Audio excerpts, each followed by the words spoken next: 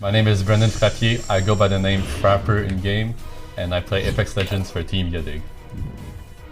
I am known as a very aggressive playstyle. I'm more all lane, no brain, so I need my teammates to sometimes calm me down. All dead. Oh my god, I'm insane. To become a pro player, you really need to put the hours. Like, I play 8 to 10 hours a day, and these hours are not just for fun. It is fun to play video games, but if you want to be a pro player, you also have to be serious. It's like a job. Oh, I just no-scoped him when he had the massive.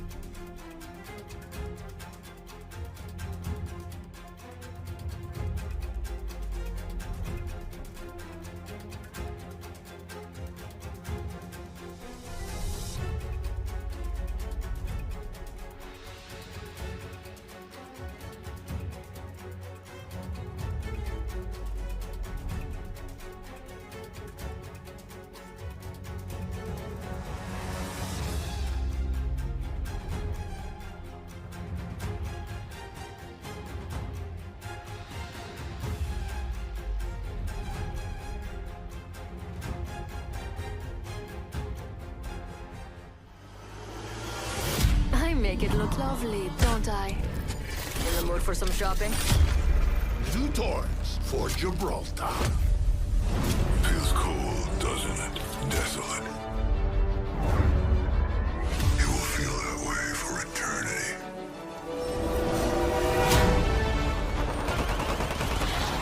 You've all been marked for death. Oh, you think you're tough? Winter may be long, but this journey, that's cut short for you.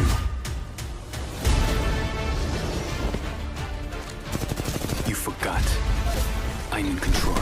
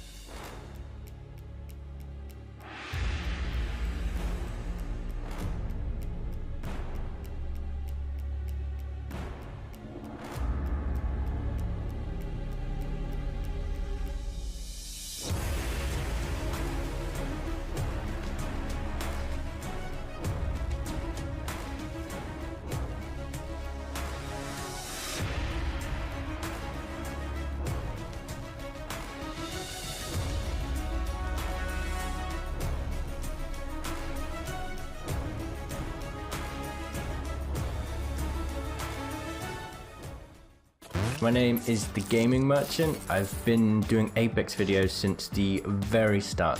I'm always excited to learn more about the characters and how they develop and kind of theorize about where the story will end up.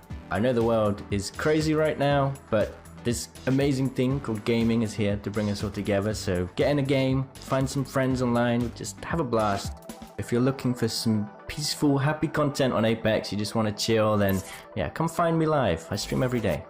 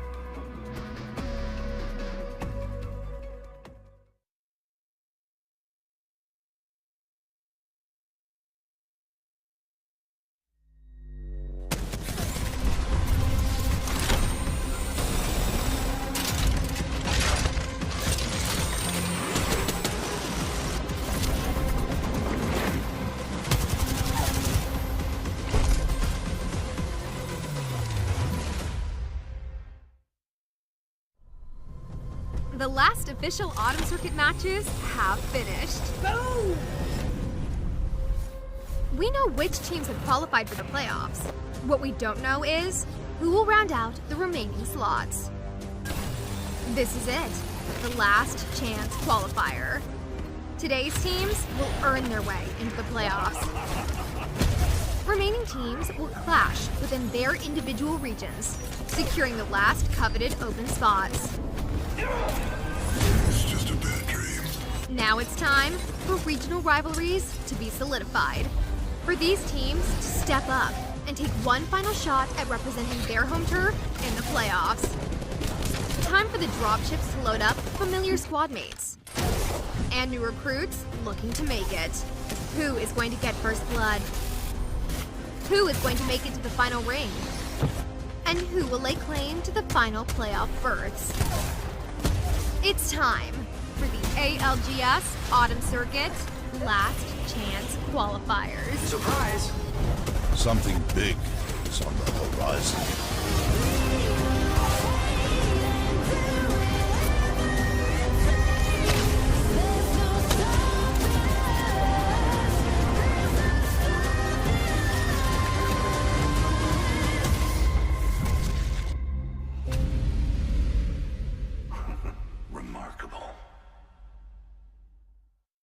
It's the day we've all been waiting for, the last chance for our ALGS teams to squad up and throw down. Our casters, our crew, and you all jumping into the action as we bring you the drama and the fun direct from our streams to this one. Our last chance teams are gearing up for a fight, and so are we. So let's start things off with a bang. Welcome one and all to the Apex Legends Global Series Autumn Circuit Online Tournament Last Chance Qualifiers. Quite a mouthful, I must say, but guess what? It's going to be a day full of drama and full of excitement. And to start us off, you may have seen some of those fabulous pieces of tech in the open. Well, those are provided to us thanks to our partner in crime, our partner for our official PC and monitor partner, Lenovo. We're rocking the Lenovo Legion 7i with that i7 processor, bringing all the action and the drama straight from our homes into yours. Speaking of, Tom T Squared, once again joining me. What are you most excited for here on the LCQ NA region? I'm excited for the drama, Kate, because if you missed the EMEA region earlier, you got to check that out on YouTube later and see what it was like, because we had a tie for 5th place. It was a 5th/6 tie, and it was just an amazing display of Apex overall, because it's only 5 teams that make it to the playoffs. These teams have been grinding all of the autumn circuit, and this is their last chance to make it in. And one of the things we love about the LCQs is that we can see sometimes some of these teams that we've seen a little bit throughout the season, some of their brand spanking new, they come out swinging. And we saw that earlier in our EMEA Super Regional. And here in NA, I can only guess that the lobby is going to be scary hard as well. And of course, earlier today, we had 154 teams, I think it was, that came out for EMEA. So we can only see, we'll find out soon how many came out for NA. But my goodness, this is where all of the fun really begins. Curious, Tom, talk real quick about your experience. As I mentioned, you've been a caster, you've been a pro, you've been a player, you've been a coach, you've been everything in between. I'm curious what an LCQ means to you as a former player. Yeah, played in LCQs in multiple games, multiple titles, and even in Apex, and it's just not a situation that you necessarily want to be in, but you wish you were already in the playoffs. It's just that now's the opportunity to go and prove yourself. The good thing is, and the fortunate thing is here, compared to the summer circuit, we have 5 slots compared to 2, and that's really important because all of these Apex players are used to a style where they want to place top 10 so they can move into the next round. Top 5 seems like a much more feasible feat than going and trying to get top 2.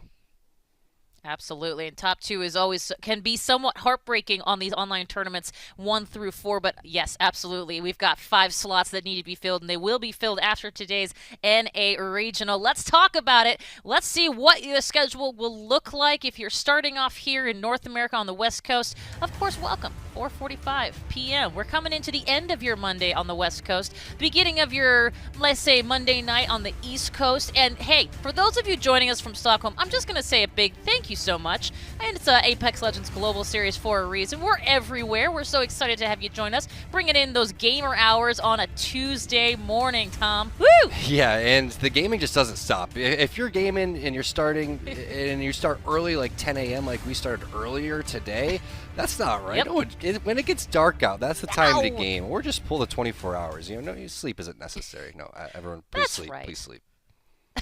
Yeah, what Tom said for sure. Well, we're definitely going to have some things to talk about. We've certainly seen a lot already today. We've seen a lot of interesting team comps. I think that's one of the many things that we love about the LCQs from a viewer standpoint, is to see all the different ways that these teams who perhaps haven't had the spotlight as much as some of our other teams have come out swinging, and we'll get to that in a hot second. But Tom, talk to me a little bit about some of the storylines before we get into our format graphics here. Talk to me a little bit some of the storylines that you're tracking with on this NA LCQ. Well, first of all, 20 teams, and everyone here is a great competitor, but there's some teams that stand out more than others, most notably the Cyan teams like CLG and Team Liquid, teams that have won ALGS tournaments before, and CLG is the champion from the summer circuit. They came in as the 12th seed last time. Now they're going to have to come in anywhere from the 15th to 20th seed if they do qualify here, and they came through and dominated in summer. They won very fast. I can't remember how many games it was overall, but it was somewhere between 5 to 7, and you'd blink, it was over. You have to get 50 points in that type of format. They're no strangers to playing under pressure, but when you come in as a Team Liquid, when you come into a CLG, you gotta admit there is going to be a lot of pressure on you to perform. You have that contract with these major organizations. You have a huge fan base. They're expecting a lot from you, but with that comes with a lot of support as well. So we'll see if they end up cracking under the pressure or if they play to their expectations, because we all know what they're capable of. Absolutely, and I think there will be one of the things we saw this morning, and certainly I suspect we'll see this afternoon, are some surprises, whether it is teams that come out of the woodwork and just do brilliantly well, or it's teams that perhaps we've seen some of but haven't really broken through. And we one of the many things I love about your analysis, Tom, is you bring in those teams that we need to keep an eye on. And I got to tell you, some of these teams, not all of them are going to be the spotlight teams. A lot of them, I guess, we'll be taking a look at some of these teams that, man, they're a little bit newer to us because today is an LCQ and gives them that opportunity. But let's talk about those teams specifically, the playoff teams that we can take a look at here in RNA. Let's throw that graphic up. And while I do, Tom, talk to me a little bit about any surprises you're seeing, anything that you think people should bear in mind when we take a look at the playoff berths currently in qualification. Well, we could definitely talk through the format too, just in case people are wondering how these teams got to this particular point. So we were talking about top 2 placement. That's what you actually needed during the online tournaments to go and secure your way through here. So if you placed top 2 in either online tournament 1 through 4 during our autumn circuit, that was a way to secure it, even though top 3 was making prize money. Third place didn't actually secure a spot. If you didn't get top 2, it was your cumulative points throughout all of the circuit that placed you in here. So these other teams are coming through, and they may have placed even as high as 3rd inside of an ALGS during this season, but they still didn't place top 2. So that means that they need to come out here, duke it out for those spots that you see on that right hand side and that first place spot. There is no prize money today, but you will be guaranteed prize money just by making it into the playoffs, which is interesting. Absolutely, and I think it's really important to remember, and I think you touched on this here, these are teams, a lot of the teams that we're going to see today, not all, but a lot of the teams we're going to see today are teams that have proven themselves. They've won matches. They have come up against this kind of a lobby in pro play in those finals of our open tournaments, our online tournaments. And yet it's those razor sharp margins that we've seen again and again be the difference between making it, to your point, 3rd or second being a qualification spot. So LCQs, I'm curious, we had mentioned earlier in the EMEA Super Regional Online Tournament LCQ, do you think there's a little chip on the shoulder of some of these teams coming in wishing they had already made it? Oh, definitely, but you're also going to have a lot of individually skilled players that have newly formed teams that have been competitors under some great teams in the past. And we're going to run through those teams eventually, but SIZ is one that comes to mind. You have 6 team as well when he's playing with Tempest, and these are tournament winners in the past. So you have to, again, watch out for these teams and these players with chips on their shoulders. They have a lot of experience. They have something to prove. But then again, we've seen a lot of teams that are super new come to the scene and do well too. So it's going to be interesting to see who really steps up today. And we saw earlier during EMEA how important it was with the solo queue goats to go and have a great game number 1 and how that can carry your momentum moving forward. Man, I'll tell you something. There's one word I like to describe LCQs, and that is wild card. And I am so excited to get into some gameplay. But first, let's talk a little bit about, to your point, Tom, how these teams got here today. Of course, there were more teams that were fielded in order to get to our top 20 teams. Oh my goodness, 120 teams, in fact, had to get through in order to just whittle down to this top 20. And that's one of the things that I think people forget sometimes. You see 20 teams, you see 60 teammates on in a lobby during our broadcast here. The reality is that they had to make it through a heck of a lot more teams than that just to even compete on this level for the chance at those 5 different playoff spots. Yeah, they had to duke it out yesterday, and it's not fun going through those phases where it's not many games and it happens very fast, and your whole career in terms of being able to even make it into this qualifying process is determined in just a matter of a couple of hours. So all of these gamers and all of these players put in so much time and effort and energy into the practice, and it all comes down to these small moments right here. And this ends up being some of the biggest moments of these competitive players' careers because, again, this is an opportunity to go into the playoffs and play for $45,000 as first place. That's going to be some life-changing money. Not only that, it's great for just your overall confidence for how much energy and effort, again, that you're putting into this game. So it's nice and reassuring that your hard work is going to pay off, and whoever makes it in here is going to be feeling great. The other players obviously are going to feel pretty upset, but they're going to get back to work, and I'm sure they're going to be getting right back into ranked and playing into scrims very shortly. Absolutely, and you're absolutely right. Very shortly is the key, because as it says here on our graphic, the best top 20, the 5 teams that are going to be joining our 15 that have already qualified. Well, they're going to be kicking things off. They're going to be throwing down on the playoff berth at December. Well, there's a lot of different verbiage that I'm using that is just not making sense, but I will say December 19th, mark your calendars, because that's when these teams need to be pro ready if they aren't already, which I think we're about to see that quite a few of them are. Definitely. If you make it into the playoffs, you're pro ready. Even these teams here, you have to remember that even by making it into the LCQ, you're basically putting yourself in the top 100 of North America. Yeah, there's a whole ranking system, et cetera, but scrims and tournaments play completely different from ranked. Everyone plays like it is for $1 million because there's $619,000 up for grabs for just the autumn circuit. So everyone plays a lot more tight, a lot more serious. And again, just by making it in here, you're already proving yourself as an amazing Apex Legends player. 100%. And it's, the 120 teams, I'm just going to say it again. It's just, to make it through that lobby alone is already an accomplishment that I would never be able to do, and certainly have a profound amount of respect for those teams that can. So well done, and GG already to these players for where they have achieved what they have already gotten to. But let's talk about those top 20 teams and which teams we're actually looking at, which teams we're going to be spotlight, which teams made it past that first grind here yesterday, past the 120 teams. Tom, talk me through this roster. Tell me what you're looking at. Anything surprise you? What do you see? You have to watch out for the teams that have accumulated the most points. The number 1 seeds are that high for a reason, right? So anybody with over 3,000 points has been fairly consistent throughout all of this. The most surprising thing is really the amount of points that SIZ and Team Liquid have, again, because the team changes and things that were happening throughout the season. And that's how it is with a lot of these teams. Again, there's players that were individuals that had great teams beforehand, maybe took a break, came back after taking off a tournament or two. Again, it is a very long grind. There's multiple seasons here. We had the summer season, we have the autumn season coming up. These players don't have much time for breaks. It's about 5 to 6, 7 hours a day. When we go and see the player profiles, you see 8 to 10, sometimes more than that, hours being put in per day. So it becomes a lot, and there's a lot of Apex that has to be played, but that's the amount of time that you have to put in to go and try to win this amount of money. You are not wrong, and I will say, from having sort of this knowledge of both players and teams and everything, I'm curious. You mentioned it before. It can't possibly be any easier. This is one of those pressure-filled situations. Not only do we have thousands of people watching you, but it's also for the last chance to get into those playoffs to actually clinch that ticket to our finals. Yeah, and it's so tough, again, to play in such a small amount of games. It's only 6 games.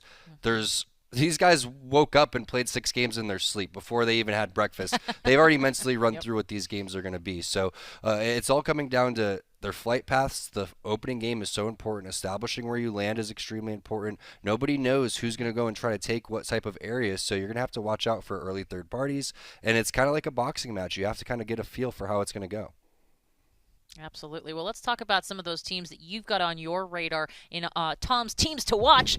I think I just branded this segment, and I hope it sticks. At any rate, yes, you've been checking through our rosters. Tell me who you got going. Obviously, CLG #1. CLG, you have to give them credit. They're coming in as the summer playoff champions, and they held the 12th seed. And I think they have an opportunity to go back-to-back. They're just going to have to get it going early. They're a momentum-based team. If Madness gets it going, if he's playing well, he's one of the most unstoppable players. Lonely Weebs, I put them in there not only because they have the best team name, but they deserve the respect from the semifinals. They had a great semifinal performance. That's only one mini Moose and Flower and Phonyhead, 3 very skilled players that know what it takes to win. MST, 2 former teammates of mine, Tempest and 6. I think Metro is a great fit. If they heat up, they're going to be a very scary team to watch out for. SIZ stopped by Zach Mazur's stream before this started, and they were having a great time in ranked, having a lot of fun. I thought the vibes were really high for them. They're a very fun team to watch. I think that they're also very talented and have a ton of experience. Definitely have what it takes to make it into the top 5 and even far into the playoffs. And then obviously Team Liquid, Albrelli coming in for Casper. Curious to see what he's going to play. Is he going to be on Pathfinder? Is he going to play the Gibby? We've even seen him play some Bloodhound. He's had some other experience too with other legends. So I really think that Team Liquid again has what it takes to pop off. All these teams do. A couple notable mentions. I think Yasursky, RME, you dig. You also have, what is it? We Know Shroud. That's a very funny team name, and they're very skilled players too. Dude's Night Out, who's over towards the top of the standings. So it's anyone's game, really, but a couple of teams stand out more than others. Absolutely. Well, one of the things we like to do is actually go behind the scenes and chat with and catch up with some of these players that you're going to see in lobby, one of which Frapper. But this time we're going to go a little bit deeper. I'm going to find some of his pro tips that you could use to increase and level up in your gameplay. Check it out. I am known as a very aggressive playstyle. I'm more all lane, no brain, so I need my teammates to sometimes calm me down. All dead. Oh my god, I'm insane. My name is Brendan Papier. I go by the name Frapper in game, and I play Apex Legends for Team Yadig.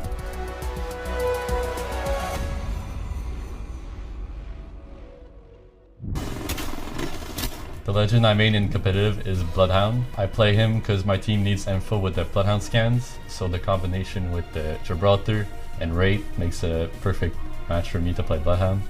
We land at a place where there's a beacon, we get the info from the beacon, and then use the rest of Bloodhound for his scans. Because of the scans, that gives us wallhacks on the teams for 4 seconds. So in these 4 seconds, we all 3 decide to jump on the player that is away from their team and isolate the 3v1 fights. So the fight is more at our advantage versus teams that don't have that 4-second wall hacks. Oh, I just no-scoped him when he had a massive. Now we just finished fighting a squad in Carrier, and we know that the Team Oasis is going to third-party us. So I pop my Bloodhound out for the fast scans and the red vision. I see that all 3 of them are pushing my building, so I push up to the first floor, see that they're going on high ground. My teammate pops the ult, makes them fall back into my massive purple bolt, knock the Bloodhound, finish the Gibby off, and now I know that it's a 3v2, so go aggressive on the Wraith that queues away and finish her off. My favorite gun in Apex Legends is the Wingman, because I find it very versatile. It has a lot of hop-ups that you can put on. There's a Skull Cruiser and Quick Draw, which helps for the close range fights, because the hip fire is more accurate, and it also ADS faster. For the Last Chance Qualifier, our goal is to get first place, and if we get that first place, we will go to playoffs. We're really confident to win the playoffs because we've been practicing a lot. We've been playing EU and NA scrims, putting the hours in.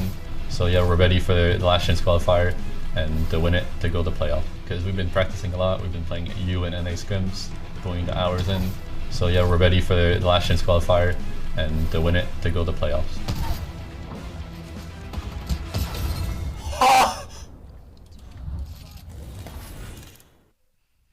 I'll tell you what, you like to see confidence in a player, and it's certainly great to hear from him to go behind the scenes. Tom, I know we've got a lot of stuff we're almost ready to jump into game, but first I want to make sure that we showcase one of your tweets. You guys have been tweeting all day. You're always tweeting us. We love it when we hear from you, so we want to take a look at what you've been saying already. And remember, follow us at PlayApex, use the hashtag ALGS, and if we see you on our stream, that's 1,000 Apex coins for you. And guess what? Not so Dave. Oh, we love this guy, Tom. We love this guy. Getting cozy with 3 of my... Oh, come on. How adorable. Looking like they're rooting on the TSMs and Team Liquid, so I gotta love that. I got $10. The guy on the right doesn't make it past game number 2. He's so comfy. He's done. It's not wrong at all. That is That's adorable. a cute I pic. can't even handle it. Hey, and I want to make sure that everyone knows, not only if you can follow us at PlayApex, use the hashtag ALGS, you get on the show potentially, you'll get 1,000 Apex coins, but hey, what we'd love to know, just like what Nutso Dave did just here, is who are you rooting for? What team has your number? What team do you have their number of? Just so many things. And what basically, who are you looking at? Who are you spotlighting during our competition today? It's an LCQ, which means anything can happen, and we want to know what you're going to say and what you're following, and more importantly, potentially, where you're talking to us from, where you're watching, how you're watching. As you saw, we've seen some very comfy stuff, but we'd also like to know which fans are out there. There's a lot of them, Tom. There's a lot of them. There is. Get those hashtags ALGS coming. Yes, absolutely. Give us those hashtags. Follow at PlayApex. If you see us on the screen, well, guess what? You are going to be 1,000 Apex coins richer, and isn't that a great thing? I certainly think it is. So at any rate, we are going to, we'll definitely jump into gameplay here shortly, but Tom, is there anything left? Anything left you want to say? Anything last before we jump into their game 1 here of our last chance qualifiers for our NA region? Yeah, I think that everyone in the chat, we were talking about tweeting out your teams. Make sure that you're supporting your teams. Make sure that you're just sending them your love, sending them your energy. And if you're playing and you're watching, good luck. And I was saying this earlier, don't be nervous. This is your time to shine. Absolutely. Enjoy it. Enjoy it. Enjoy it. And hey, if you'd like to enjoy it on any of our socials, hit us up, twitch.tv/PlayApex. We, of course, are also on YouTube, youtube.com/PlayApexCompete. Also, as we mentioned, follow us at PlayApex. And we're just kind of everywhere. But you know what? Before we get to all of that, before we get to the gameplay, we want to make sure we showcase a little bit of what Lenovo just sent us. And then it's off to Fallout and Girl for game number 1. Check this out.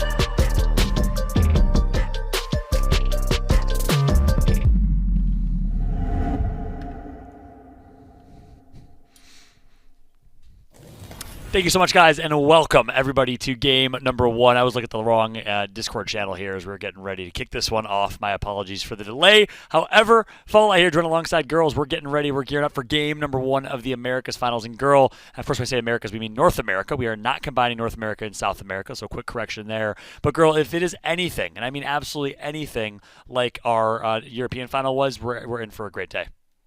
We definitely are in for a great day. A lot of good teams here. There are 15 teams of our NA region that are missing from here because today is the last chance qualifiers. So 5 teams are going to be able to make it today. Like Tom said, don't be nervous. Play your game, play your best, and you'll do well. Yeah, that's right. And, you know, some teams, 5 teams, weren't nervous, played their best in Europe. And in the end of that tournament, in case you missed it, 7-8-9 tied with Magicians, a team that we honestly wouldn't have predicted to maybe place top 5, especially over 7-8-9, but did it incredibly well. They, of course, have 3 phenomenal players in their own right. But it was a crazy finish, and it came down to the points. So let's go ahead and take a look at the points and scoring so you can see how exactly everything is going to go down today, because it is so incredibly crucial that every team secures every single point. Again, we had 2 tiebreakers in our European finals. We had a tiebreaker that was for 1st and 2nd place, and a tiebreaker that was for 5th and 6th place that made the difference in that 7-8-9 Cinderella story in qualifying. So let's go ahead and take a look at the point scoring as you see on screen. 1st place gets 12 points. Girl, walk us through the rest. Yeah, exactly. So 12 points first place, 1 point per kill.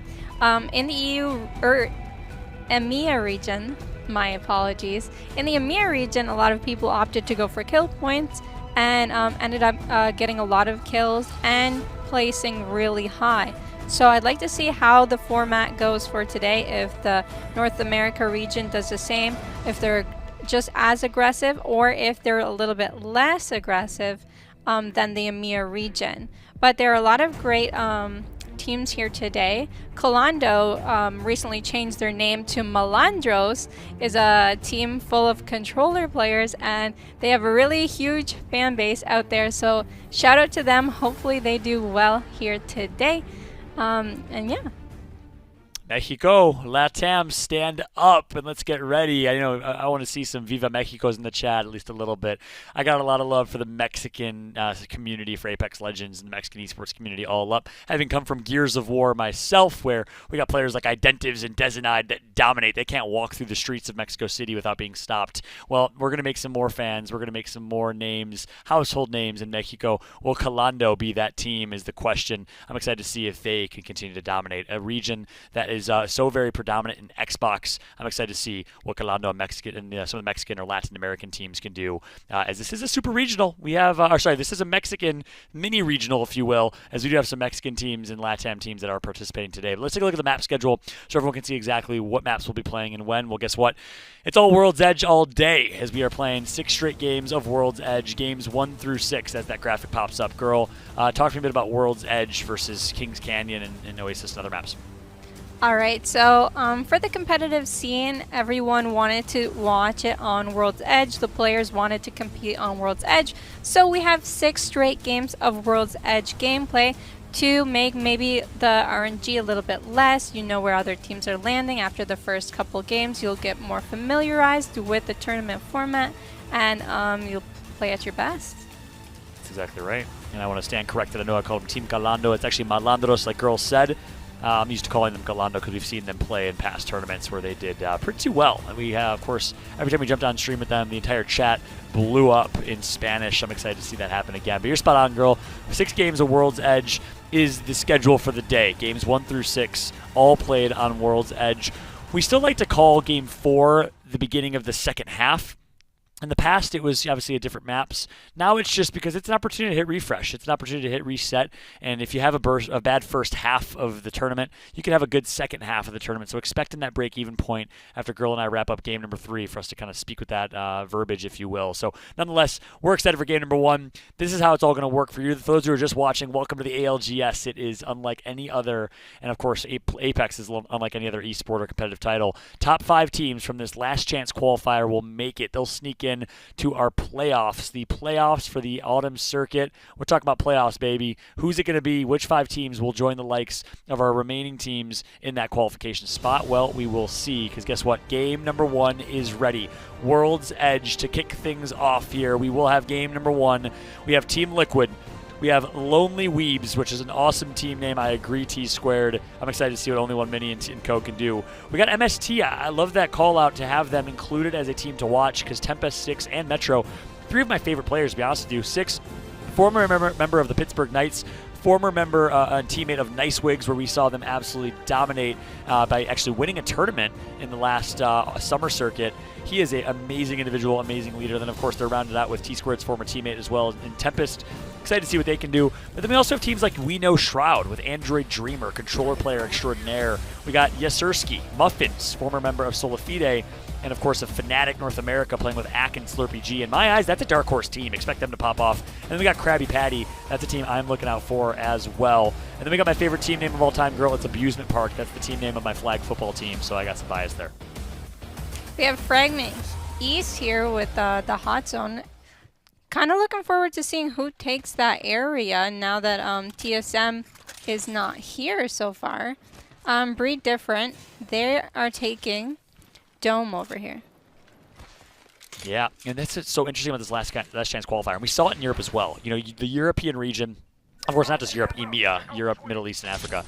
But the EMEA region is so known for making it to late game, for not playing aggressive, not playing for high kills. And we saw like 16 squads left after the initial. it's because these last chance qualifier means we have teams that we haven't necessarily heard of. I mean, look at this. Breed Different, Chug Jug Doug, first off, amazing player name. He's almost as great as Pinky Finky Tinky. So shout out to Chug Jug Doug. He's officially my favorite human being in this lobby. Sorry, Six. I love you, bud. But and then Dexterous. You know, these are some teams that maybe you haven't seen a whole lot of in ALGS. Elzera, Keen, and Nemuro. These are players that I don't know a whole lot about as a caster. In doing all the prep work and the hours and hours of prep that goes into these tournaments, we don't necessarily have any idea that these teams are going to qualify, and that's not because, you know, of anything other than this format is brilliant, girl. It's a Cinderella story. So talk to me about this format and why it's so great for teams like this that are trying to make a name for themselves. So with the last chance qualifiers, anyone is able to join them. I think there's like a minimum rank of gold 4 perhaps, but anyone's able to form a team, join them. It doesn't cost a single penny. As long as you do well and place well within the qualifiers, you'll be able to make it here and get your chance for those playoffs.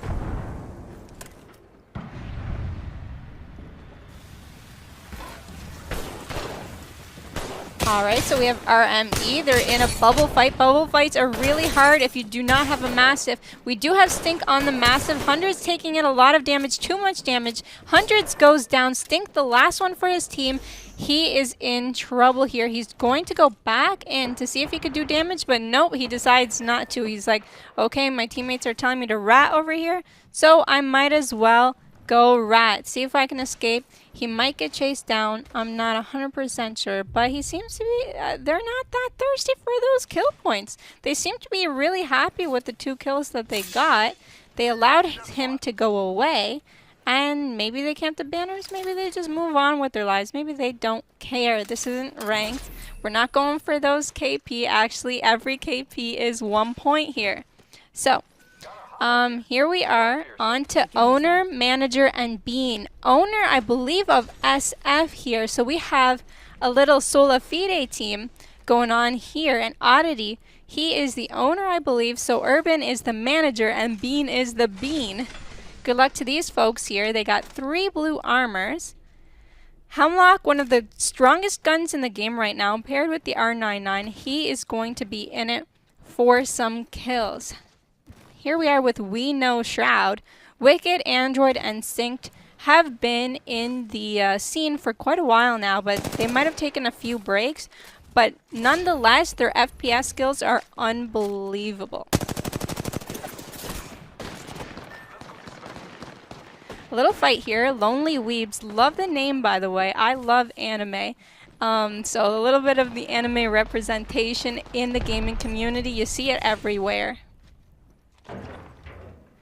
I believe they're about to fight CLG. CLG also in the area of survey camp here. So they're taking up this building. They're not looking for a fight. They're going to settle down, make a home for themselves for the time being. Also, a little thing to note is CLG are our summer circuit champion. So if they make it into the autumn circuit, they might be able to get back-to-back circuit championships, and that would be a major thing to do in the Apex scene. So that'll be pretty awesome. Might be something good this way.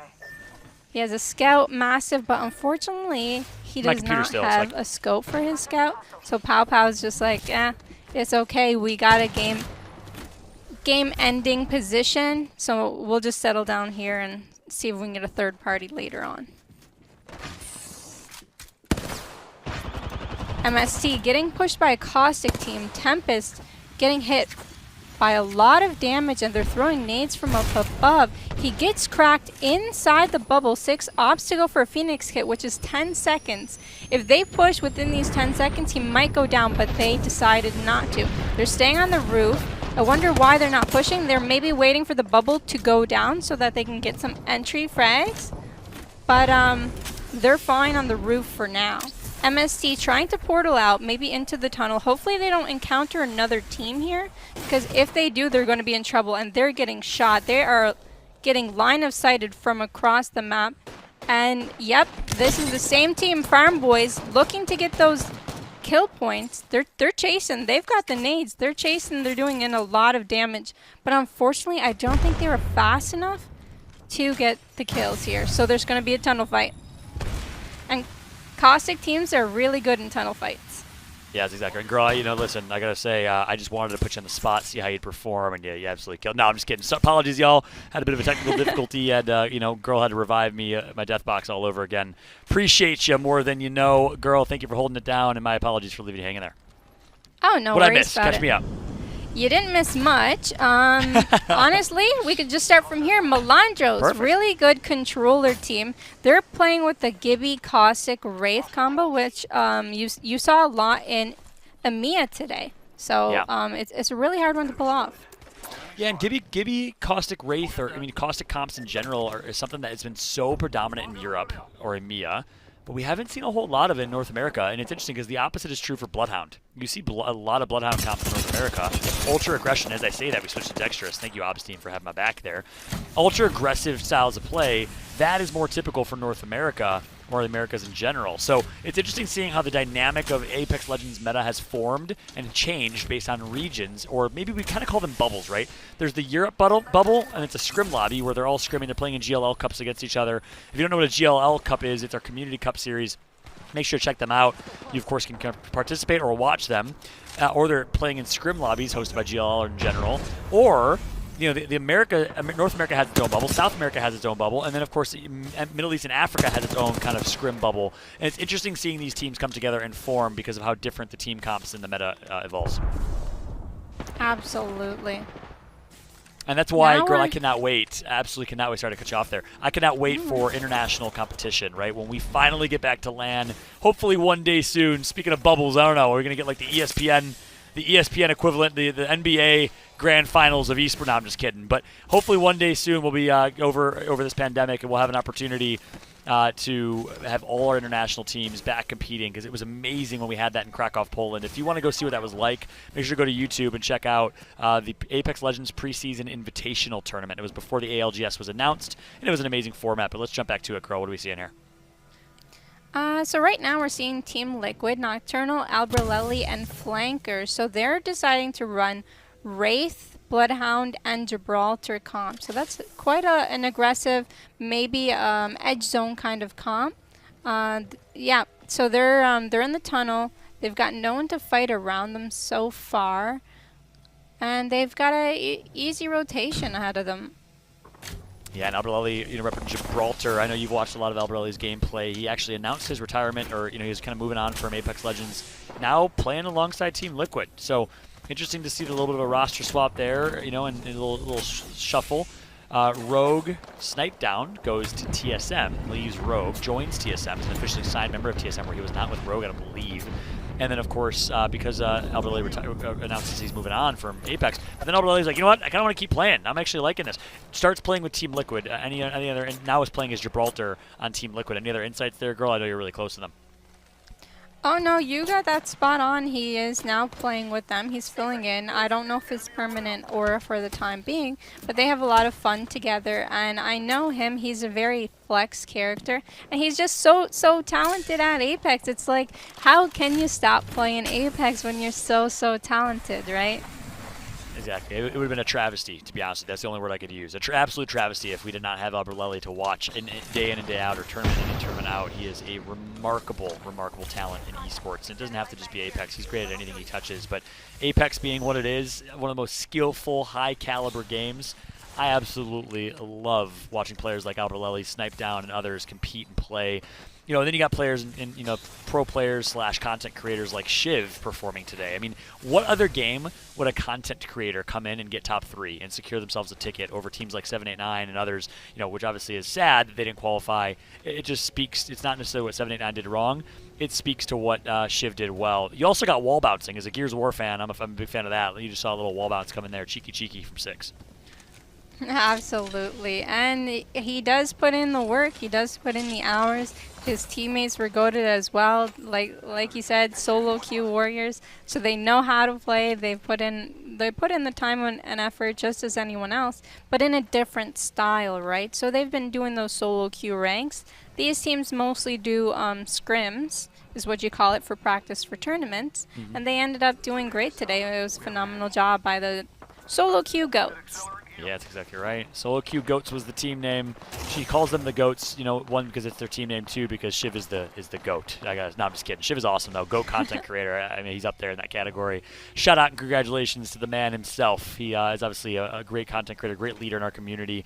Gives great feedback. Just a positive figure. I love following that guy on Twitter. He's one of my favorite follows. If you have not followed at Shiv FPS from Europe, British streamer, content creator, and now you can't not call him a pro player. Make sure to drop him a follow. We also have MST in 6, another streamer in this community and pro player, formerly the Pittsburgh Knights. We just saw them, and now we got owner manager Bean, which is a great team name. Solafide Urban alongside Oddity. I know Oddity's been dealing with some personal struggles, so sending you our love, Oddity. Would love to. Great to see you here on stream. Big Bean Brand, B Cubed, as I like to call him. These team names are nuts. We got Chug Jug Doug and Big Bean Brand. How do I commentate, girl? It's impossible. Well, you could just call him Bean for short, I suppose. But I hope everything's going well with Oddity and the rest of these players. I know I've gotten the chance to play with Oddity once, quite a little while ago, but very, very nice guy, and he's a really big part of the Apex community, so shout out to him. I believe he's the one that got our good friend Christian Booknotes involved in the scene. I kind of heard that story. I'm still confused. So Christian Booknotes, you got to tell us one day, you and the family that are watching. Thank you guys so much for tuning in. Thank you to everyone that tunes in and tweets and engages with us, as we got a bit of an engagement itself with Farm Boys. Getting some shots in. It's going to be stops, taking down hundreds. So 2 lesser-known teams in terms of seeding. They're not necessarily a top 10 in ALGS points teams. In Farm Boys and, of course, Hundreds & Co., it's going to be Stomps that we've definitely heard and watched Stomps compete in ALGS before. Excited to see what he can do. Meanwhile, we're going to jump back on board with TSM's Albert Lely, of course, playing with Team Liquid.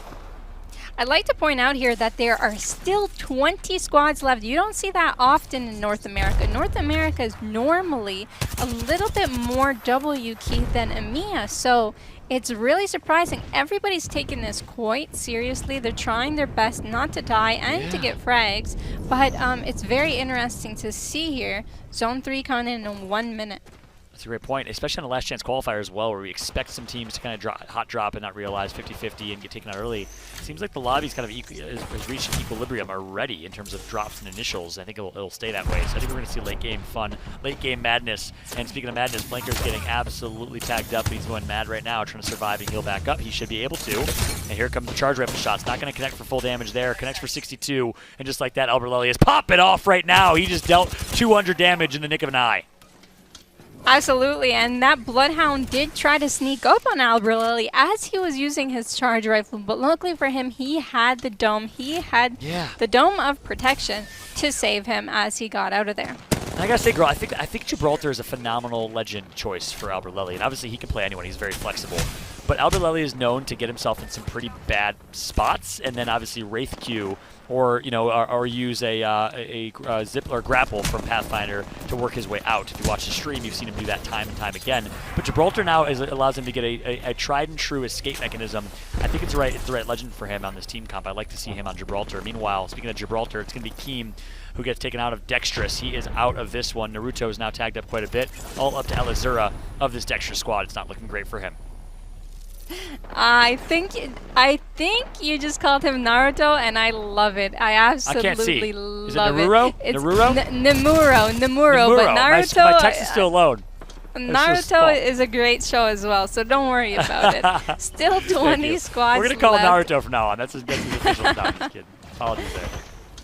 No worries. Yasursky, I love this team name, by the way. Ak, super talented. I had the chance of playing with him as well. Love to see him back in the competitive scene here. 18 squads left. They're doing in a lot of damage, but that team that they're fighting against does have gold armor. Muffins takes in a lot of damage. Sizz seems to be creeping up behind them, so they're in a very tough position here, and Hume gets the down on Ak. That's exactly right. Ak is going to get knocked by 1. He gets, and it looks like they will get knocked on 2. Muffins McCarthy goes down. Slurpee G is out as well. So in the blink of an eye, girl, we went from 20 squads to 16. And guess what?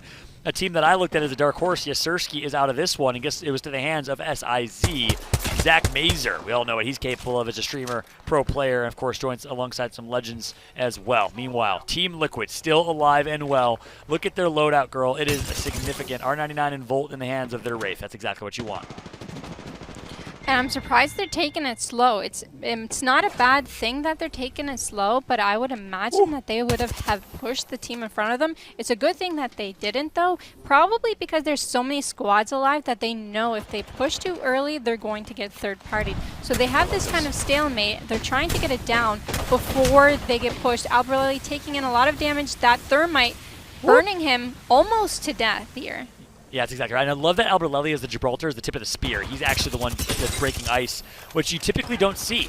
We've always talked in the past about Gibraltar being one of the best support legends who obviously can trade very well with, back in the day, weapons like the G7 Scout and the Longbow. And now, of course, those weapons aren't necessarily as in meta. So you do see the change. The Gibraltar obviously being the tip of the spear, which is relatively new in current Apex Legends meta within the last 4 or 5 months since since Pathfinder got nerfed.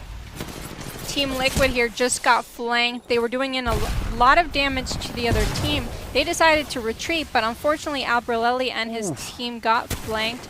And it is by CLG. CLG taking in those 3 kill points. They're in a very good position here. 12 squads left, picking up a few kill points on Team Liquid.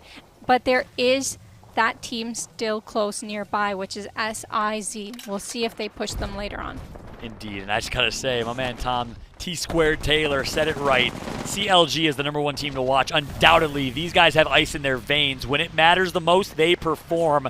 When it was the Summer Circuit #4, they got first. They made it in, barely qualified in the last Summer Circuit tournament. Went to the playoffs, won the playoffs. Went to the PGL Apex Legends Showdown, won that one. 3 major tournaments. They almost went back to back to back. They have been performing near perfect. I am so keen and bullish on this CLG squad, but right now it's all abuse and heart.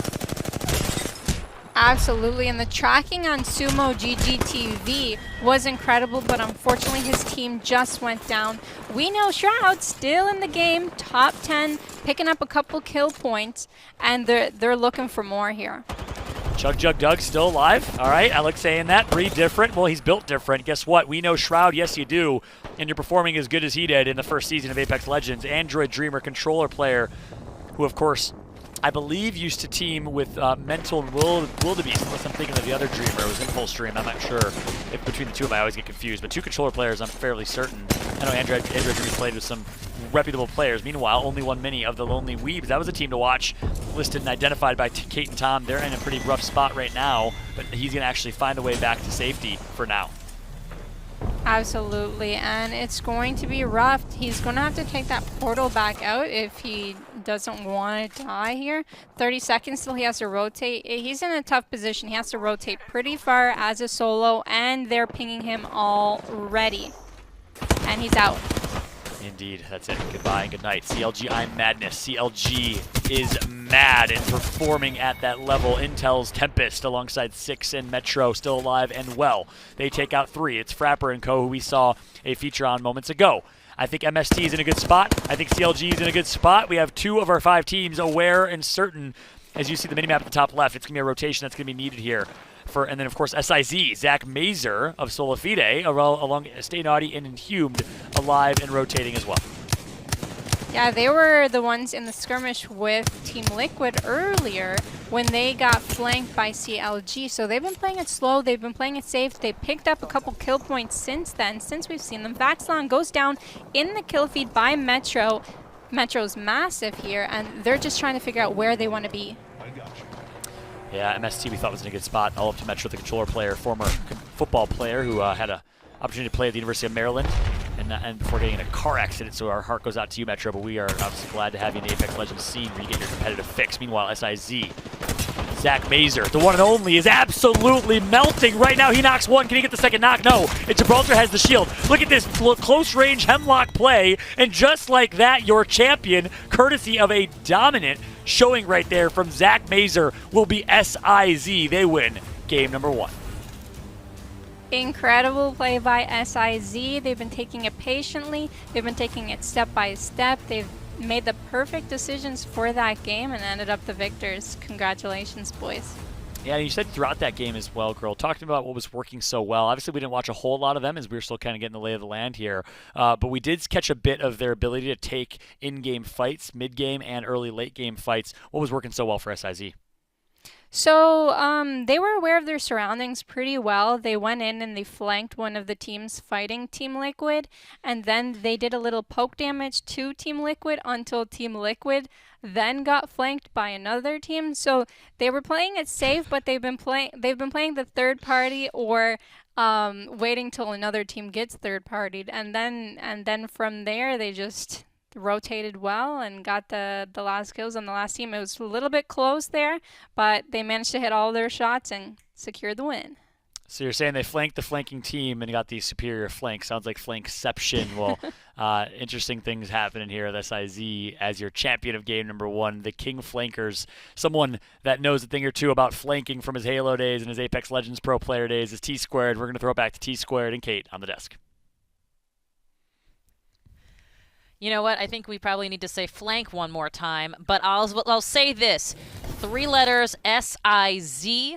They are the team that came out swinging here in our NA region. Tom, is this surprising to you at all? Were these guys, I mean, obviously a lot of these teams are on your radar, but talk to me a little bit about, how it is they found themselves on top here, what they did right. I just don't think they're playing around, honestly, Kate. They came through, and I was watching their stream beforehand, stopped through Zach Mazur's stream, was watching them play, and his bubble fighting was immaculate. He was right on top of it. He knows exactly how to strafe inside. He knows exactly how to hit with the Mastiff when he needs to flick, when he needs to ADS, when he needs to quick scope. He plays these very well. I mean, it's not a tough situation. It's not an easy situation to go and try to fend off a very good Team Liquid team right in the open with 15, 16 teams in this zone. I just want to point out that when we were moving into zone number 3, we had all of the teams alive, basically. The only 2 players to get knocked, the first knock was Casellos, and the second knock was 100. So 2 players on the same team got knocked. That wasn't until zone number 2 with about 1 minute and 30 seconds left. So that was just an absolute ridiculous game of Apex. One of the slowest games, but one of the best games we've seen in terms of all teams playing it fair and methodical and coming through and really taking this seriously. Absolutely, and I got to ask, as we've seen this last chance qualifiers, we're seeing a lot of teams come out swinging. A lot of them are warmed up, obviously, because they've been playing the last day or so. I'm curious from your perspective, is this the kind of lobby where we've got, like normal our online tournament, the great, incredible spotlight teams have to do poorly and you as a team have to do well? Or is this just let's everybody find their way and see if we can rotate in the zones and make sure that we understand those zones better? Is that the kind of lobby that we're in right now? What is the LCQ difference here? This is going to continue to be tough because we saw basically a lot of strong teams, but we saw a lot of teams that we weren't expecting to play so disciplined. Like they were saying, there was no 50-50s that were going on. Everybody, even if they did 50-50, probably backed off, took their loot, and separated. But we got a chance to see teams like CLG coming through with a perfect third party when it seems like you're watching Team Liquid's point of view and everything seems okay, and they're laying down good damage. There's a nice trade. It's a back and forth. Next thing you know, CLG leaves one of their best spots, swoops in at the right time, cleans them up, and doesn't put themselves in any danger. And we're seeing a lot of different team compositions. We're seeing Tempest hop off a player like Watson, a legend like Watson, and switch on over to Crypto. So there's been a couple of changes like Alb really going over to Gibraltar, which we got to see a lot of him throughout all that time. And he's playing it very well. So it's just interesting to see how well one team can play it, but yet they didn't really put up many points. So we'll look at the points eventually, but it's just wild to see again when you're looking at a team's point of view and it seems like they're not making a mistake. There's so much more going around on the map. 100%. And I think you just outlined very clearly one of the many reasons why the LCQs are so fun for us to watch and certainly pivotal for some teams, especially some of the newer teams, some of the teams that perhaps have remained consistent but haven't had the spotlight on them, which I think is one of the many reasons why we like to watch these LCQs, certainly here at the Apex Legends Global Series Autumn Circuit. And we're going to be getting to that gameplay here in not too long. But I'm curious, Tom, what do you expect the Game 1 results to yield at this point? I mean, again, it's Game 1. I think we've got 6. I think we saw some really big kills from MST. We saw a lot of kills coming out from SIZ, obviously, with the win there, so they're going to pick up a lot of kill points. But I think CLG had a pretty solid game underneath their belt, too, with the third party that they had, getting towards the end game, too. But this wasn't an extremely dominant performance by any way, shape, or form, just like we saw in EMEA earlier today when we saw Solo Q go and drop a 17-kill game, dropping 29 points overall in game number 1, which was just ridiculous. So it was a very top-heavy day earlier, but I think that we're going to have a much more even spread here, and I think that the lobby is a lot more even than I was even anticipating. So that makes it even more exciting for all the viewers, and it makes it a little bit more tense for the players. Well, I was going to say, I mean, we've heard from our casters already earlier today, and certainly from you. There's that sweaty palm mentality, that last chance, actual last chance. If you're a coach trying to bring these players, and as you mentioned, there's a lot of discipline we're seeing in this lobby, and I think it's an impressive thing, certainly under normal circumstances, let alone the pressure filled this way. As a former coach, what do you tell your players in this kind of a scenario to do to remain on top? Well, one of the people that comes to mind would be Hodsik, who is a close friend and former teammate of mine in the ALGS and was a part of our broadcast team, and he's coaching Team Liquid. So I guarantee what he's telling him right now is, look, this lobby is actually pretty sweaty. This is not what we were anticipating beforehand.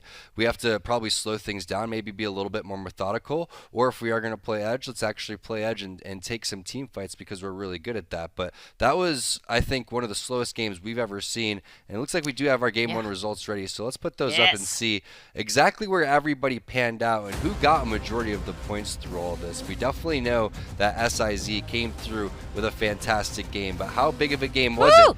23 points overall, Kate. That's not bad. You know how much I love a double-digit kill count. But you know what? You're absolutely right. I mean, that double digits are great, certainly, but they're nothing like what we saw earlier today in our EMEA region. This one, though, it's that slow burn, and SIZ found themselves on top of this smoldering leaderboard. And a team that was flying under the radar was We Know Shroud, which was one of our notable dark horse teams here. And this is a very talented squad. Why? Because they know Shroud, right? So they have to be good. But MST knew that they were picking up kills along the way. They got taken out fairly early, but still a solid game for them. And there's still plenty of Apex to be played, don't get me wrong. Once we start hitting game number 3 and 4, that's when the math's really going to start to compound. But if teams like SIZ and We Know Shroud continue to do well, you have to start looking out for them in the kill feed. They're already going to have an X on their back going forward. 100%. Let's take a look at the overall leaderboards, because that is exactly what the math looks like. Of course, game results are very important. They're integral to the overall storyline, but this is that overall leaderboard that is certainly going to make things come to light here for sure. And I will say, let's see, We Know Shroud, obviously number 2. Remember, when we came into this, We Know Shroud was the only team on this roster in this lobby with 0 overall ALGS points. They don't need the points because they're so individually skilled. They have a ton of FPS experience, not just that, a ton of Apex experience, and their mechanics, teamwork, everything that they need to go in advance is there. They just need to go and play their best. Most importantly, have fun. And if you're just joining us, this is the game 1 results. We have 6 games overall. It's the top 5 teams that make it into the playoffs. $45,000 for first place when you make it into the actual playoffs. That's what you're going for. But just qualifying will give you some cash itself. So it's a lot up for grabs, and these gamers have been playing for quite some time, so I can't wait to see what happens in game number 2, because that was sweaty. It was sweaty. There we go. Hey, you know what? I have no way to segue to there's a tweets that we've got from you, because you've been watching so many the sweaty tweets. We'll talk about that later. At any rate, yes, let's say what you guys have been saying on the tweeters, on the socials. We'd love to hear from you as you're watching us all over the world. What a better way to spend your birthday. Oh, happy birthday, you.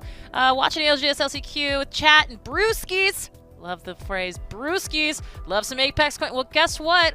1,000 Apex coins to you, my happy birthday friend. Amu, the first person that I got Predator with Brood out there. Happy birthday. Enjoy the coins, my man, and enjoy the brews as well. So it's gonna be an awesome day of Apex again. We're just getting started here, so if anything, like we saw earlier in EMEA, NA is going to be so much fun. We're already seeing how slow-paced everything is, and then it all explodes right when zone number 3, zone number 4 closes. Everyone starts dying left and right. That's exactly how it should be played. And then once we start hitting game number 5 and 6, everything is going to really start to pick up, because everyone's going to know what type of points they need to get top 5. Absolutely true. Absolutely. I want to also make sure that we know that, we're playing on World's Edge this entire 6 games. As you mentioned earlier, between games 3 and 4, we usually call it that halfway mark. Not today, friends. It's going to be all World's Edge all the time. So we definitely want to make sure that people look forward to that. And of course, as you mentioned, Tom, this is but the beginning. Game 2 coming up here very shortly. But if you would like to continue to watch us on all of the different profiles, all the different mediums, all the different platforms, well, we'd love you for it. Twitch.tv/PlayApex, YouTube.com/PlayApexCompete, and of course, follow us on Twitter @PlayApex. If you follow us at PlayApex on Twitter, if you use that hashtag ALGS, and if you see yourself on this very stream, well, as you saw Omnu earlier, 1,000 Apex coins, and it doesn't even have to be your birthday, Tom, but it can be for Omnu. Yeah, I feel like you should get twice as many points for his birthday, but either way. Either way, indeed. Well, here's the deal. Let's go to our gameplay, but first let's actually toss it over to our friends at Lenovo who sent us a little video I think you might enjoy. Check this out. Lenovo Legion. Gaming PCs that are stylish on the outside and savage on the inside. Lenovo Legion is the official PC and monitor of Apex Legends Global Series. From the outside, who would know what lies beneath? Unleash it with a machine as savage as you are. This is how legends are made. Lenovo Legion. Stylish outside, savage inside.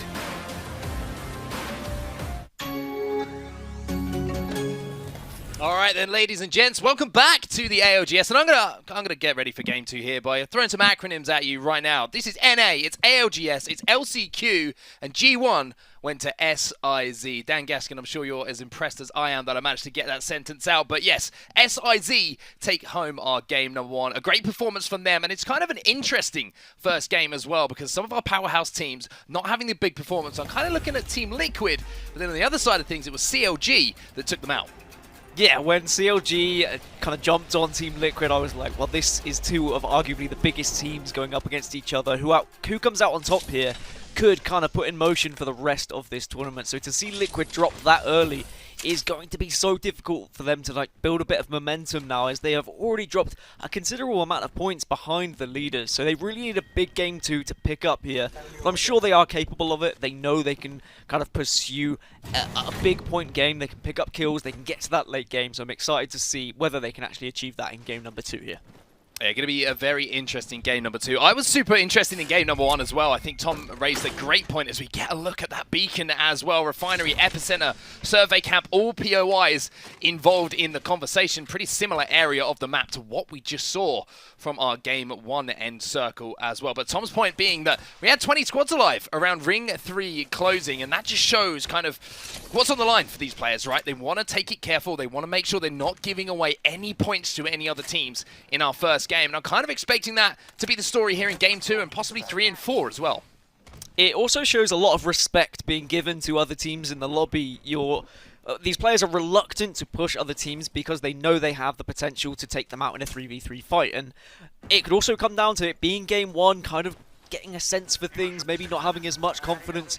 Maybe in game 2 now, we might see a little bit more aggression coming out from some teams as they start to work out who it is they may be pushing, who it is that is dropping near them. And if they realise that, okay, well, it's a team that we think we're a bit better than, or we think we have an advantage because of our composition, we might see a couple more team fights in the early stages. But certainly, most people prefer just to rotate into that circle early. But it does also come down to where that circle is. If it is a more central area where a lot of teams can rotate into, you are going to see a lot more teams actually be in that position. If it's somewhere that shifts heavily in one direction and we see some difficult rotations for teams on the edge of circle, then maybe you'll get a couple more scraps in the mid game. Well, we are going to see a little bit of an early fight here. Contention over at launch site, I believe we're at the moment. We can see in the top left-hand side where that beacon is going to be showing up, just if you've just joined us right now in game number 2. But this team's going to be scared away because RME and Stink TV, well, the R9 in hand, trying to do some damage. Yeah, want to do a little bit of damage, but again, they don't want to take too much of a fight here and find themselves vulnerable to a third party. If you are going to get into a fight, you need to be quick about it, and they do get some decent damage of flesh. Keen FPS is wiped out of the game, and that is going to be some early KP for RME. Already some fights a lot earlier than we saw in Game 1. Yeah, I think there's actually 3 different teams in this area. Breed different are going to be one of those teams as we see the Thirst coming in, so that's going to be a KP on the board for Do the Dougie, Danny. You thought that, I mean, look at these player names right now. Let's just take a moment to appreciate it. Unfortunately, we couldn't, because we're going to move over, quite rightly, as well, to SIZ or SIZ for my North American friends.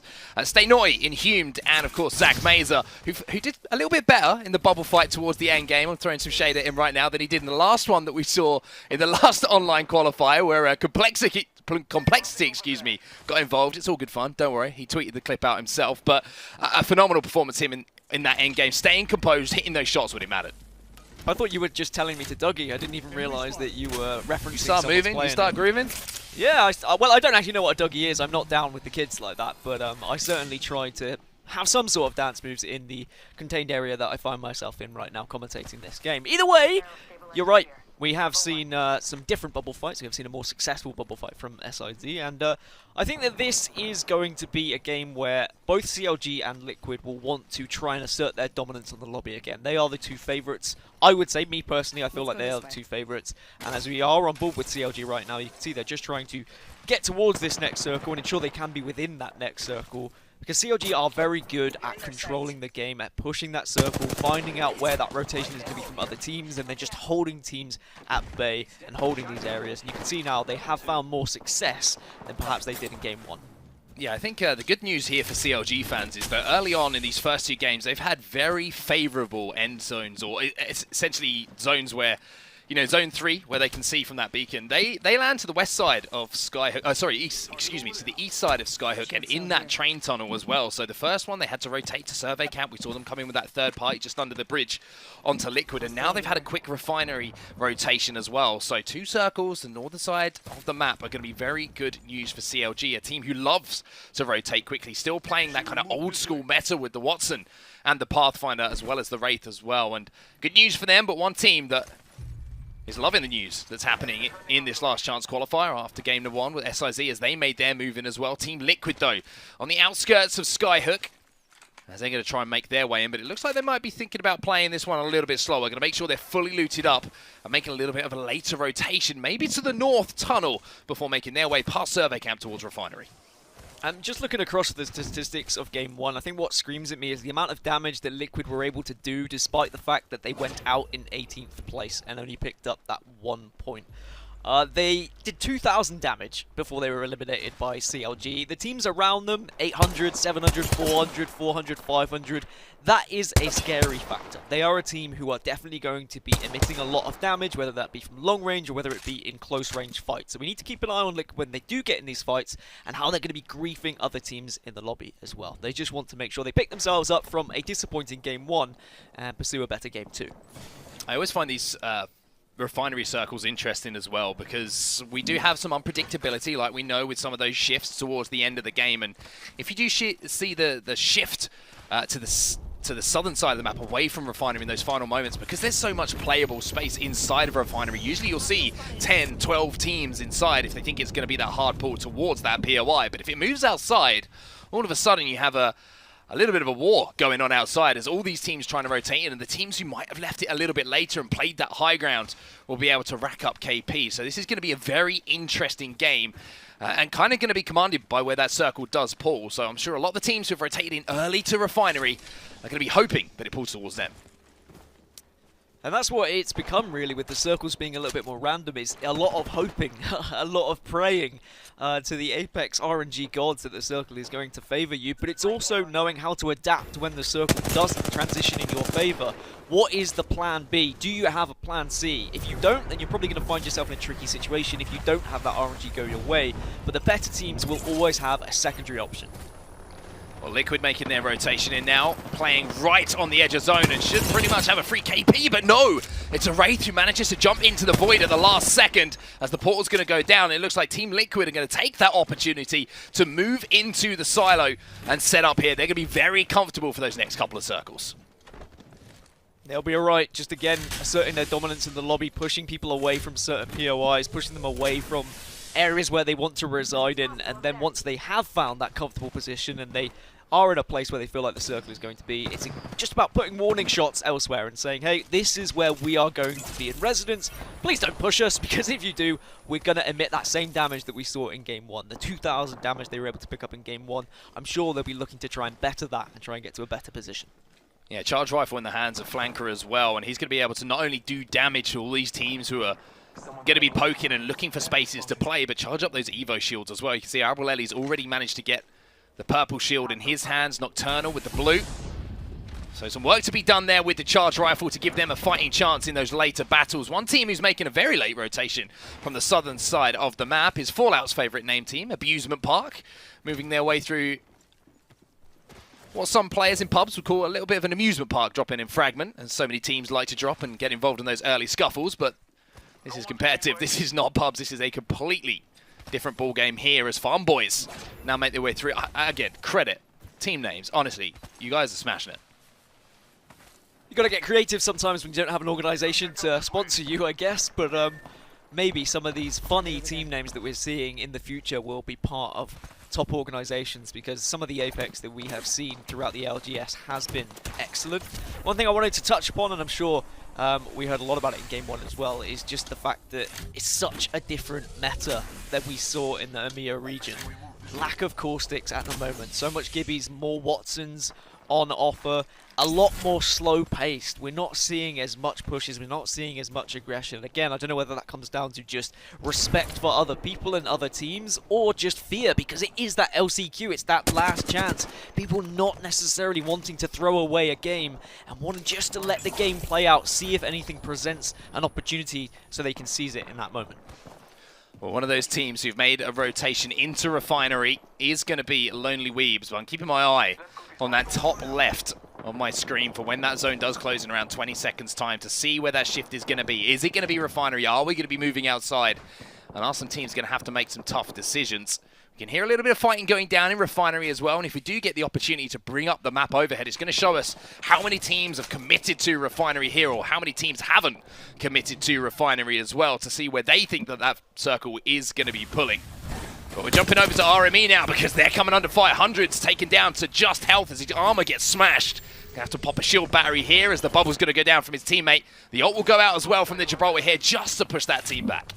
Yeah, I feel like that is a very defensive bombardment, just to ensure that they're not going to get pushed and no one is going to try and take advantage of their somewhat vulnerability at the moment. They'd already popped their bubble, so it means they don't have that kind of... Stops is coming under a lot of fire though himself, and once again his shields will be broken, which is going to force the retreat now from Farm Boys. They're going to find something that resembles a tractor, so maybe they'll feel at home here for just a few moments, but I don't think the ground looks too fertile for them at the moment as they're coming under all sorts of fire.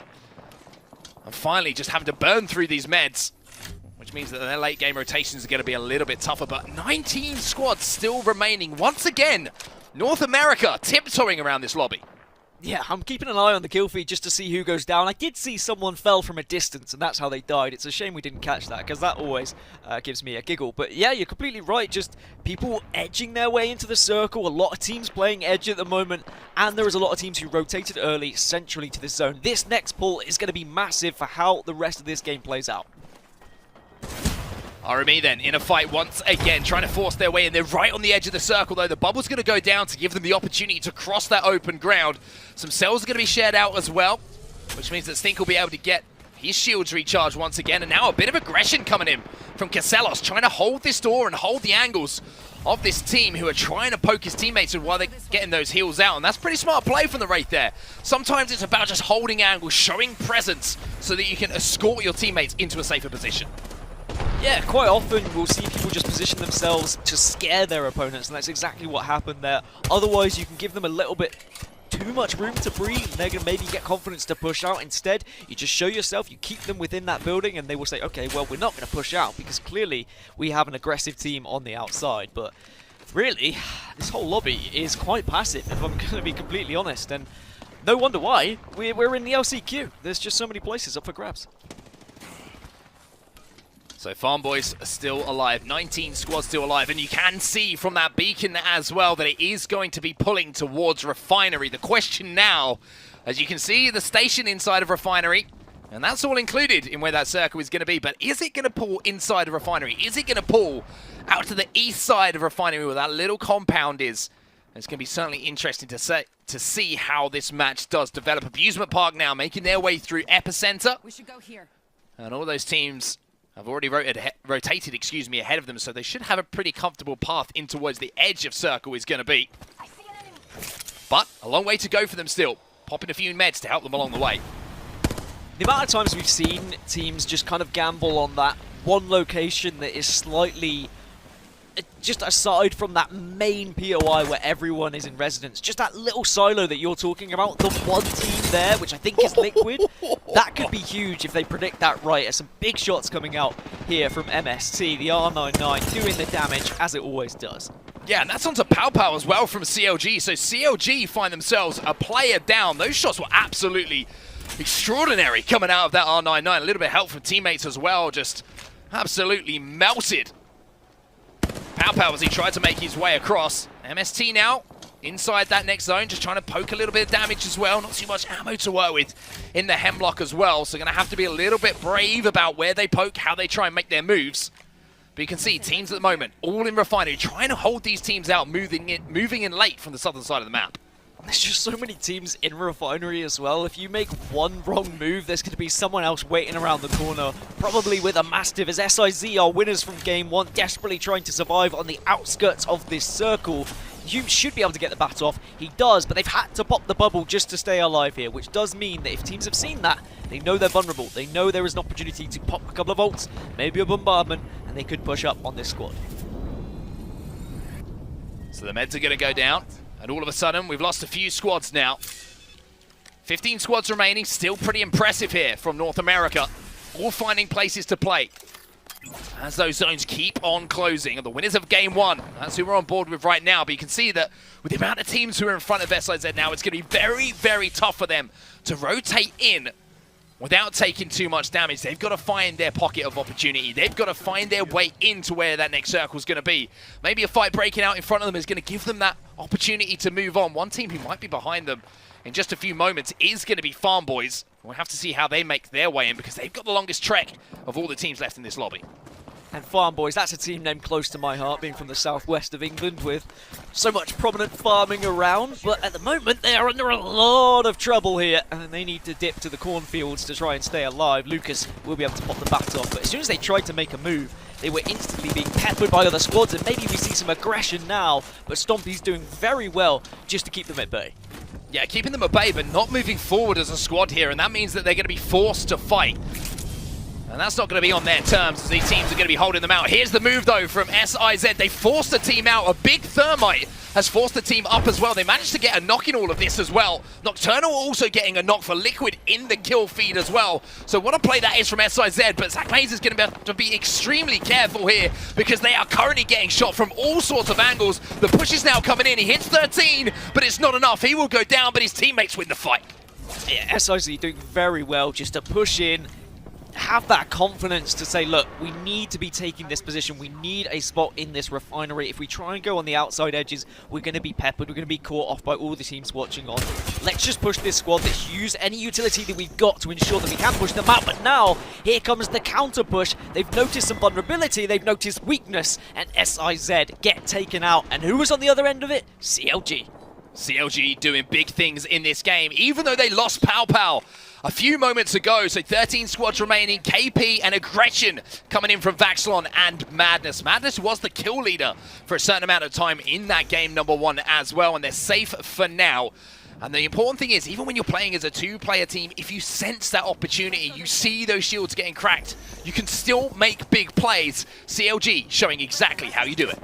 Is this the crystal maze I'm watching right now? What's going on with all these bots and fences? That's going to be impossible for anyone to try and break through as Farm Boys are going for that final push into the circle. Now Lucas will be taken down and it looks like this is not going to be a comfortable push for them at all. All down to Stompies to try and survive. Does have the shield. They have got into the circle, but it looks like it's too little too late.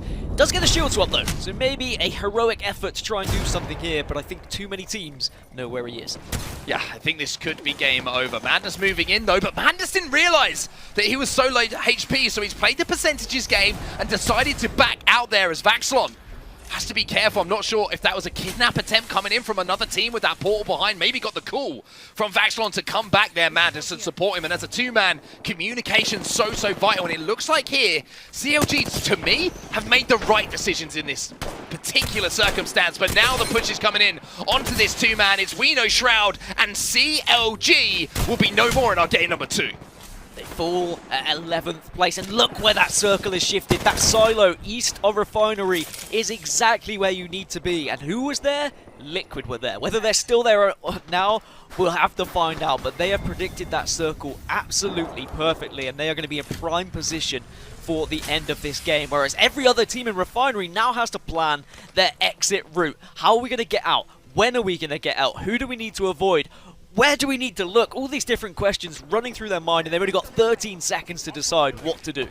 Yeah, I think composition's going to be huge here. You know, if we go back to day 1 Apex with Pathfinders, you're going to see teams zipping up to the top of that silo, playing that high ground. You'll see teams taking the middle. However, with Pathfinder becoming a little bit of a less prevalent legend now, you're going to have to see teams using those defensive bombardments and just basically using either the portal or their 2 legs to get across this open ground. An early move here from Dude's Night Out is a huge move from them as well. One of the only playable positions, well, they've found it. Yeah, but there's a lot of grenades coming in. It's whether the team who were currently residing in this position, in this silo, knows they're there, or whether they're below them. And we're just going to see carnage unfold at this point. Big kills coming in from MST. Metro will be taken down though, but Six and Tempest will stay alive. Lonely Weebs as a 3-man still alive as well. Six going to be able to get that bat off, and Yadig as well, a 3-man on the backside of that silo. And this is a zone that we haven't seen for quite a long time. If you watched a lot of ALGS, it's been a long time since we've seen this circle just outside of where this silo is, but it's Milkman who have a great position overlooking it. They're going to be safe for that next pull. There's 9 teams in this circle, and this is just going to be absolute mayhem when this next circle comes in. We've got 1 minute before anything is really going to happen. The fact that everyone has been able to find a position in this map is just mental. So there is Liquid. Liquid were in such a good spot earlier, but clearly they transitioned to a different position for probably a reason of getting forced out by another team. And now they just have a wall separating them from the rest of the lobby. And I'm sure they're going to be able to Wraith Portal out and get involved. But we're going to see Wraith Portals, we're going to see any utility, any thermites being thrown at this point, Gibby bubbles left, right and centre, and of course there's a few Watsons still there, a couple of Bloodhounds to make sure the scans, the movement, everything is going to be unfolding in about 20 seconds. Well, Liquid are making their move. They found a solo player as well. Nocturnal will get that armor swap as well. So Liquid making their move now, playing this wall. But in 15 seconds, they're going to have to make their move. And there is a Pathfinder zip, like I was talking about, to the top of that silo to make that a playable area for one team. But Liquid on the hunt once again, managed to pick up yet another kill on the outside of the map. And I think they're going to try and push maybe this 3-man on the backside of this silo. But defensive bombardment's going down. Here comes the circle, and there's only 8 squads remaining. There's not enough room for everybody. Yeah, the circle is closed and everyone needs to pick their fights wisely, get the KP whilst they can, because no one is really in a power position at the moment. Lonely Weebs have managed to find themselves in such a good spot though. They get some loot, but of course they're only down to 2 players, so they're at a disadvantage in that fact. Milkman still alive on the inside of the silo. Liquid still alive as well. I saw Albrelelli picking up some frags on the outside of the silo, and you're going to see a little bit of peeking going on here. The one thing you don't want to do is get trapped in that silo, giving yourself the only one escape option through that door, because it's so easy to try and defend that. Krabby Patty, though, they are the kings of the castle at the moment, up on the high ground. And all these teams right now, 4 of them, are going to be just slowing things down for a few moments, because everyone's found somewhere to play before that ring pulls once more. Milkman and TSM, sorry, Team Liquid with TSM's Albrelli are the two fullest squads in terms of having all three, and Liquid are taking their moment now, and they take the squads down to 3, which means Liquid have managed to take arguably prime position right central of this zone, central of this silo. Below them, Milkman, who are also a full 3. Above them, just a squad of 2. So it's going to be a question as to who has more utility here, who's got the best usage of thermite grenades, who can use those ultimates most effectively. Well, there is a Gibraltar being played here by Osenpai. He's going to be able to drop that defensive bombardment down, maybe a late bubble as well. Team Liquid, though, I love the aggression that we saw from them in that push. They did some damage and they just decided, you know what, KP. And look at the KP as well. Albrelli with 2. We got 7 assists for him as well, which means that they've been racking up points with kills. But this is where your IGL needs to step up. This is where the decisions will be made. It's about making the right decision, but most importantly, the execution on this next move is huge. 14 seconds until we see these teams engage. And I'm seeing gold helmets across the board for 2 members of Team Liquid, which means that ultimate is going to be recharging, but I don't think it's going to charge fast enough. Milkman desperately trying to portal their way central circle, but some good damage coming out from Liquid here. Circle's closing. This is going to be carnage. 2 players up top. Team Liquid trying to use these thermites to cut off Milkman below. They're going to move in early on that circle. Other teams are going to be forced into them. The bubble fight is going to be going down. The question is the team of 2 up top going to be in a position to do enough damage? But it looks like at the moment it is a Team Liquid decimation lesson as they are hitting so many shots. Albrelli with the R99 landing shots left, right and center. One more player alive. He gets taken down and Team Liquid will take your game number 2. And boy, oh boy, did they have some kills to go alongside it. Yeah, what a way to do it. That was a masterclass from Team Liquid in what was quite a scrappy and messy game from North America with so many teams getting to that late circle. They just perfected their pushes. They knew exactly where they wanted to approach each fight. They had prime position several times, but they didn't just settle with having a good position. Instead, they wanted KP, they pushed on other teams that they thought were vulnerable, and they were able to pick up a big W, which makes up for finishing, in the 15th in the last game and just picking up 1 single point. Now, they're going to climb all the way back up the leaderboards to where they rightly should be, Mark. Yeah, absolutely love that game from Team Liquid, to be honest with you. I always think of synergy in teams, right? When things just start to click. That was the perfect example of it from Team Liquid. Every time they got damage done, they took the aggressive approach and they wiped the teams that they were involved in fighting as well. Perfect end circle play from them as well. I'm sure that Tom and Kate have got a lot to say about Team Liquid, so let's go back over to them to break it down. Well, thank you very much there, gents, coming to us from across the pond to bring that action. And that Team Liquid, is it fair to say domination, Tom? I just think they played that very smart and methodical. They switched up a minor tweak there. Instead of putting themselves in the middle of the zone and between multiple teams, they kind of played the edge, made a late rotation, and a very smart portal coming in from Nocturnal. But you saw perfect bubbles coming through. Great job of going and clearing out their back end and clearing out the rats while taking fights that they needed to in front of them and distracting other teams. And then just great shots overall, too. You saw Nocturnal had the confidence in his team to go and hit the phase, hit the Q, come through. Knew that Albrelli was going to be coming through with the damage. Flankers there as well. Just a lot of trust in their team, and I think that Hotstick made some great adjustments after game number 1 going into game number 2.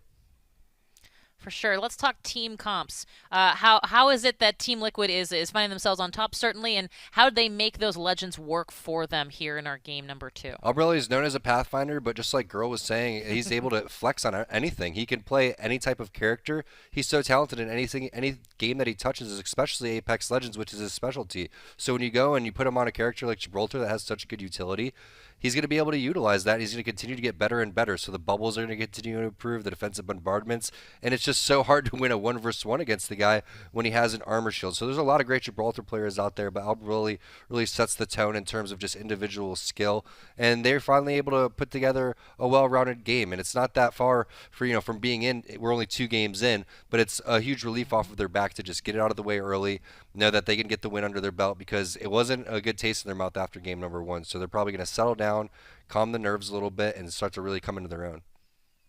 For sure. Well, and you know that a player's doing well when the casters are saying Aberelli. So that works out great for them for sure. Let's take a look at how those Game 2 results, and particularly for Team Liquid, how they came out on top and what the numbers are going to tell us that will translate into our overall leaderboard, because that's, of course, where the cookie crumbles. Ooh, God, I love this, Tom. A little bit top-heavy. Am I correct? Definitely, and we see Lonely Weebs coming in there and having a pretty solid game, even though they got 4th place, 7 kills overall. So it was an interesting game. These refinery circles are absolutely ridiculous. There's so much going on. There's so many different places that you could go and hold. And that was another slow, methodical game where everybody took their time, no 50-50s off the drop, everybody just coexisting with one another, and then all hell basically breaking loose once that zone starts to close. I think it was round 5, and we still have like 8 or 9 teams duking it out over towards this donut/toilet bowl area, whatever you want to call it. But it's pretty rare for the zone to go and pull all the way that far back into that specific spot.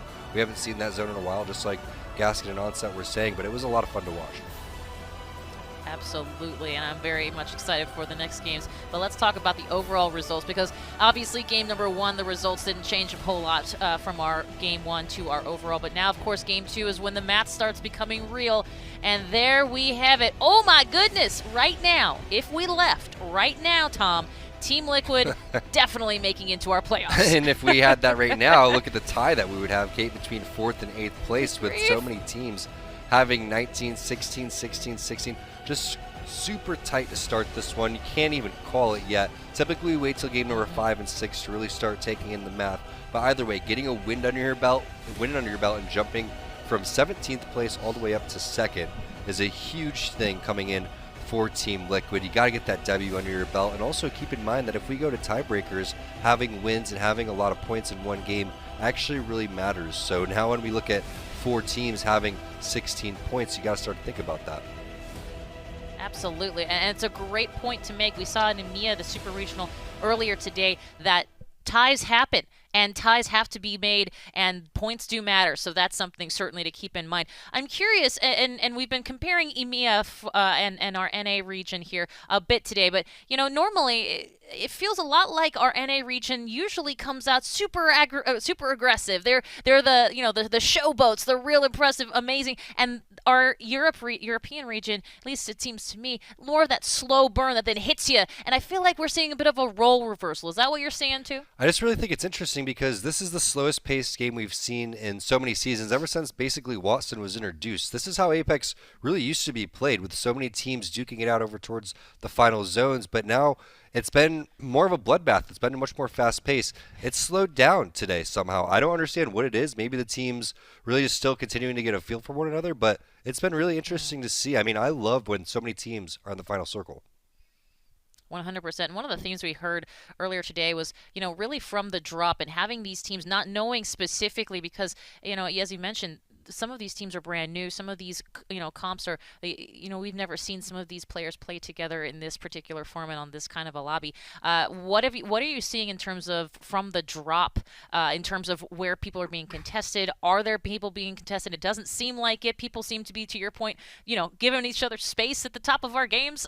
Yeah, they're definitely giving each other space, but I think that the refinery area, epicenter, survey camp is where we could possibly see some action. Skyhook, more on the northern side of the map, is where teams are possibly going to go and duke it out. But right now, it just doesn't seem to be the case. And I don't think that's going to be the case until teams really start to look at the math. Again, everyone's having respect for one another. No one's willing to go and try to get third-partied early. They rather play off their zone knowledge, their teamwork, and play it how it should be played, which is wait for other teams to make mistakes, try to use your zone knowledge to your advantage, position yourself in really good spots, and then come in and swoop in when you see that you have an advantage or a third party. We saw a lot of teams doing that very well. We know Shroud was able to pick up a lot of kills throughout that time. CLG as a two-man squad was doing fantastic. They were able to pick up a couple kill points throughout that time as well. So we're seeing a lot of different styles, but it's definitely the slower pace that we were expecting. But I just think it makes it more fun, because you have to wait for that build up, and then boom, it all happens over towards that round number 5, round number 6, and it's awesome seeing about 4 or 5 teams just duking out in that final circle. Delayed gratification. I love it. Speaking of, let's take a look at the highlights from our game number 2 and how it is. Some of these players really, as to Onset and Gaskin's point, a master class in some third partying, certainly in our lobby.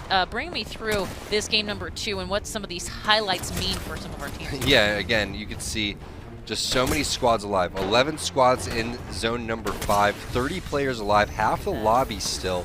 And this is when We Know Shroud goes and sends it around the corner onto CLG. One of the things to point out into that play too was the bubble entry that they went and put, so the Watson fences got negated there. So that's a great heads-up play coming in from We Know Shroud. MST was picking up a handful of kills. Team Liquid, though, just couldn't be stopped throughout all of that.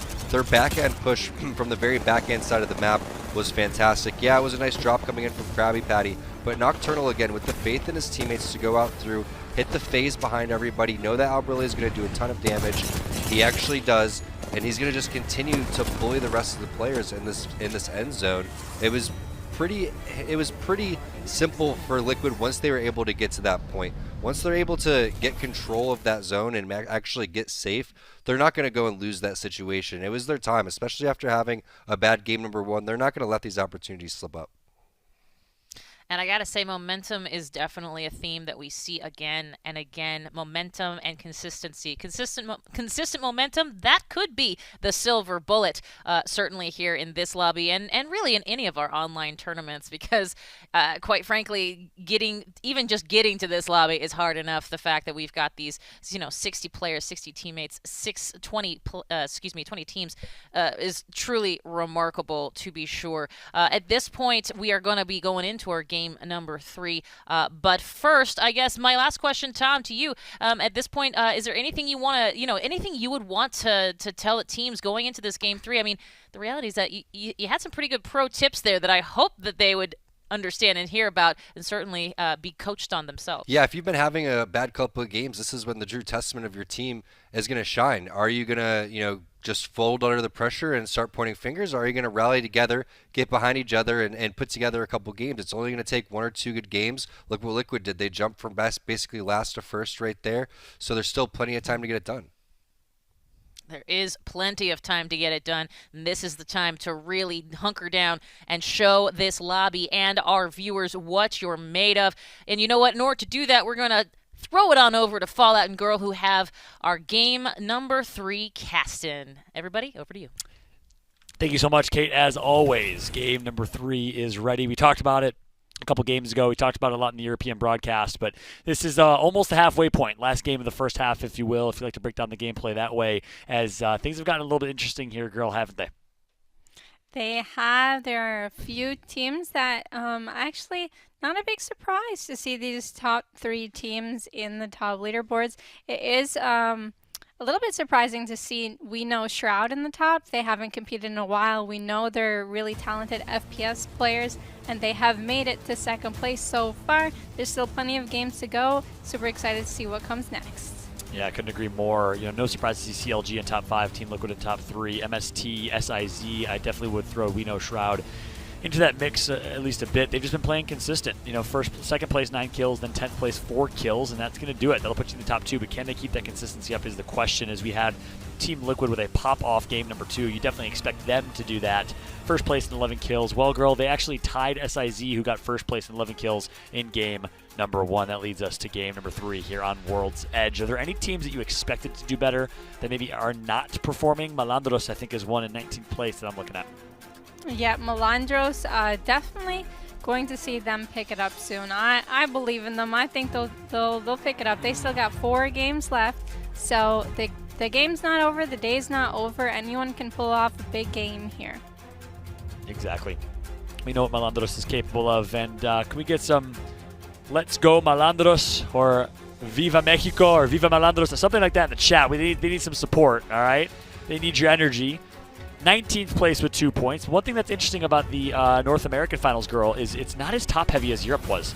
We saw after Game 2, Shiv and Co., the Solo Q Goats, and other teams had like 30, 40-plus points.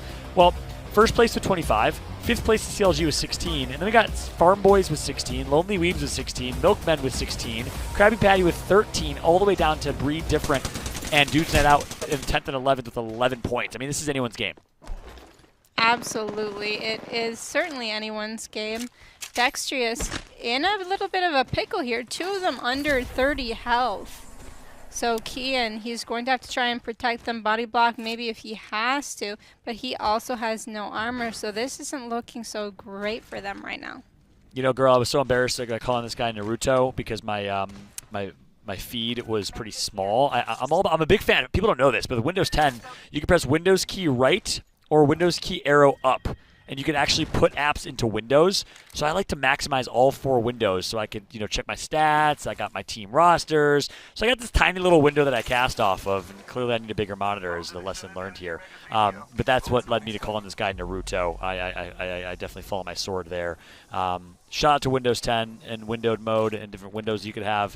Not a shout out, a fail moment for me for calling this guy with the wrong gamer tag. As we jump on board to Team Liquid, who's dropping over in Fragment, taking over for where TSM typically drops. They're also having trouble finding armor as well. Oh wait, this is Skyhook. Here. Sorry, this is Skyhook. I'm wrong. My bad. Yep, it is Skyhook, and they are looting, maybe a little bit late. No white armors on Albrelli and Flanker so far. They'll be able to pick it up. One thing I noticed with a little bit of map differences is there sometimes you find it harder to find armor or find weapons. And I love Olympus for the fact that I always find really good weapons. That is a good point. I saw you tweet about that the other day, girl. You kind of said, I feel like I never get stuck with the Mozambique in Olympus. Is that true? Walk me through it. Yeah, in the earlier days of Apex Legends, your RNG of picking up a P2020 and a Mozambique in the beginning of the game was pretty high, and nowadays I never feel like I have that problem or issue anymore, so shout out to whoever fixed the loot pool system in Apex Legends. I love it so far. Let's jump on board with RME. Yeah, we're going to jump on board with RME, who's just rotating. But as you just said, shout out to whoever fixed the loot pool system, something tells me there was not just one person. Something tells me there was a team of people. And, of course, a big shout to, if it was one person, shout out to you. If it was not, because I know I used to work at a game studio. I got to develop Gears of War with some amazing, talented designers in Vancouver at the Coalition, who a lot of them work at EA in Vancouver now. Shout out to Tay Grigg, shout out to Lubo, shout out to Garrett Metcalf, all former significantly talented designers or engineers from the Coalition who are now at EA working on level designs. It's certainly a team effort that goes into designing maps like Olympus or World's Edge, and of course gameplay features as well. I just want to take a moment to give a huge kudos and thank you to our Respawn developers who obviously make the game great for our esports players and also for our community, but then also do things like spectator mode that help make a better viewing experience for esports or Twitch Rivals tournaments. Big shout out and a lot of love. Can we get some hearts in the chat or some loves in the chat? Less than 3s in the chat for the Respawn devs who work very, very hard for us as we jump back into gameplay. Absolutely, and I could touch a little bit on that. I've gotten to meet some of them, and they told me a little bit on how they create their characters, and they don't create characters based on competitive only. Some of them, are meant for pubs here.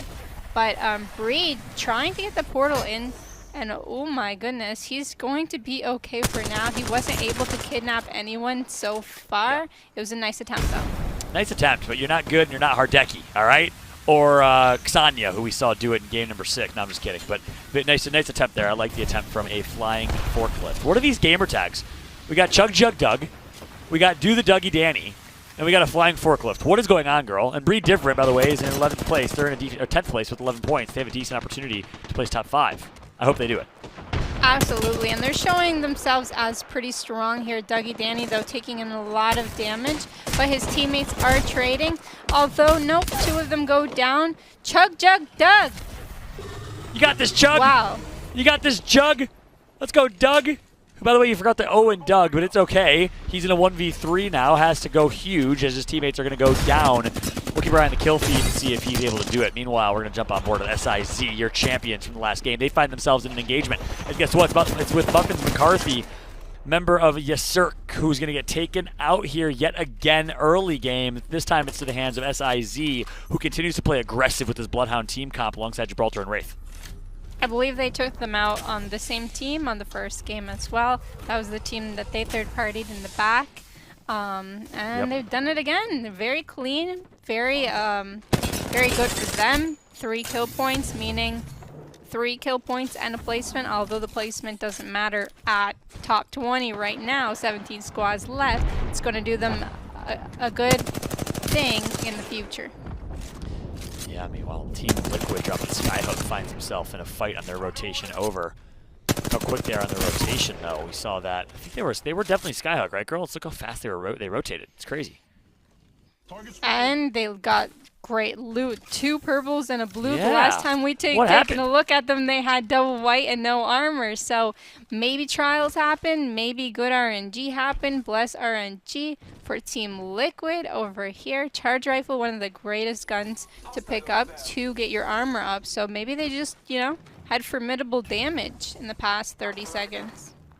That is insane. Formidable damage, trials, we have no idea. Got great RNG. We don't know what it is, but Team Liquid's in a great spot. They won last game.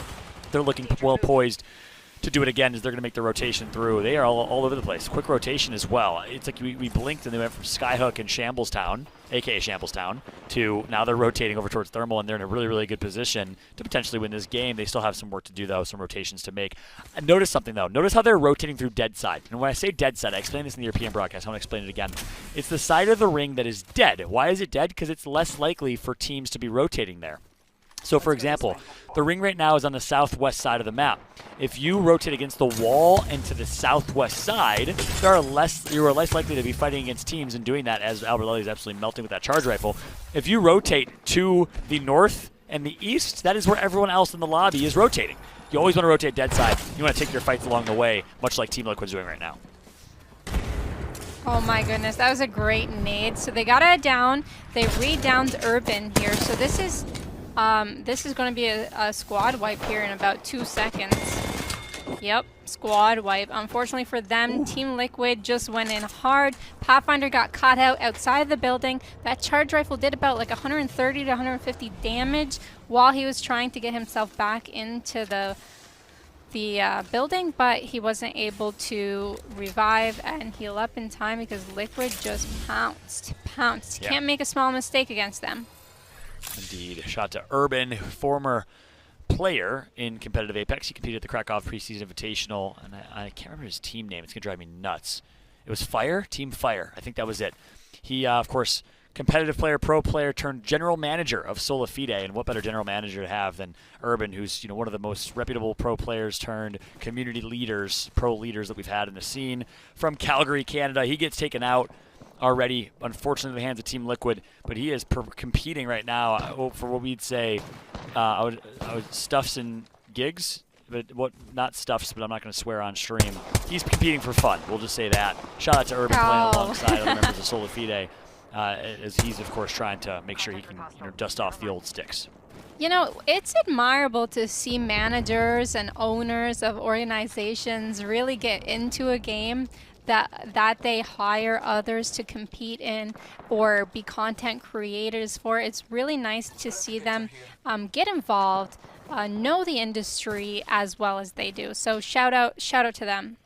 Agreed. Shout out to the entire Sola Fide organization, who's been really one of the most supportive organizations in competitive Apex. If you have a chance to kind of breathe here, I gotta say, another member of Sola Fide is Zach Mazer. They've signed content creators, they've signed streamers / professional players, general managers. They've done so much. I know there's a great story out there that I look forward to hearing one day about how they've brought fans to Apex Legends. I know Oddity, one of the leaders in Sola Fide and streamers of Sola Fide, brought the Christian Booknotes family here to support, who, of course, is a family that owns a church or is the main lead pastor for a church in Tennessee. So thank you so much for tuning in to all the fans that Apex has brought together. And now here we go. We're heating back up into the action. Thank you to everyone that tweets, by the way. We read your tweets. Make sure to tweet at me, at Fallout with 2 T's, at Girl, G-U-H-R-L.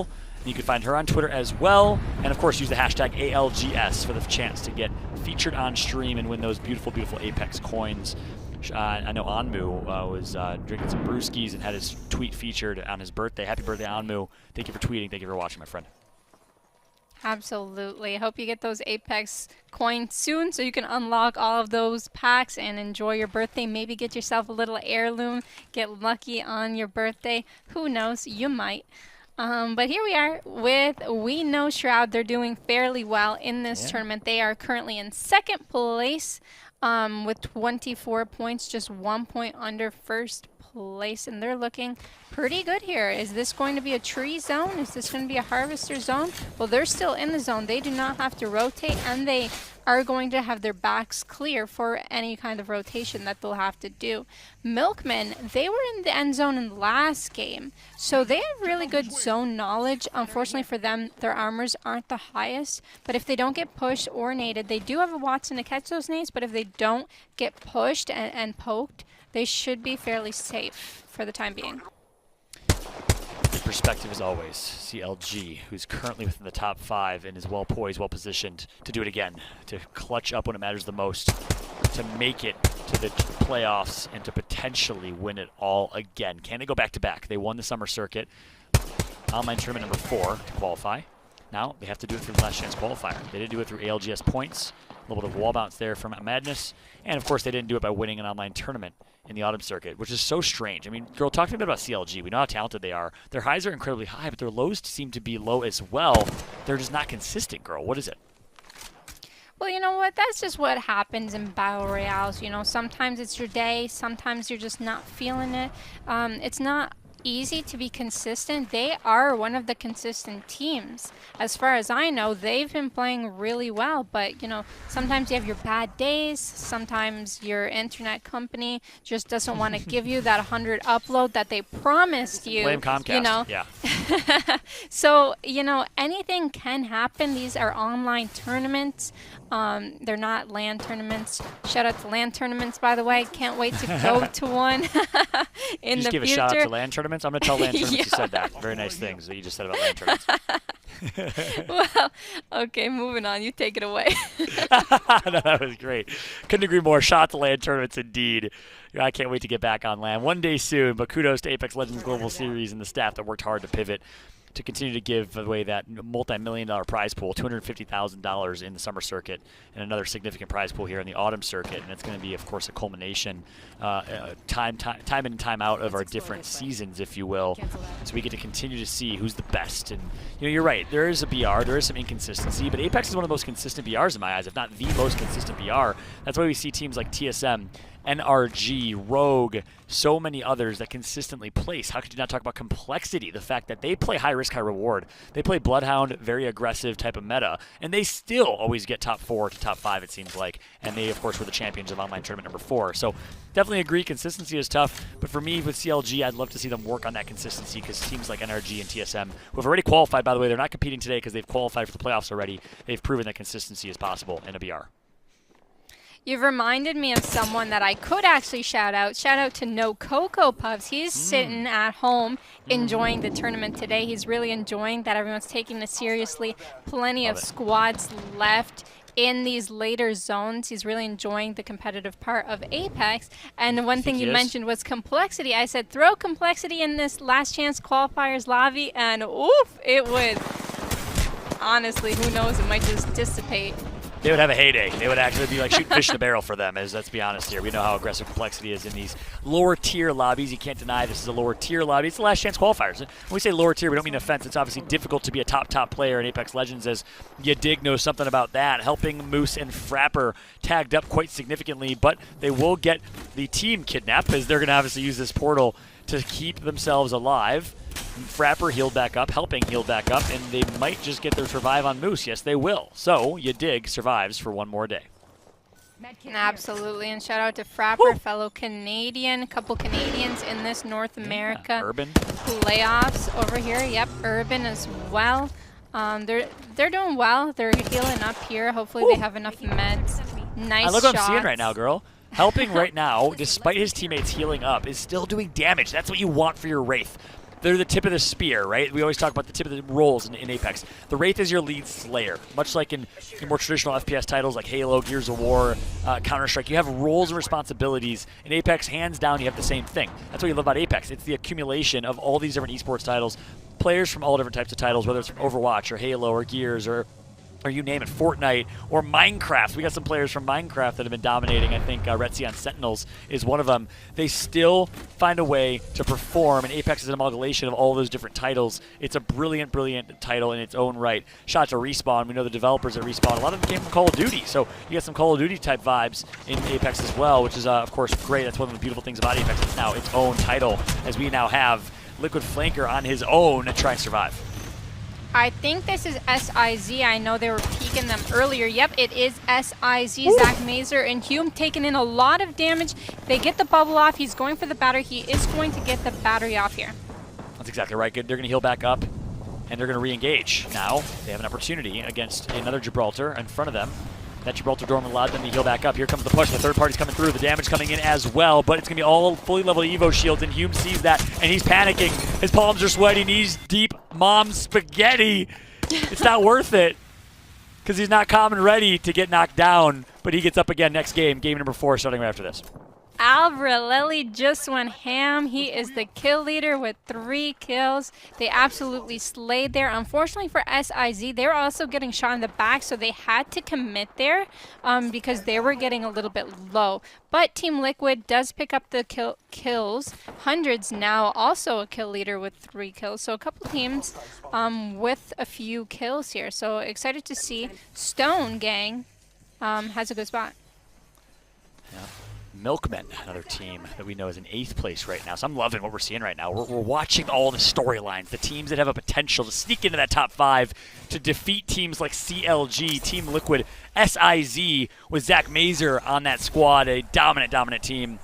Zach's still showing that he's got it, of course, as a pro player and content creator for Sola Fide. But we also got Milkmen, a team I don't know a whole lot about. Crispy, no, not Crispy, sorry, Crispy, we're never going to disrespect you again like that. Quispy with the W, Bacon. It's Masked, and Q Crook, or Crook. Excited to see what the Milkmen can do. Can they milk their way into a top 5 finish?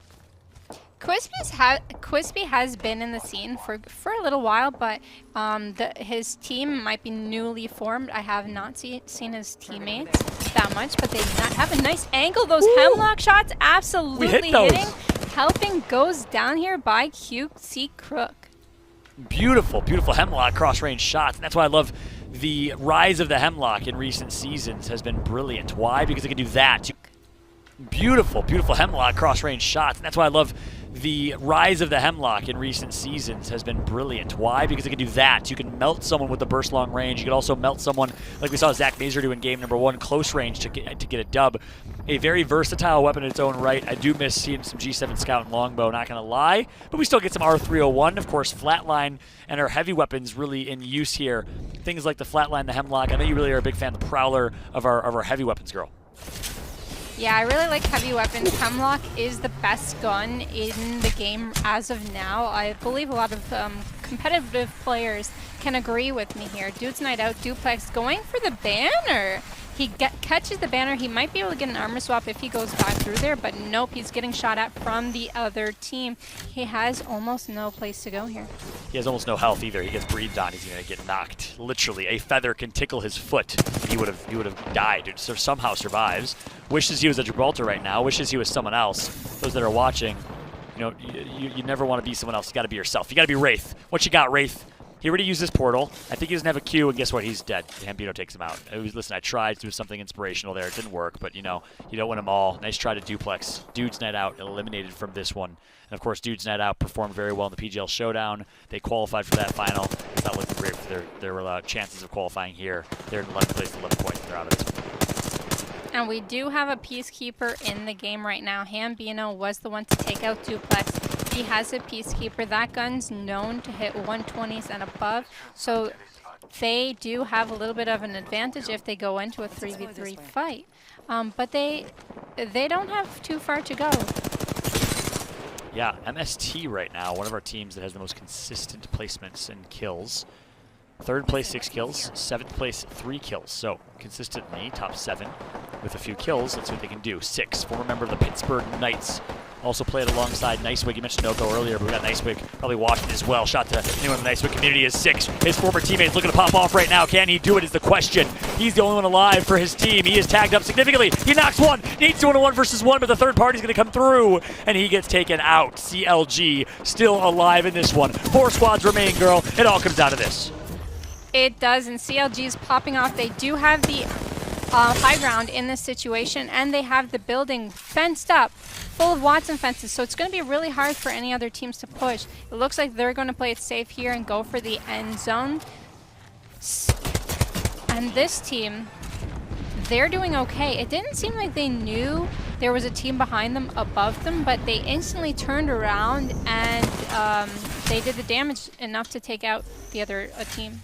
Yeah, they did the damage. They did all the damage. CLG doing CLG things right now with a dominant game number 3. We talk about the end of the first half here as we're really wrapping up our first half with game number 3. Well, guess what? What better way to do that than with a 2-kill game for Madness and a multi-kill game for CLG and a first-place finish? The question is, can they finish the way that they've performed? We got Stone Gang right now alive as well. They have 3, CLG has 3, and the last team is Lonely Weebs, a team that T-Squared could put a lot of respect to their name. They have an opportunity to jump up in the rankings. Absolutely, and that's a team that's been playing Apex for quite a long time now. They're not new to the scene. I've seen them in rank plenty of months now. So it's all up to who fights first.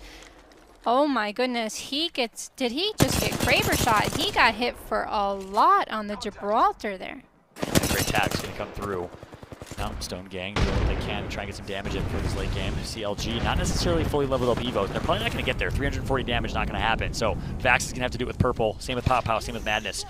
And they're just waiting. Look at this. This is an ambush. This is a trap. They're going to absolutely melt whoever it is on this squad that pops out. It's going to be 66 damage done so far for Vax. He's going to avoid a grenade, but he's going to get stunned as well because it's an Arc Star. So that's going to tag him up a bit. Is he going to be able to heal back up? No. Madness on low ground. Vax is going to stay high ground. Here comes the fight. CLG getting some good shots in, but one's going to go down. Madness going to get tagged up a bit. Vaxlon tagged up as well. Madness, good night and goodbye for you. And just like that, we got 2 teams remaining. Only One Mini and Co. versus Stone Gang. The Lonely Weebs versus Stone Gang right here, right now. It all comes down to this. A couple good shots getting put in. And just like that, the Lonely Weebs are your champions of game number 3. They are lonely, they are weebs, but it doesn't matter because they end up on top, girl. What a finish that was. Yeah, that was pretty amazing play by them. For them to stay in the building, they had the advantage there because CLG ended up having to fight the other team there. They were able to get that third party, clean up, and get the W. They might not be so lonely after tonight. They might have 1 billion fans. They got 1 billion fans. Their mom and dad are probably watching. They're going to go and high-five them. That's a good performance. Listen, if I was performing, my mom and dad would high-five me absolutely. And, you know, Apex is a family affair here. We've seen parents and fathers and mothers showing support. Well, guess what? Lonely Weebs, you're going to have not be so lonely necessarily after that game 3, as girls said. What a finish that it was. A very, very, very good performance right there. And I love how they played that. Patience was certainly a virtue. We saw CLG get a little bit impatient with Madness dropping low ground and the rest of the team following. Vaxlon staying high ground. You wonder if they could have stayed high ground a little bit longer and if that would have made a difference. But I'd love to get T-Squared's thoughts on this one alongside Kate, our analysts on this one. We're going to throw it back to T-Squared and Kate at the desk. Well, thank you very much. Thank you kindly. And certainly thank you for bringing all the action, all the drama, and that fabulous casting, of course, Fallout and Girl. Tom, and this is going to make me feel like, I feel like I'm going to, like, paint this with one brush, but let me ask you this question. I felt like coming into that final circle, it was CLG that had to win this, and Lonely Weebs came out on top. I want you to CSI this for me. How is it that we found Lonely Weebs at the end circle as our champs, and how is it that CLG, you know, didn't? Well, there's nothing scarier than a lonely weeb. You saw all 3 lonely weebs in the corner by themselves. No one else was around. They had their favorite anime on. And I think when they're talking about, you know, lonely weebs, they're looking for a waifu. I like that's what weebs do, right? So that much is on the line. There's no way they could lose, Kate. I'm pretty sure that's what happened. Realistically, they third party the other team. That's what happened. I was going to say, spitting that hot fire there, Tom. I got to appreciate that. It's one of those things, though, where you see a team like CLG in a final circle, and to be clear, I mean they're consistent. They're certainly, as we mentioned, they came off of the summer circuits just swinging as their champ. I mean, it's one of those things where I personally thought, okay, well, if CLG is in the final circle, they're winning that final circle. No doubt about it. That's just how good they are. They deserve that type of respect. Either way, getting top 3 is really good. And Lonely Weebs is already sitting towards the top 5. CLG was one of those teams that was tied at 16 points. So either way, that's going to boost their stock up, and that should be able to push them over towards the top 5. So I'm looking forward to see how many kill points CLG actually got, and then taking a look at the leaderboard, because now we start to do the math. Going into game number 4 or 5, we're hitting our halftime area, so now everyone's going to start playing a little bit more aggressive because it's been slow, like we know. Yeah, that's a really good point, actually. You know, we're gonna find out the game 3 results here very shortly. But you're absolutely right. This is really where the rubber meets the road. This is where the math becomes magical, as they say, or as I just said. I guess I've never actually heard somebody call math magical because math is stupid, but it's actually not, because here at esports, it can certainly find your way to the top of our leaderboards, utilizing some of that kill placement points, all of that fun stuff. So, but I'm curious, you know, like I said, as a former player, former coach, what do you tell people going into this grind here, especially for some of those teams that maybe haven't found themselves in the final circle, certainly haven't found themselves at the top of the leaderboard? I really thought that was a pun from our EMEA show when you said that math is magical, because you know that the Magicians got 5th place and they got the tiebreakers. Right. So that's what you meant, right? Like 1,000%. Yeah, well, sure, that's exactly it. I do. Good job, Kate. Air high five. All right, thanks. Nice one. But yeah, it was another slow game, and again, I think that it's going to start to pick up here. Teams are going to start to look at where they need now. 16 points isn't going to cut it. You're going to have to start putting up more around 40 points if you're going to want to make it here, because again, it's top 5, 6th place. You're going to come home sad, or well, you're going to be home sad, and that's not what you want to have happen. No, it's not. Not even sort of. And certainly, I think there's also something to be said about the opportunity that an LCQ like this poses. You know, the lobby is already scary when you look at the playoffs, right? This is getting your chance to prove yourself at a scary lobby. Certainly giving yourself a chance to prove yourself in this lobby, which is already scary. I'm curious to see what the game results are, because at this point we certainly have seen some teams prove themselves. We've seen some teams that could potentially use this as a motivating factor, if you will. But let's take a look at those game 3 results right now. See what our teams are doing, and then after that, we'll be able to take a look at the overall results, which will give us a better understanding of what we're looking at in terms of those top 5 placements that could give those teams their chance to go to the playoffs here. Just kidding. We are not doing it yet. JK, that was a joke. Made you look. Definitely. But at any rate, while we wait for those game results, I'm curious, Tom, if there's anything that's in any game, any players, any teams that are really surprising you here that, we saw in our EMEA region that there were a lot of teams that were consistently in that final circle, consistently in that late game that didn't make themselves known, didn't get on top. Are you seeing anything similar here in NA? I've seen a lot of aggressive play from MST. They're looking really confident. A lot of our teams to watch are starting to live up to the hype. SIZ is there. Team Liquid continues to impress. And it's CLG coming through and knowing that their backs are against the wall. There's no way they're going to allow this lobby to just kind of push them around. They're one of the best teams in here. They're our most winning team in here by far. They're also our previous summer champions. So to me, that's what's standing out to me, is when are they going to go through and get that W? Like you were saying, Kate, I was kind of anticipating they were going to win. When you kind of look at the way that everyone was positioned, though, they were the most susceptible to getting third party. They were taking a lot of damage, and the Lonely Weebs played that the correct way by sitting inside the building. Unfortunately for CLG, one grenade would have changed everything. One arc star into that corner would have forced everybody out, but that's what happens towards the tail end of the game. You don't have much time to loot. You start to lose all your resources, and it was just a nice job by Lonely Weebs finishing that one off. I'm curious from your perspective, Tom, like LCQs, these are teams that are great, but they haven't made, they haven't been that top 2, so they certainly have time to you want to be able to showcase their abilities. And I'm just curious if an LCQ is something that perhaps a team would look at and say, oh, you know what, while the pressure is definitely on to get top 5, perhaps this lobby is a nice on-ramp potentially to an even scarier lobby. Does that kind of come into the confidence level of some of these teams, especially those that are quote-unquote untested in these lobbies? I don't think so. We have the Game 3 results coming up here, though, and we can look at the teams that you're talking about, which were the teams that are probably struggling to really start to adapt into this lobby, because this pace is not common at all, especially for this far into the season and in a Bloodhound meta. But there it is, Lonely Weebs with 18 points overall. Somehow, Stone Gang taking second place through all that, avoiding CLG. But there wasn't a top-heavy game here. It was fairly evenly spread. MSC continues to have their stock rise through all that. We know Shroud ended up getting 10th place, but with no kills. So it's going to be interesting when we take a look at the overall results. But when we look at the tail-end teams, when we look at the teams over towards the bottom, I don't think they're thinking too far ahead of themselves. I'm just sure they're trying to adapt to this particular lobby right now, because they're probably not used to something this slow. And again, this is going to start to pick up a little bit. Teams are going to start taking a little bit more fights, and then if any team starts to really pick up the momentum and get ahead and start popping off in, say, game number 4, then you expect them to be even more aggressive. Say a team like CLG pops off, or a team like Liquid pops off. I could even see SIZ starting to think that they could bully these other teams out, and that's going to start opening up things more and create more fights, more third parties, etc. For sure.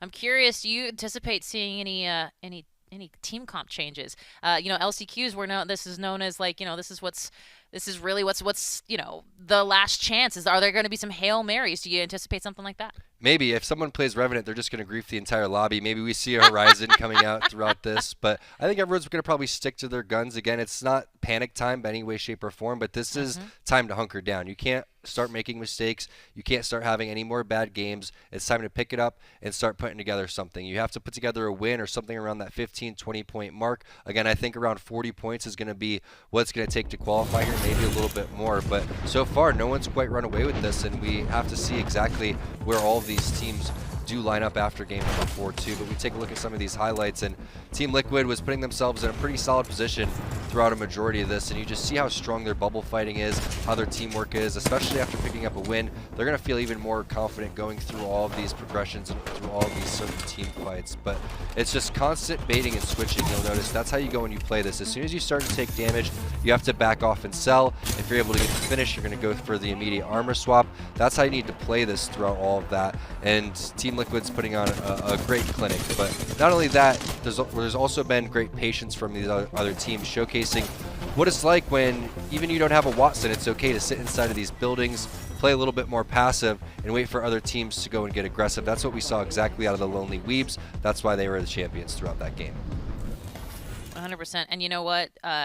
Disciplined, I think, is another word we could potentially use for a lot of this gameplay here, which is exciting and incredible. But it also reminds me that one of the many reasons we love you, Tom, is you give us this great analysis. Our casters do as well, certainly, that could potentially help you level up your skills. Well, we actually came alongside one of our spotlights from our community, a guy named the Gamer Merchant, and I think it's safe to say, if there's somebody who goes even more in depth in this than any of us here, it's this guy. And this is the person that we've actually come alongside and found out a little bit more about. Take a look.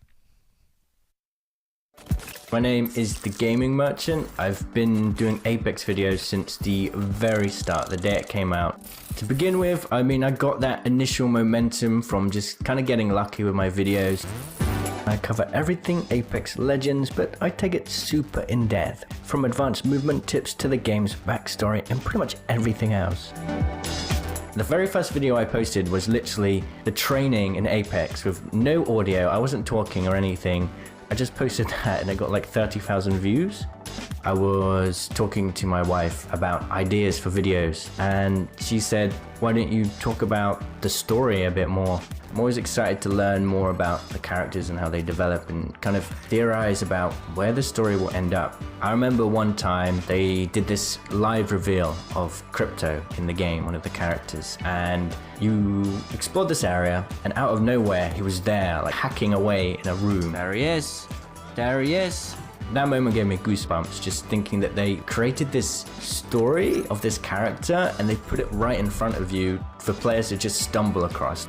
One thing that a lot of people appreciate about my channel is that they can come here and find a place to just enjoy content without any stress from the world. And I think that by putting positivity in the things you do, not only do the people that perhaps are involved with your life get happiness out of it, but it bounces back to you as well. I know the world is crazy right now, but this amazing thing called gaming is here to bring us all together. So get in a game, find some friends online. We've got the club's feature now. Just have a blast and, you know, make some happiness. If you want to find me, I am the Gaming Merchant. So if you're looking for some peaceful, happy content on Apex, you just want to chill, then yeah, come find me live. I stream every day.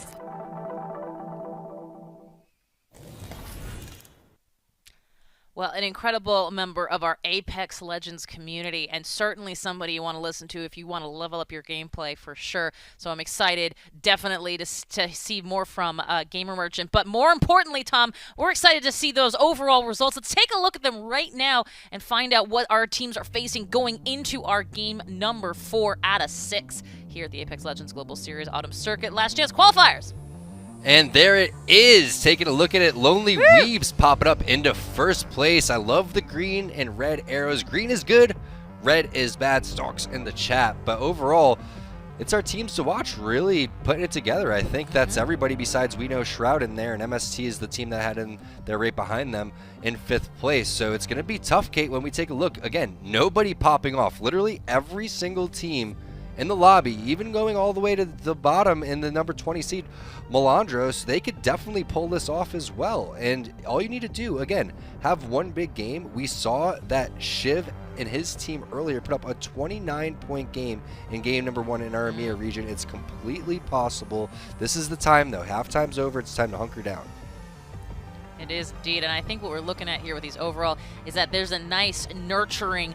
This is the place, this is the time when those teams are going to really, you know, find themselves just going off, to your point. And I think this is certainly setting us up for some real nice LCQ damage, some real nice LCQ action and drama, and I'm super psyched to see more about it. And hey, if you want to keep up with all of our drama, all of our content, all of the things that make Apex Legends Global Series and our community so great, twitch.tv/playapex, youtube.com/playapexcompete. Another, of course, remember, follow us at playapex, use the hashtag ALGS, and you might have a chance to find yourself on our show. And if you do, well, then you're going to be 1,000 Apex coins richer. And boy, are we excited for that. But let's talk about other people that are excited. And those, of course, would be our boys from across the pond, Onset and Gaskin. Guys, over to you for our game number 4. Absolutely perfectly there, Dan. We're past the halftime break. Everyone's had their refreshments, and we are now into the business end of things as we jump right into game 4 now. And looking across the leaderboards that we just saw there as well, any one of these teams still in this lobby has the opportunity to claw themselves into that top 5. No team has established themselves an insurmountable lead, and everyone is still very much in with a chance of qualification. Yeah, I mean, we're not going to follow directly from EMEA, where we saw 54 points was that cutoff, but we have to imagine it's going to be something similar with how closely contested this lobby is. So I believe that you are going to need around 50 odd points to get into that top 5, but we've already got an engagement in the early stages. Krabby Patty are down to 2, almost down to 1 as the Pathfinder zips his way to his death. He's knocked, and it's all going to be down to the final remaining Gibby to try and survive here. And it looks like a 1 versus 2, maybe even a 1 versus 3. It's going to be tough, but he can't manage it. I was hopeful, but I was, in the end, undoubtedly disappointed. Well, we saw some slower games in our first 3 games. Well, this has kicked off early. Not only is there one team who's been eliminated, there's also a third party looking to get involved here and try and take down the remaining pieces of that fight. However, hasn't happened. The team has managed to escape. So down to 19 squads.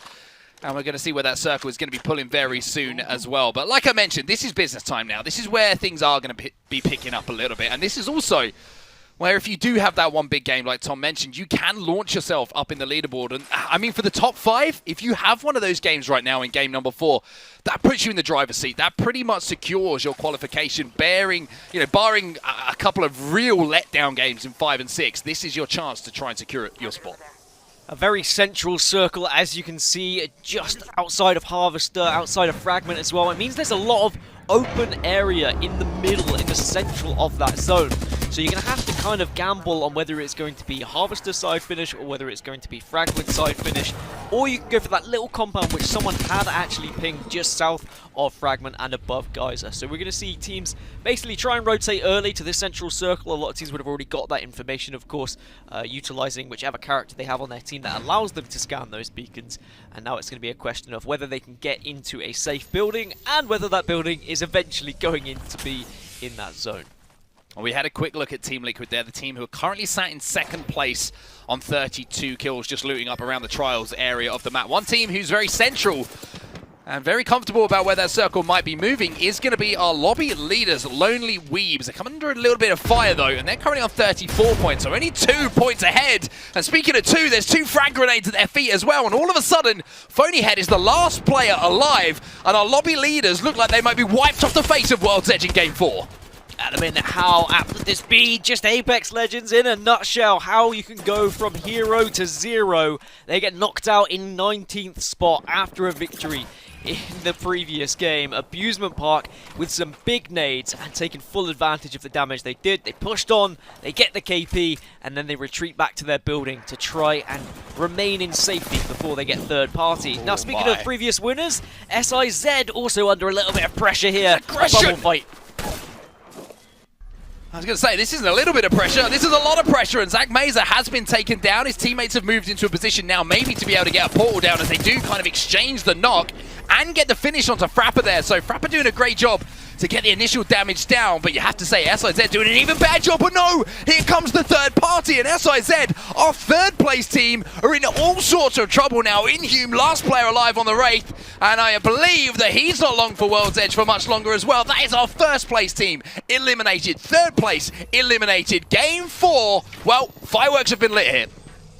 The likes of Liquid, CLG, We Know Shroud, they're all just giggling to themselves. They see this leaderboard, but I say We Know Shroud are giggling to themselves. They're also down to just 2. One has been knocked, and Android Dreamer is so low. We Know Shroud currently residing in 5th place. That means 3 out of our 5 teams potentially in the top 5 getting knocked out in the first 5 places.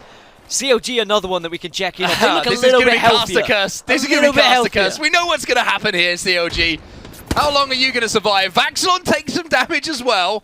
And all of a sudden, it's a top 5 curse for these teams who have managed to find themselves into a position. I've kind of got ahead of myself a little bit there, as CLG are pretty safe. The drone's going to be taken down as well. So CLG inside of the snake, most importantly, inside of where that circle is going to be pulling. Once again, CLG's rotations are absolutely superb. It was MST, the team that T-Squared was giving a lot of hype after our first 3 games, saying that they've been playing exceptionally well.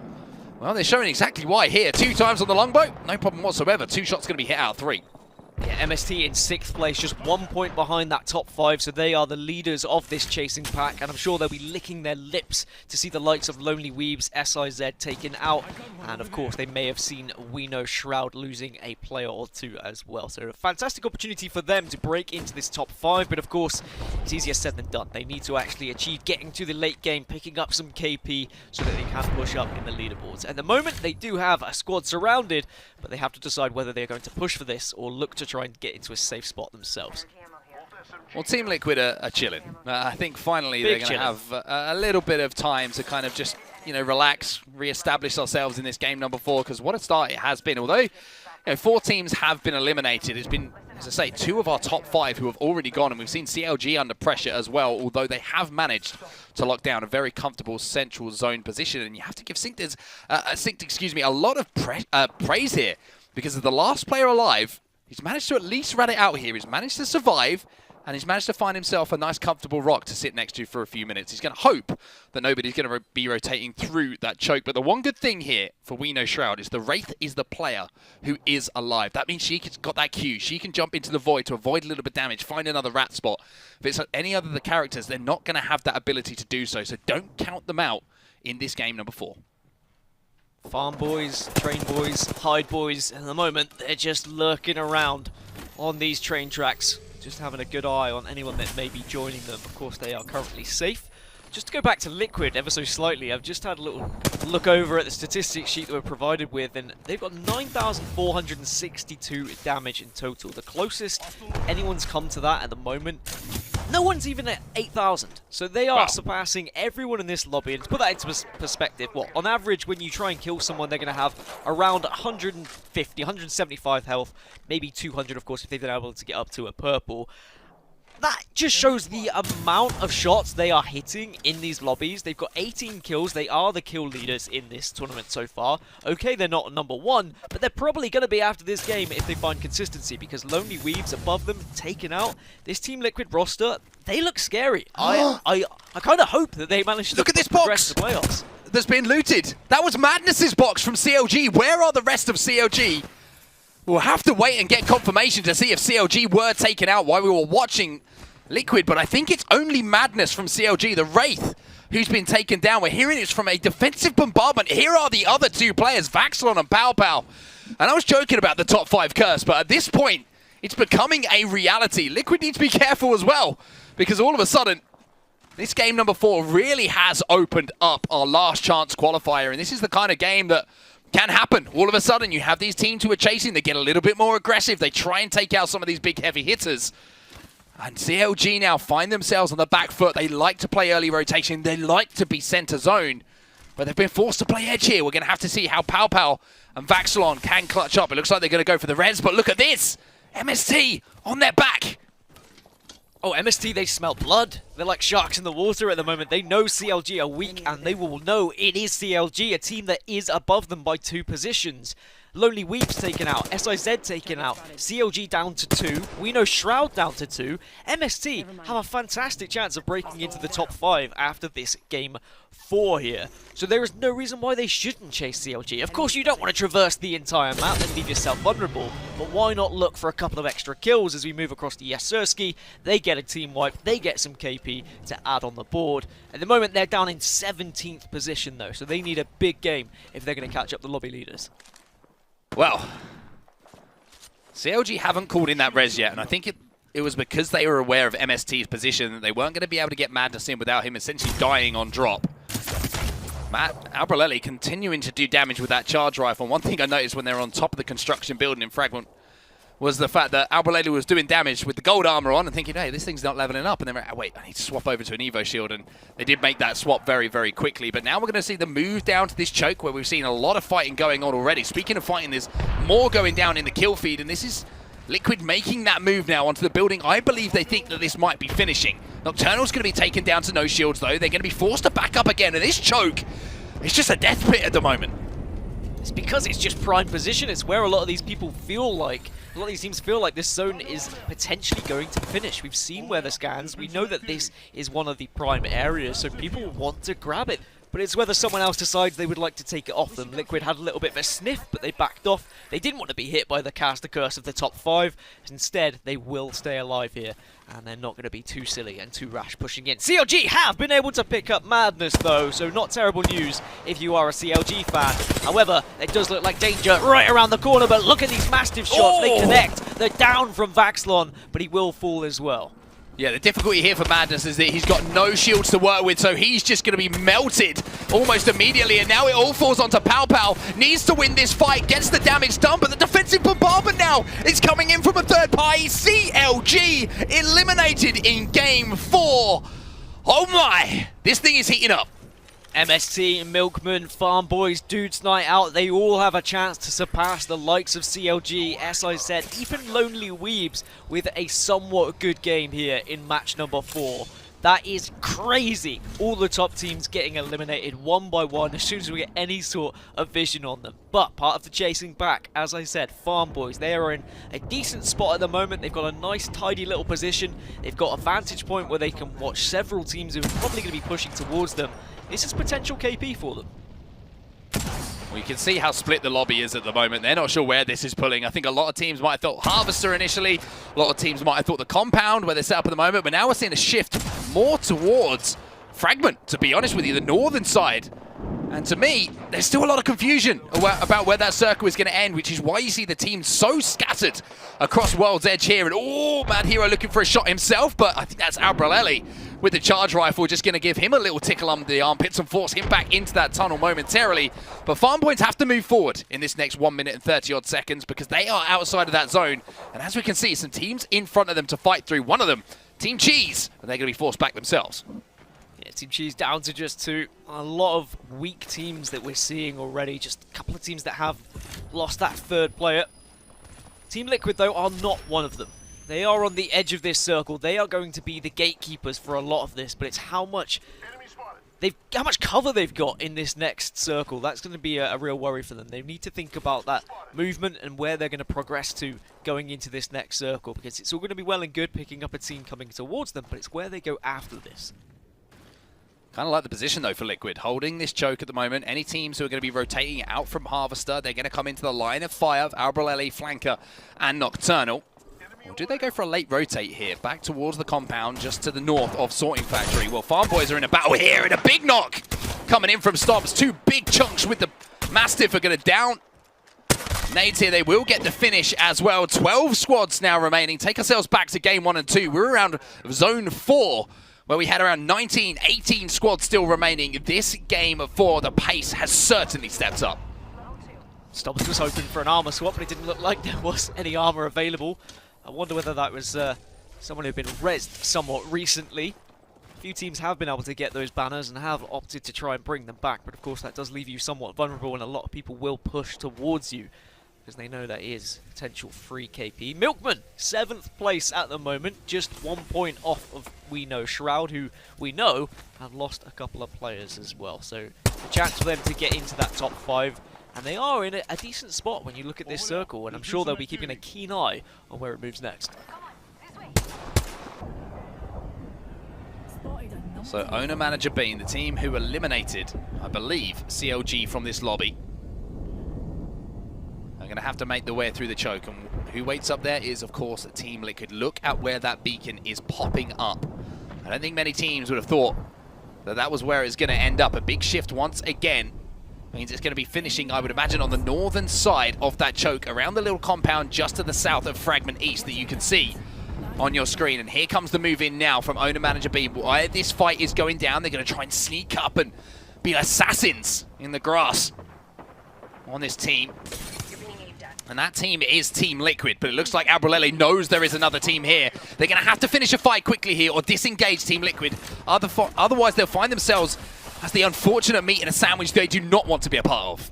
Well, in the game they did win, they were just very intelligent with the fights they did take, very good at rotating when they needed to, so I'm sure they're not going to take any fights that are unnecessary, and look, they've dipped very quickly. You're completely right, you hit the nail on the head, Mark, and they get out of there and they think about rotating. Unfortunately, this next circle is a very open one, so it's going to be difficult for squads rotating in. As Owner Manager Bean, they're in trouble, but maybe Big Bean can do something huge. He cannot. It was a 1 versus 1 in the end.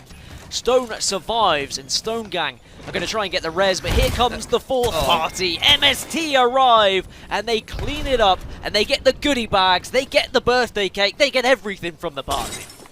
Big plays coming in, and speaking of big plays, there's more coming in as this Apex Legends Global Series game number 4 in the LCQ really does get cooking bread different. They managed to get some KP on the board themselves, looking across the kill feed as well, and a flying forklift getting involved. Have to try my best to keep a straight face every single time that I say that, and it is not going to happen. But Farm Boys, you mentioned them, Dan, at just outside of that top 5. One of those teams who could take one of those top 5 positions with a good game in this game number 4. Well, they're picking up KP, they're picking up placement points as well. They could be on a move towards that top 5. Yeah, and this is already a good game for them. They should be able to transition into that top 5. The KP's there, the placement point's already there. And when you look at the next circle, they've got a decent amount of rocks to hide behind, and they're going to be on the slow edge of the circle ever so slightly. So they'll be able to watch a couple of other teams coming into that circle, be able to pepper them with damage, use a bit of utility, and then hopefully move in late to the circle, arrive, pick up those kills after damage has been done by other teams. It's going to be a really tough to hold down a position with this next circle, just with the lack of cover that is available. Well, MST being forced to get aggressive, and I think it's Team Liquid who are in front of them.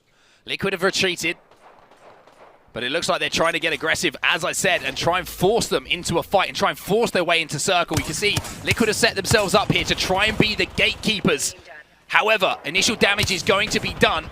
which is going to force Liquid now to back up. And Liquid kind of all over the place here in this fight. Not hitting enough shots, but all of a sudden, as I say that, they're going to pop the meds. Abralele is going to pop his head out. He's going to force Liquid now to back up. And Liquid kind of all over the place here in this fight. Not hitting enough shots, but all of a sudden, as I say that, they're going to pop the meds. Abralele is going to pop his head out of the bubble with the vault and back the team up who's trying to push. Thank you very much. We'll take that bubble, but Abralele does fall. So now it's down to Flanker and Nocturnal to survive. Nocturnal is very weak, but he's done a lot of damage. Nocturnal has to go into the void, and he's probably going to fall here. That's Liquid wiped out of the lobby, and we're down to the last 5. And now I believe our top 5 have all been eliminated. The lobby and the tournament is completely open now. And Farm Boys have a huge opportunity to force themselves into that top 5 qualification position. They found themselves a rat as well, and that should be an extra KP on the board for them and extra placement points if they can get that player wiped. They do so. What a game 4 this has been, Dan. And they just look up and they see those teams that are already waiting in that next circle, that already have that high ground, but they need to be careful about the team that is behind them, who are making a move now. You can see Tempest and Metro were there trying to arrive to that party, trying to do some damage. Milkmen, another team just outside of that top 5, will be licking their lips at the teams that have been eliminated thus far. And if they can take this opportunity, seize this moment, there's no reason why they can't be in the top 3 coming out of this game. Crispy Bacon's looking to cook someone down below with that thermite. A couple of frag grenades giving him a tickle. However, didn't manage to take too much damage. Crook now going to be taking quite a lot of damage, though. And Milkman, we've been praising them. We've been saying they've been doing great things. But they're going to have to continue to do so here. First knock in this team fight doesn't go their way. Doesn't go their way, but Mast has a great spot which he can dance behind this rock, but unfortunately Chug comes in with a couple of chugs with the Mastiff. And can he finish off this fight? It's just a Gibby on his own, does have a bubble. He relies on his teammate, he knows his teammate's going to do enough. We're down to 3. Breed Different are one of those squads. MST are another one who are on the backside of this circle and have actually managed to find their way in, but they need to be careful of these grenades. I was going to say, that's not Chug, Chug, I can't even remember the name now. God, I've ruined it. I had something really good for that. I sound like Archer. Any Archer fans out there are going to absolutely love that quote. But Farm Boys now looking to be the gatekeepers to the team, trying to push their way in. But they do manage to get that Gibby bubble down. Do they have a defensive bombardment to try and be aggressive? Stomps will get the first kill on the team pushing in, who are going to be forced to move in on them. Stomps is going to be low on HP, but it doesn't matter. His teammates are there. The EMP is going to come in and destroy that bubble, though. He needs assistance from his team quickly if he wants to stay alive. MST have red shields and they have the flank as well. Big damage with the Mastiff. Plenty of bullets to work with. This is all MST's game. They cannot throw it away from this point. Everyone retreating away from them. It's just a matter of finding these rats. MST clean up match number 4 in style. Wow, I mean, what a game 4 that was. I've got the previous games, or the total standings in front of me. If I was to tell you that the top 5, you know, if we take them out of the conversation, because they were eliminated out of the conversation, the next teams, MST, Milkman, Farm Boys, they were all involved in that final fight, which completely blows things open. Game 5 and 6, Dan, they're going to be absolutely insane now. This is going to be mental. That was a crazy game 4. There was just so much carnage in the early stages, so much eliminations of teams who have been dominating these lobbies, and the teams just outside of the top 5 had such an opportunity to break into it. Now we're going to have so many teams on very even points. This match 5 is going to be crucial just to survive to that late game, outlive some of these other teams that are so close to you.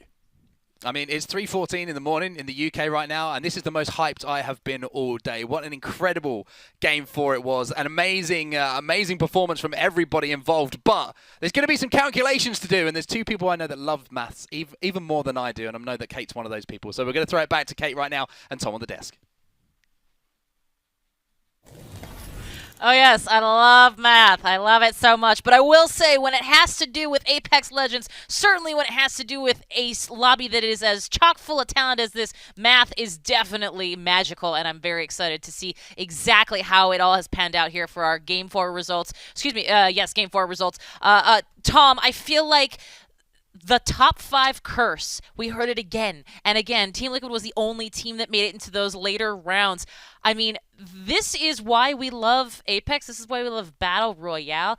Anything can happen, and I think it certainly did here in this game. It was such an exciting game right there, and I was anticipating something to be a little bit more fast-paced. This is how probably we were expecting, expecting game number 1 and game number 2 to go, but that wasn't the case. It was a very slow game to start, and now all of a sudden, teams want to fight. They want to see what they're made of. They want to skirmish. They want to get it going. Third party on top of third party. And we see teams that kind of excel in that situation would be a team like MST. Six loves to fight. He loves to take these bubble fights. SIZ loves to do that. So I look at more methodical teams like CLG, Liquid. This isn't their style. They're going to have to keep up with this now that the lobby's opened up. It's really flipped the script on exactly what's going to happen in game number 5 and 6 too. Is it going to continue to be fast-paced like that? Are they going to slow the reins back? I think we're going to continue to be this fast style pace. Well, and I gotta say, I mean, you know, the top 5 are definitely these top. It's almost like here. You know what it is, Tom? It's almost like there's the top 5 before Game 4, and there's the top 5 after Game 4. Because I got to imagine that this puts a little bit of a shaky confidence into our top 5, our cursed top 5s, I should say, because now they know, well, this lobby can really take us out, and this could open up wide like it just did. I mean, the reality is that it certainly is something that it's got to be weighing on the minds of those people, those teams that, you know, quite honestly thought they were maybe sitting pretty there for a hot second. I would probably think that we know Shroud is the team that had to be a little bit worried throughout all of that, because they, I think, are sitting in 5th place right after game number 3 happened. So MST was the team directly behind them in 6th place. They not only have a win, they have a fairly big game throughout all that. And I think it was a top-heavy lobby in terms of the kills for the 1st and 2nd place team. But just like the guys were saying, all these teams that were directly behind in 6th, 7th, 8th, these were the teams that were in that final circle. So there's a lot of placement points going on. And now this is going to be the tightest race we've ever seen. It is indeed. Let's take a look at the race results here for our game number 4. We got them ready to go. And then, of course, after that, we'll see how the overall standings have shaken out. Shook out? How they shake out. Ooh, okay, Tom. You know how much I love double digits in that kill feed here. MST really showcasing that they have done some damage, to be sure. That's going to propel them up the standings, and it's going to be a huge game for them. One of the biggest turnarounds that you could have. Right at the halftime mark, you're already sitting over towards the top 5 and 6th place. Now you come through with a huge W, not just that, double digits, so now Kate's happy as well. And you can see not many other teams picking up kills throughout all of that. The next highest was going to be Breed Different. Or is it, yeah, Breed Different. I don't know why. Is it Bread Different? I'm not sure. I mean, there's 2 E's for a reason, Tom. I think go with your gut. So I think that it's, you know, you guys are bad at math. I can't read, even though the words are right in front of me. But let's take a look at the overall standings so we can get to my strong suit, which is math, and looking at red and green arrows going up and down, because I'm pretty good at being able to tell what that is as well. Yeah, but you are. I think that it has to be MST in first, and it is. It's going to be 48 points overall, and we're talking about how many points it potentially would be to get into that top 5. I was estimating around 40. That may need to rise up a little bit, and look at how close this is. Anybody within 10 to 15 points is within striking distance, and that's literally everybody inside of the top 15. Gosh, look at this. And I will say, one of the things we've been tracking this entire time, and we've mentioned it before, and I dare say our casters and even ourselves will mention it again. CLG, number 7 right now. They were sitting pretty before. They're obviously down 3. They were right in the thick of it. The reality is that we're talking about a former summer circuit winner coming in and needing this LCQ, which is something that, you know, they're a consistent team here at Apex. They do the work, they get the results. The reality, though, is that the results right now are showing them at number 7, but it also means that it opens up, to your point, for some of these other farm boys and milkmen. Those both seem like farm-related things. Is that a thing? Did they get together and were like, you know what, Eli, EIO, let's do this? I think so, right? It's like we got old McDonald. You got a lot of different things going on. But it's tough to be CLG right now, right? Because we were talking about the pressure that a team like CLG has. But this is going to show what they're made of. We know what they're capable of. But are they going to be able to put this behind them, not having the best performance in the first 4 games? Now they're in a situation where they have to step it up. They know who's in front of them. Here's where the math really starts to settle in.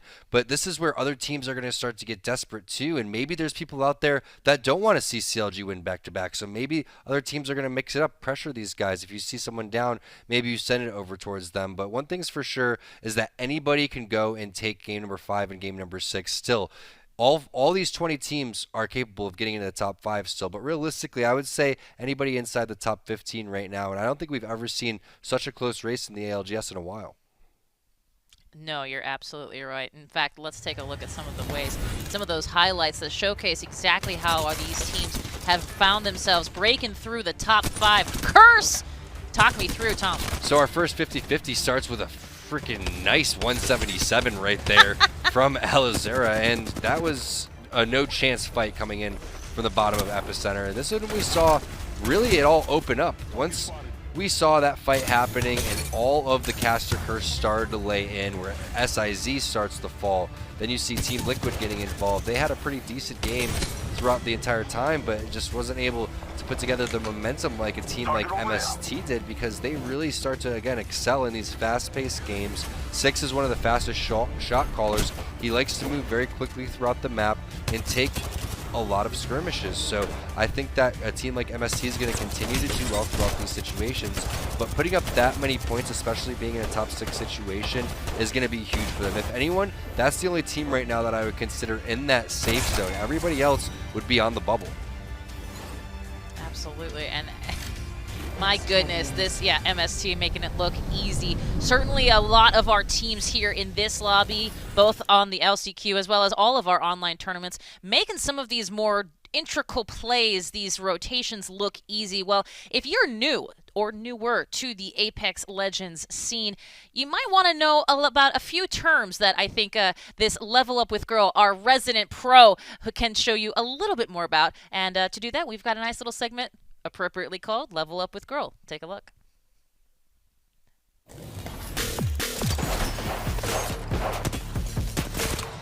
With the equivalent of 167 continuous days of Apex playtime, I know what it takes to get the most out of your gameplay. So, if you want to level up and become a pro like me, here are some terms you need to know. Let's start with cracked. Cracked is no armor. He's cracked. It's when someone damages you to the point where you no longer have shields left. Cracked? No, calm down. You can be cracked and you can force others to crack. Cracked? Next up, batting. Need to recharge my shields. This lets your teammates know that for 5 seconds you'll be healing. You're going to be undercover as you charge up your shield battery. Batting? Basically it means you're vulnerable, so an enemy team might push you. If your team didn't do any damage to the opponent, and then you say, I got cracked, I'm batting, your team should be flying more passively or covering fire for you. Recharging shields. This next term means that you are doing your job right.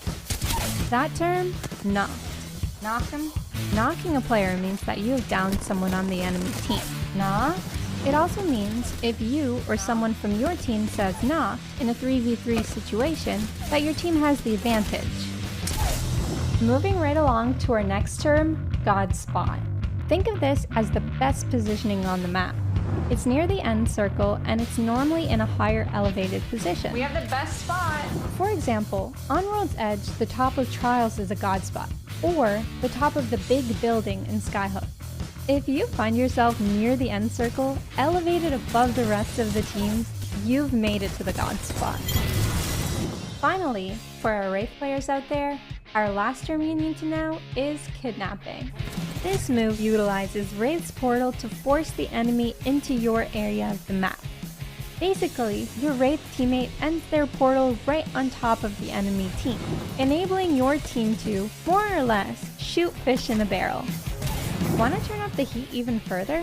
Consider starting the portal from an elevated position, so that when you kidnap the enemy, they fall down and they can't get back in. Keep these terms in mind the next time you jump into a game. Man, I'll tell you what, Tom, we're lucky to have all of you here as analysts, as casters. Excited that we have this Level Up with Girl that allows our newer members of the community to get an understanding, a better understanding, certainly, of some of these terms and some of these things that I think our pros are showcasing beautifully during the Apex Legends Global Series. Yeah, some great callouts there. My most common callouts are recover my banner, where's my help, I'm down, help me, res me.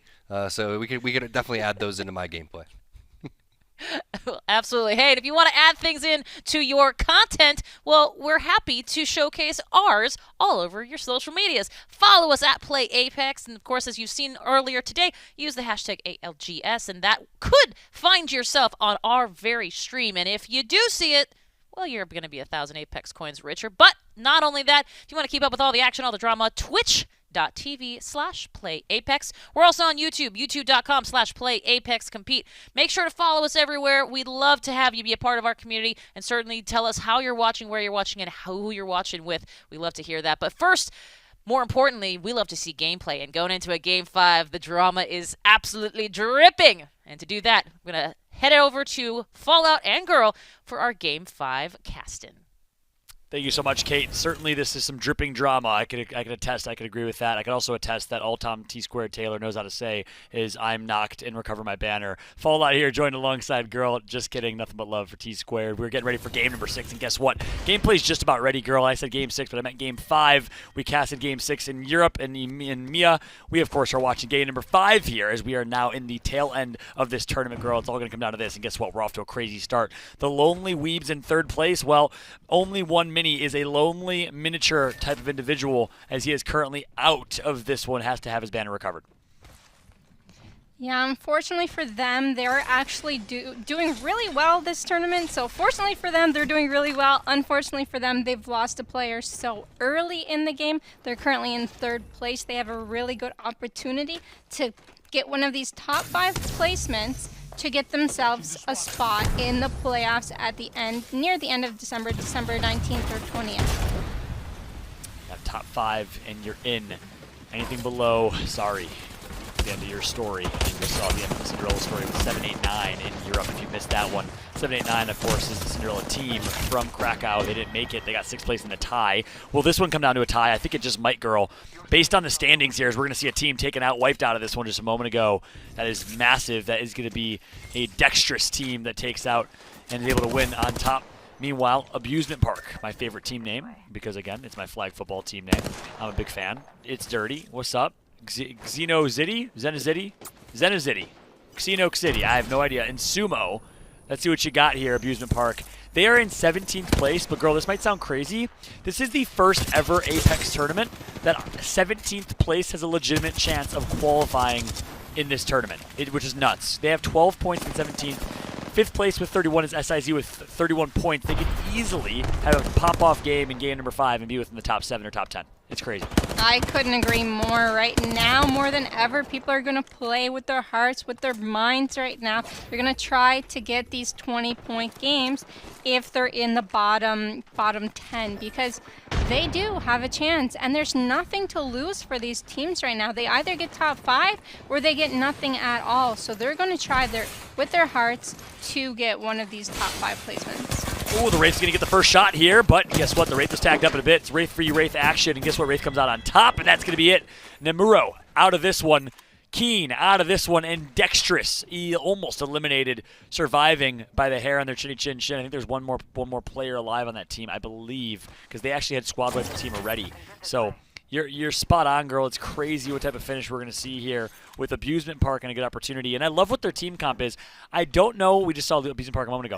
I don't know if they were playing Bloodhound in previous games, but if you are in 17th place with less than 15 points, you got to play aggressive. You got to ape a little bit. When we say ape, back to terms, level up with Girl here. Girl, what do we mean by ape? What we mean by ape is if you're playing mouse and keyboard, you're W keying. If you're playing controller, you're a left analog stick up, I think. I'm not 100% left analog sure. stick upping, yes. Yep. It's so you're you're going forward is basically what aping means. You're going forward and you're going strong. You're playing with a lot of confidence. Confidence is what you need because these players, they already have the skills. They already have the zone knowledge. They already have rotation knowledge. But it's the confidence, it's the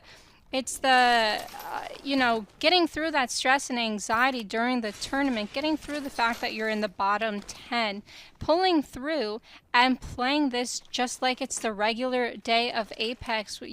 These guys, you know, they're competitive already. You either need a Bloodhound or maybe like what Shiv FPS would say is pull out that Bangalore.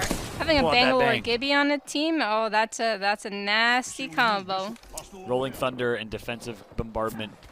Of course, the Wombo combo is too strong. And yeah, Ape, you're spot on. You want to play aggressive like an ape fighting a silverback gorilla. An ape's going to win that fight every single time. So that's what we mean by ape, is play aggressive, as Girl just mentioned. Or in other words, W key or left analog stick up your opponents.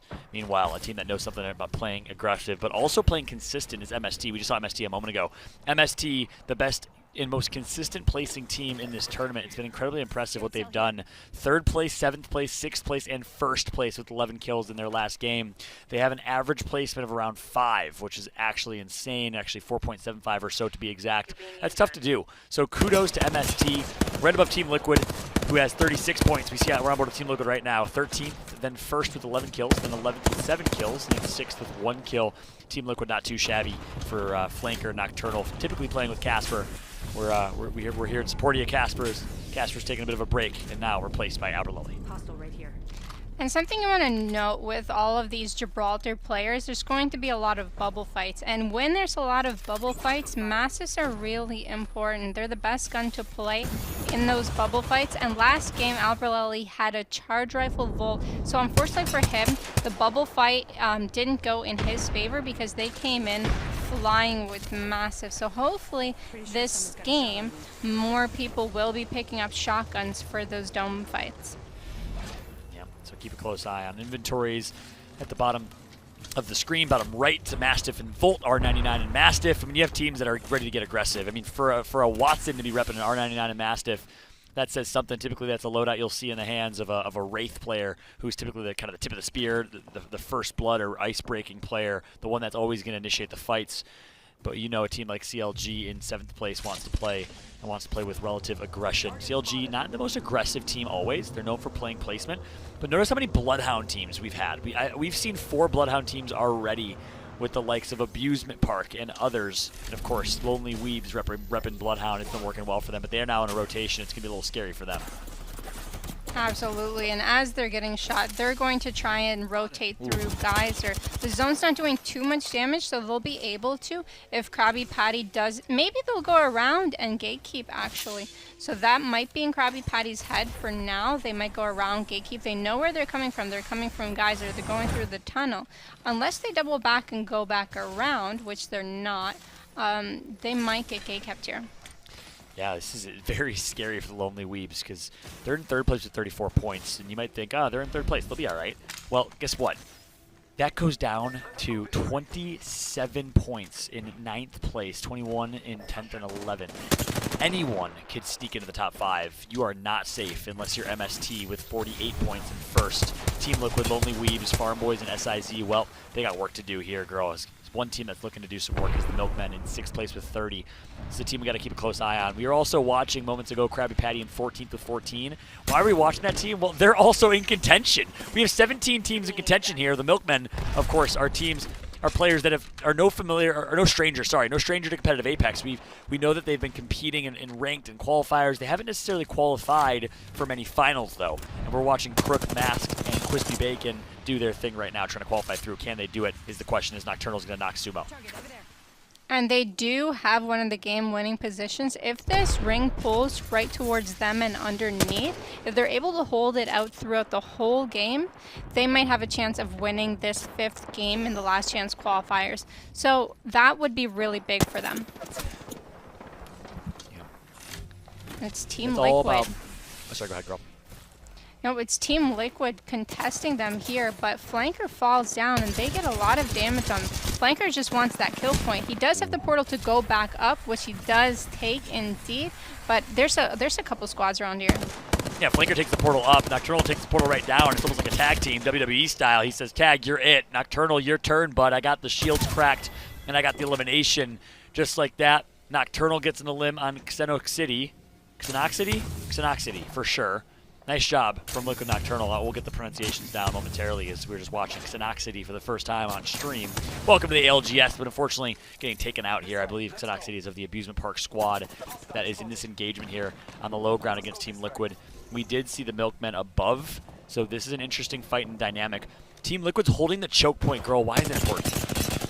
It's important because this is a spot where they could get kill points as they just did, and it's a really good rotation to get the high ground. If they end up pushing later on, they're going to be in contestant to get that game-winning position, which is just above them potentially if the zone pulls towards them. And if you saw Albrelelli's loadout, he was Charge Rifle Massive this time instead of Charge Rifle Volt, which is going to be really important for those bubble fights. I bet after he died last game, he's like, I wish I had a Massive, man. I wish I had a Massive. Girl, one thing I want to point out here, and by the way, your insights on Albrelli are spot on. He's been repping the charge rifle and the Volt now is learning from his lesson. But we just saw Krabby Patty continuing to gatekeep. When we say gatekeep, we mean you are the keepers of the gates. You are the gatekeepers that are disallowing people from outside the ring to enter into the circle. They did that all the way towards Respawn Village and Fragment, and then it predicted the rotation of Only One Mini & Co.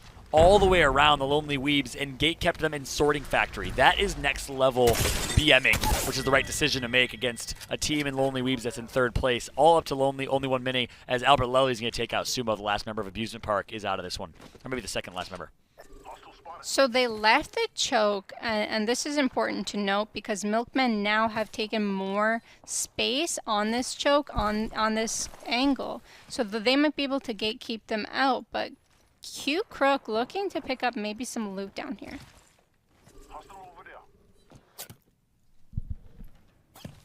Things are slowing down here a bit as we are now at this point in the roller coaster. I always use this metaphor in Battle Royales and particularly Apex. Apex is like a roller coaster. You build up hype momentum. There's an early drop on the initial, maybe a 50-50. Then things slow down and you get ready for the second drop, which is in rotations and gatekeeping ready to drop, which is the late game. We're nearing that late game right here, right now, in game number 5. It's Chug Jug Doug, my favorite human being in this lobby, just based on gamertag alone. Dude, the Dougie Danny is in second place right behind him. Part of Breed Different, just trying to survive. They're going to do exactly that. Meanwhile, Albrelli takes out Crook. And the zone did shift, maybe a little bit hard.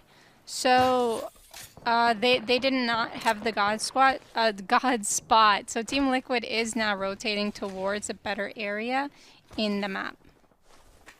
Yeah, they did drop their choke spot and gave it up in favor of a few kills. Kill points are good, especially when you're playing a Bloodhound team composition. We talk about how healthy the meta is right now. When we say that, what do we mean, healthy meta? We mean that Apex Legends right now has 7 or 8 very viable, Bangalore included, because my man Shiv proved it, all right, legends that can be played in competitive, which is amazing. You don't see Lifeline. There's certain legends you didn't see Bangalore until Shiv said, yeah, you do. And you don't see, for now at least, you don't see Horizon. I think we will next season as the meta starts to stabilize a little bit. But it's great to see how healthy the meta is. Meanwhile, Bloodhound is one of the recent additions to that meta about 3 months ago when we saw Complexity start to use that, and other teams followed suit. Watching these pros use the Massive is quite inspiring. There are still a lot of people in chat saying, my Massive only hits for 14. Well, watch these pros. If you hit your shots quite right, 98, 98, 112, you see it here and try and mimic it in your own games.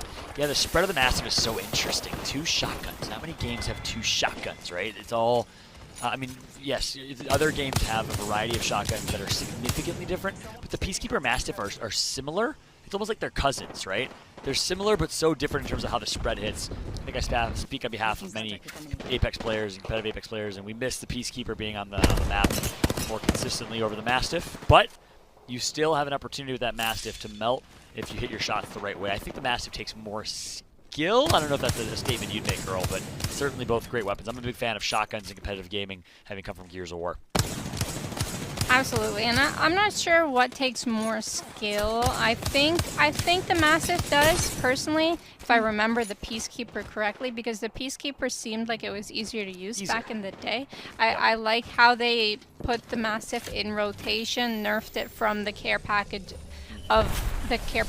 weapon damage, and I'm really liking the meta, as you said, so far. SIZ, one of our top 5 teams right now, they're in 5th place. Team Liquid in 2nd place, so we still have our top 5 teams in this game as of now. And Albrelelli absolutely slaying out this whole game. He's getting kill points upon kill points wherever he can. Flanker doing in a lot of damage here. He's trying not to take too much storm damage. He'll be alright. He's going to help Nocturnal there near the edge of zone. And wow, what a nice 67 spray by him.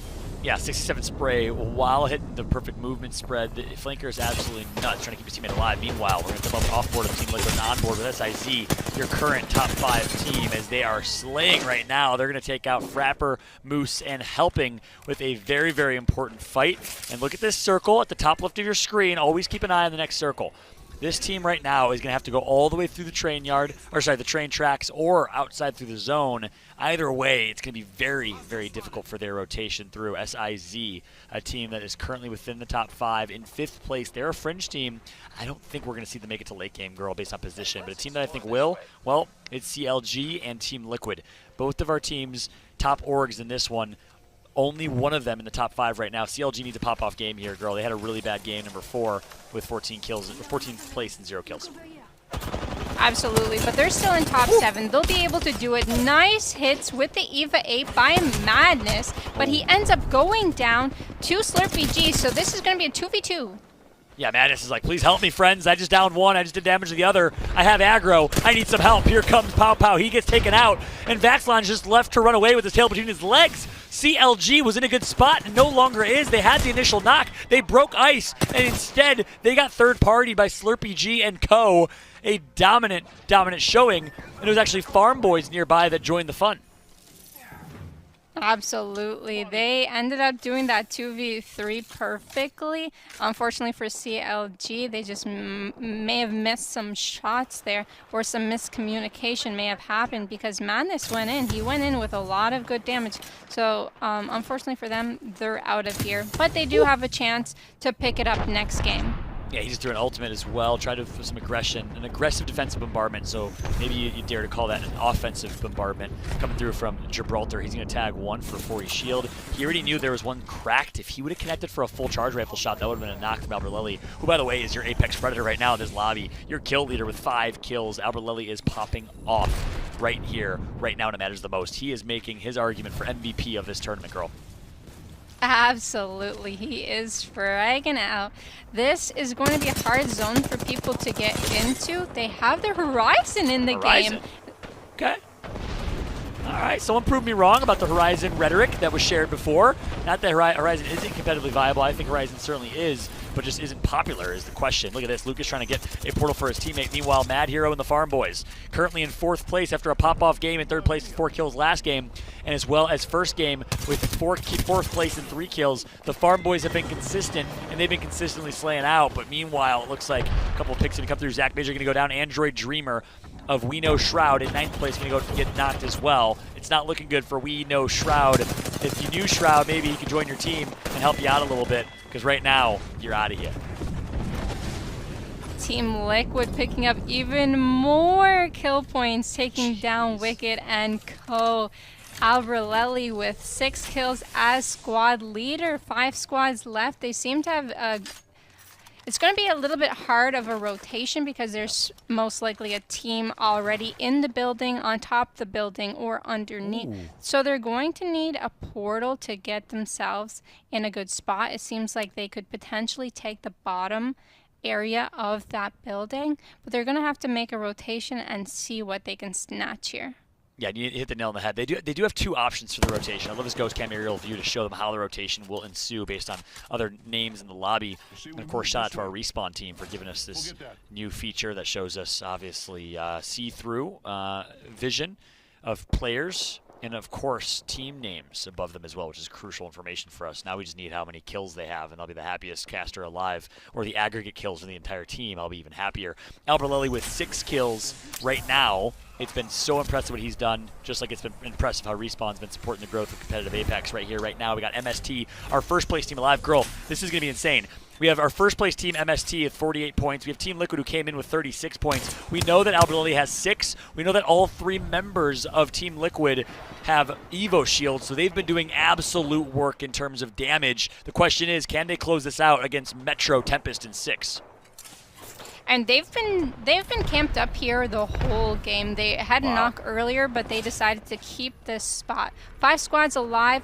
Team Liquid taking in a lot of damage. Actually, Flanker looks like he's in trouble right now. Hundreds, RME also in trouble right now. He's doing the damage. He got the kill off, but his teammates are both down here. He might be able to get the revive off. Big pick and big revives coming through. They're going to survive. RME will be able to heal back up. Guess what? Team Liquid nearby as well. Girl, I love the decision from MST to just post up and hold their position because they're in first place. They recognize all we need is a top 4 finish, top 3 finish, a few kills maybe, and we will secure ourselves a continued top 2 placement. Placement is crucial. This is the best average placing team in the finals, and this is why. Metro Sick, a veteran in his own right. Metro, a rising star from the online tournament series with that Solo Fide God Squad that I miss casting so much. Metro, a phenomenal story in his own right, and of course, complemented by Tempest, former teammate of T-Squared. This is a great team, girl. I like what I'm seeing out of MST, and I always mention it, but kudos to Metro from going from competitive college football player to professional Apex player, playing on controller, representing well, is Metro, the GOAT himself. Absolutely, and if you haven't played Apex in a while, you could see the slight map changes that they have added to the map. There is that open area behind this building with the pathway that hasn't been there before. So that's where we're seeing Dudes Night Out, where they're taking advantage of this spot. They have the high ground, they have the zone, so technically they are in the perfect position right now to take this home this win. Yeah, 4 squads remain. We got RME, we got Dudes Night Out, we got Team Liquid, our number 2 team, who's been popping off this game. And of course, we have our champions of the lobby, it's MST, and guess what? It all comes down to this, our final fight. The ring is closing. RME is healing up. They're going to survive for now, but guess what? There's a Bloodhound in the lobby. We saw Crypto earlier. Who is the Crypto? Are they still alive? The scans come through. 2 Bloodhounds. Aves representing Bloodhound. We'll see if he can get the eliminations, girl. Absolutely, and Dudes Night Out still with the best spot of this lobby. He goes down, he has an alternator. Abe is trying to get some damage, trying to put people into bad positions over here. This is very risky. He's here on his own, but he wants those kill points. He's thirsty for these kill points, and he knows his team has his back with that high ground cover. I love how Dudes Night Out is playing this right now, perfectly recognizing their opportunity to win this by positioning alone, not getting too over antsy or over aggressive, and just like that, goodbye and good night to one of our squads. Liquid's still alive, but that's MST. They are out of this one. Can Team Liquid beat Dudes Night Out? It's a firing range. They are literally just setting up right now and making it look so easy as they hold high ground and just watch all the peasants fight each other one by one by one. Dudes Night Out is perfectly positioned to win this one, and you gotta think, unless Team Liquid can do something miraculous, this is Dudes Night Out's game. I'm very curious as to what the comms were for not pushing in and third-partying the last 2 squads fighting. But Team Liquid, they do have a chance here. They have triple red armors. They are getting annihilated on the top of this roof, but they might be able to pull something off with the Gibraltar ultimate. Great shots. I believe Dudes Night Out don't have the best loot because Avis is still blue armor and alternator. So something might end up happening to him. Nocturnal looking for a pick here. Here comes the push. Alberlelli's barely going to get the dome shield off. It's not going to be enough. 3 versus 2. Flanker and Nocturnal, all eyes on you. You got to pop off right now. You can't get the revive. There's no way that they're going to let that happen. They're ready to let you survive once. They gave you a second chance, and guess what? They're not going to do it again. Waiting for the portal, perfectly positioned is Aves. Well played right now, perfectly played if you will. 3 versus 1, good night to Team Liquid. Dudes Night Out is the champion of game number 5. Girl, that was huge because they were in 10th place with 21 points. Quite a few kills, and first place is going to get them to at least 34. which just might sneak them into the top 5, we are going to have an even crazier game number 6 for the North American Finals. I can hardly believe it, girl, with how insane our EMEA Finals were just moments ago, just hours ago. Absolutely. The adrenaline must be pumping for everyone right now. Dude's Night Out played that actually pretty perfectly. I thought Aves was in a risky position. He took the high ground. He had an angle. Both of his teammates had an angle as well. So Team Liquid just couldn't get to the high ground, couldn't get to an even position with them to trade shots. They were just getting annihilated from above, and Dude's Night Out ended up winning that game. So congratulations. Yeah, they took advantage of the terrible position that Team Liquid was. And you got a little critical there for a second, rightfully so, saying, why didn't they third party? Well, that's why. I mean, no matter what Team Liquid does, even if they heal back up, they're so perfectly positioned. Team Liquid has one play there, and everyone in the lobby, everyone watching the chat probably knew what their one play was. It was drop a portal high ground and try to use Gibraltar Dome Shield to survive. If only Albert Ludley just dropped that Dome Shield a little bit quicker, not sure why he took so long to drop it. I think they would have stayed alive and given themselves a fair fight, but instead they are not able to do it. But they did have a great game, so Team Liquid certainly is going to put themselves in a potential first-place spot. We'll find out, though, because they were a significant lead behind. I think it's going to be MST in first, but we'll find out the standings and more by throwing it back to Kate and T Squared at the desk. And thank you, one and all. Thank you so much for bringing us that drama. I got to tell you, I mean, this is such a masterclass. It's such a reminder that even though you're at the top of our leaderboards, don't let that let you slip. Don't let that keep you from going as aggressive as you can, certainly, because we have seen time and time again that those teams come out of the woodwork and can throw down, and they did that this time with the Dude's Night Out. This LCQ is absolutely insane. It's wild. It's everything you want to see from an Apex Legends tournament, especially when so much is on the line trying to make it into the playoffs and only 5 spots are available. So we're seeing everybody fight tooth and nail. Our 10th place team, Dude's Night Out, comes through with a huge W. And now we're going through a point in time where there's about 10 to 15 teams again that could come into these spots. I have to go and look at the overall leaderboards, and we're going to go through the standings shortly. But it's going to be an insane race. I thought that we had a crazy race with EMEA. Now we're going through and again have maybe 1 or 2 spots secured. There's at least 3 spots up for grabs here. Absolutely. Well, let's take a look at those Game 5 results. Of course, remember, this is Game 5 of 6. The last chance of the Last Chance Qualifiers is coming up right away here as soon as we are done breaking things down. So that's something to mention. Oh my goodness!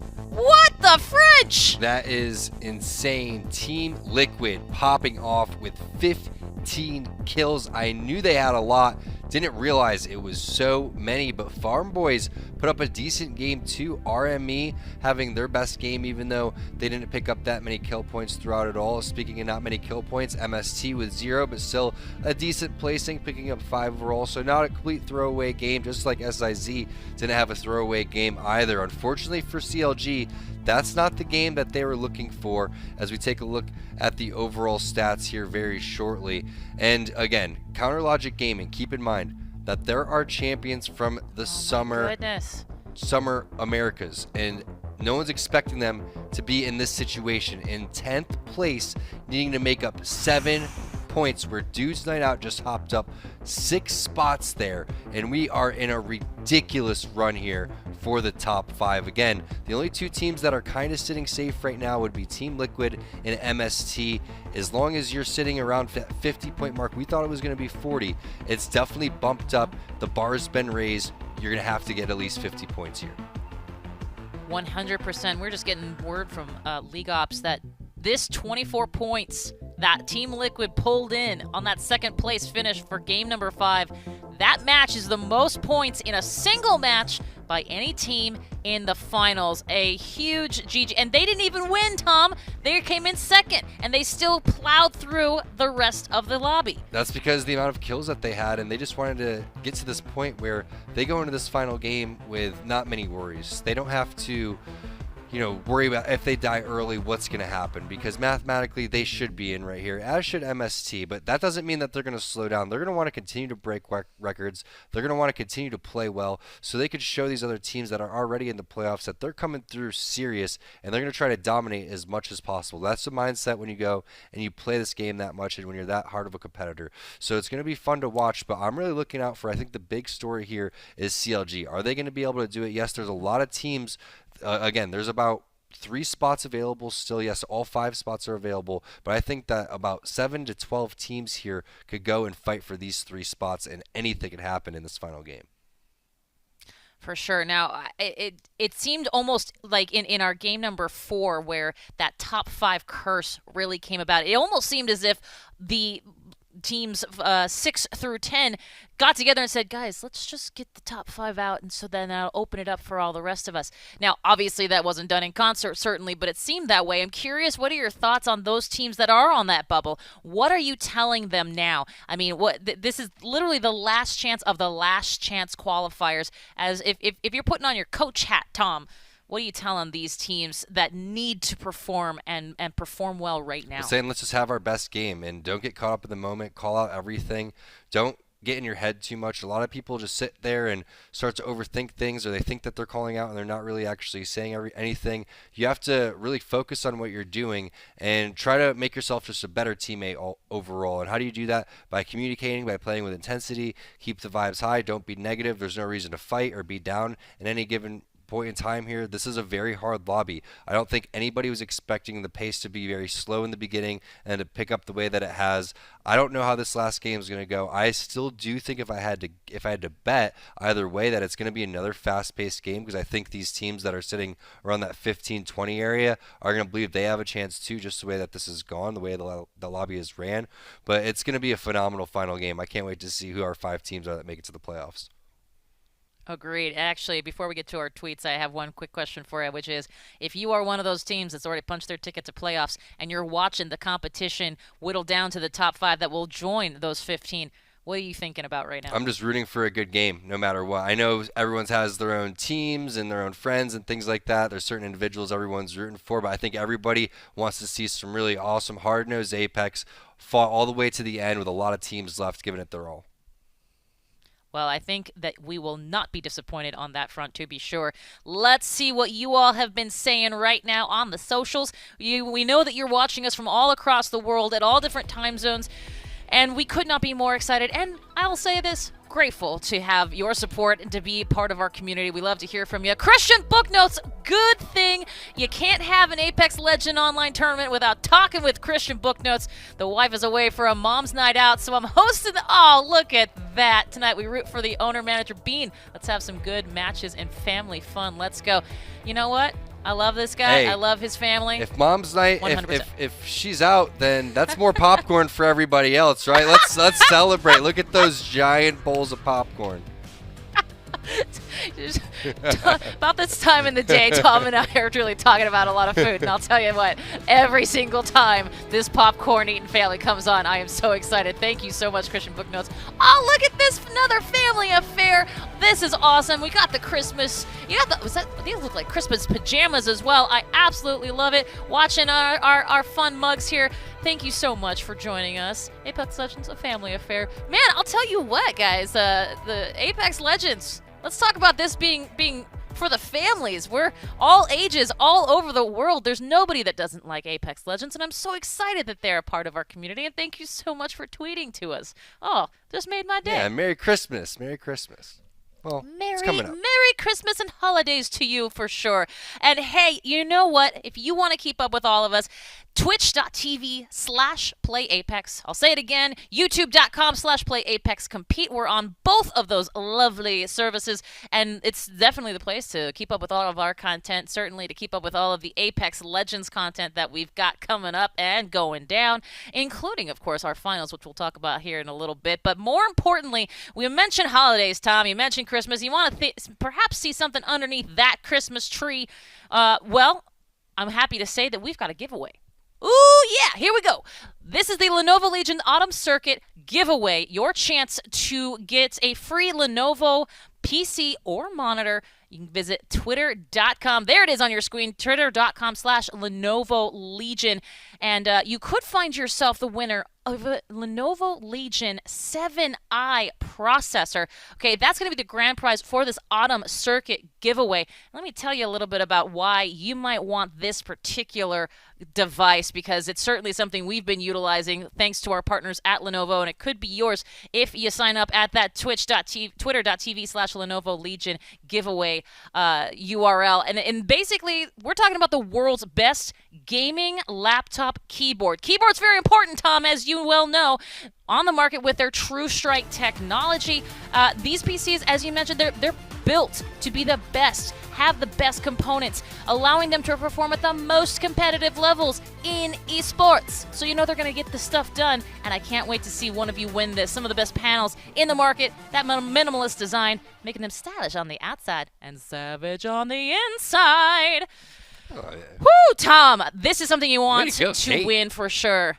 Thank you. Thank you very much. But more importantly, a huge thank you to Lenovo for outfitting one of our fabulous viewers with that giveaway item. And we've been utilizing them all season long. And a huge thank you to Lenovo, of course, for their partnership here. But you know what? The game is starting. Tom, we're going to jump right in with Onset and Gaskin. Boys, take it away. Game number 6, our LCQ. Get hyped. Woo. Don't worry, Kate. You don't have to ask me twice. I am already hyped for the final game of the ALGS LCQ. Gaskin alongside me. We have the pleasure of taking you through who will find those final 5 places, or the final 3 places, with Liquid looking so strong at the top. But Dan, this is basically a season ender for a lot of teams here, and it's a season maker for a select few who can make it through to that playoffs. It couldn't be tighter, though. Liquid did that last game. They've kind of solidified their place, which, like I previously mentioned. But for the rest of the lobby, I mean, I'm looking across the stats in front of me. Anyone who has a big game here has a chance of making it. If you slip up, you're out. Well, 10th place is only 7 points behind 5th. And who's in 10th place? CLG, a team that we would have definitely expected to get to the playoffs. I will be so shocked, so surprised if they do not make it into the playoffs. They need a game here. They cannot afford any mistakes. One slip up and they are out, and they are not going to have a chance to retain that title that we saw them win in the summer circuit. But there's a lot of teams who are going to be fighting for those same top 5 positions, Mark, and I'm going to do my best to keep up with all the points totaled out for these teams to see who is going to be in this top 5. Well, no messing about, ladies and gents. It's time to get into our final game of the day. We thank you for joining us wherever you are in the world. Shout out to everybody in the Americas who's watching at the moment, wherever you are. Like I mentioned, if you're in Europe, thank you for staying up and staying hyped with us. I'm sure that you've got your eyes glued to the screen, much like everybody else does as well. The last game, though, Dan, a much higher pace. Teams desperate to get points on the board to try and force themselves up the leaderboard. Are you expecting the same in our final game here? I'm just expecting the unexpected. Anything that you think is going to happen in this game probably won't, and it's going to be completely different. Every time I think we're going to have some normality, we're going to have methodical play, suddenly people are aping each other, people are W-keying, people are looking for those kills, people are nervous, Mark. This is the last chance qualifier, your last shot at getting into those playoffs. It's not about prize money, there's no ALGS points, it's about that pride, getting into those positions, getting into those top 20 teams in North America. And of course, you will guarantee yourself some prize money once you are in those playoffs. But right now, you're just focusing on getting into that top 5. Lonely Weaves are just outside of the top 5. They are 2 points adrift from Dude's Night Out. They have a fantastic chance of getting one of those playoff spots. But again, they can't afford to make a mistake. It was Team Cheese who the other team who are at Overlook at the moment. It looks like Lonely Weaves have decided to leave that fight and rotate out as well. But just looking across the loot pool here for them, not the strongest. 3 white armors to work with. However, they do have a charge rifle to try and get those charged up. But only 24 bullets to work with as well, and no scope either to make those shots a little bit easier. We're going to jump over to Team Liquid now, who have pretty much solidified their place with a monster game number 5. They're going to be doing their usual looting path here as they make their way through trials to pick up this extra loot that will drop for them. What a performance that was. Even though we're going to say here that Team Liquid have pretty much solidified their spot, what a way to do it down. One of the record equaling performances for points in that game 5. I'm just happy to see Albrelli back involved and performing at his best. Very excited to see what they can do in playoffs, because you're right, 60 points is going to be enough. It would take a miracle for that many teams to catch them up. 54 points was the cutoff in EMEA. It was 2 teams on 54. It was actually tied in the EMEA region. I don't think we're going to see that many teams reach that 54 necessarily here, but around 50 is probably going to be the cutoff, I would say, in North America. And you want to find yourself just above that so you don't find yourself in that tied situation that happened in the EMEA region. Lonely Weebs, they dissipated from their drop zone, but they have found themselves under a little bit of pressure here. So they do need to be careful, because if they fall, that is going to be their chances of top 5 out very early on. Yeah, they're currently just outside, like you mentioned. And they need to have a performance here, but 1 minute's going to go down. Bad news for Lonely Weebs. Moose's going to be taken down to 1 HP as well. The question is, can they get the recovery or the res onto Mini here? Thank you. Or is it going to be a case of retreating and hoping that they can survive in this position? But for Lonely Weebs, well, a nightmare start for them. I made a little mistake earlier, calling assist observers.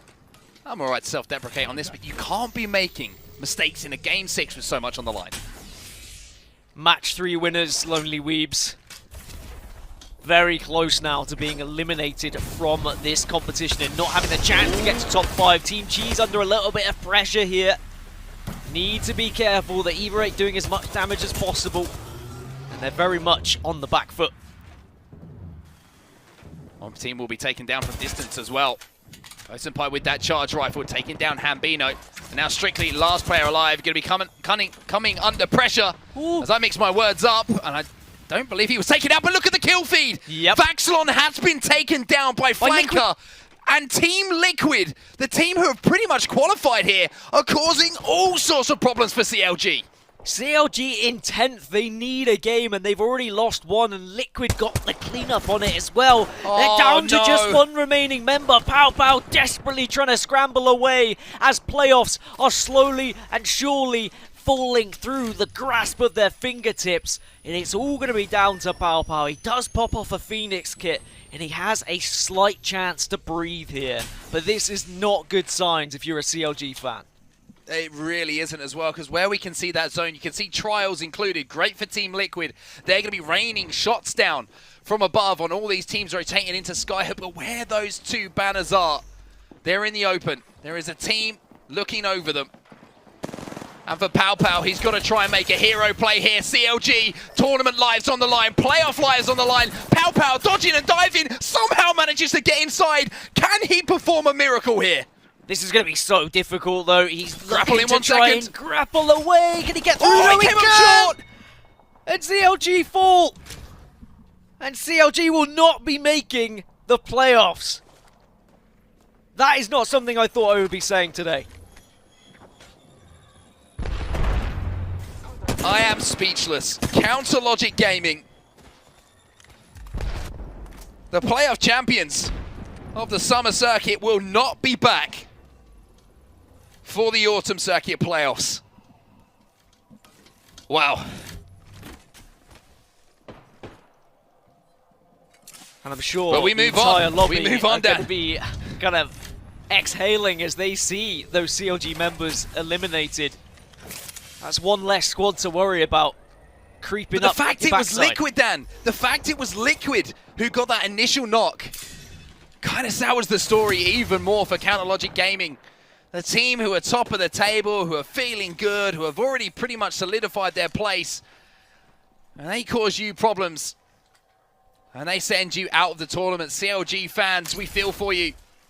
CLG players, we feel for you even more. But that means we're going to have a new autumn circuit playoff champion. And it means that we still have places to be decided here in this game number 6. But what a moment we've just seen. And just a final note on that CLG moment. The team to actually finish the kill, it was Melandros. They're in 20th position. Well, if that's not a dagger, I don't know what is. But moving on with this game now.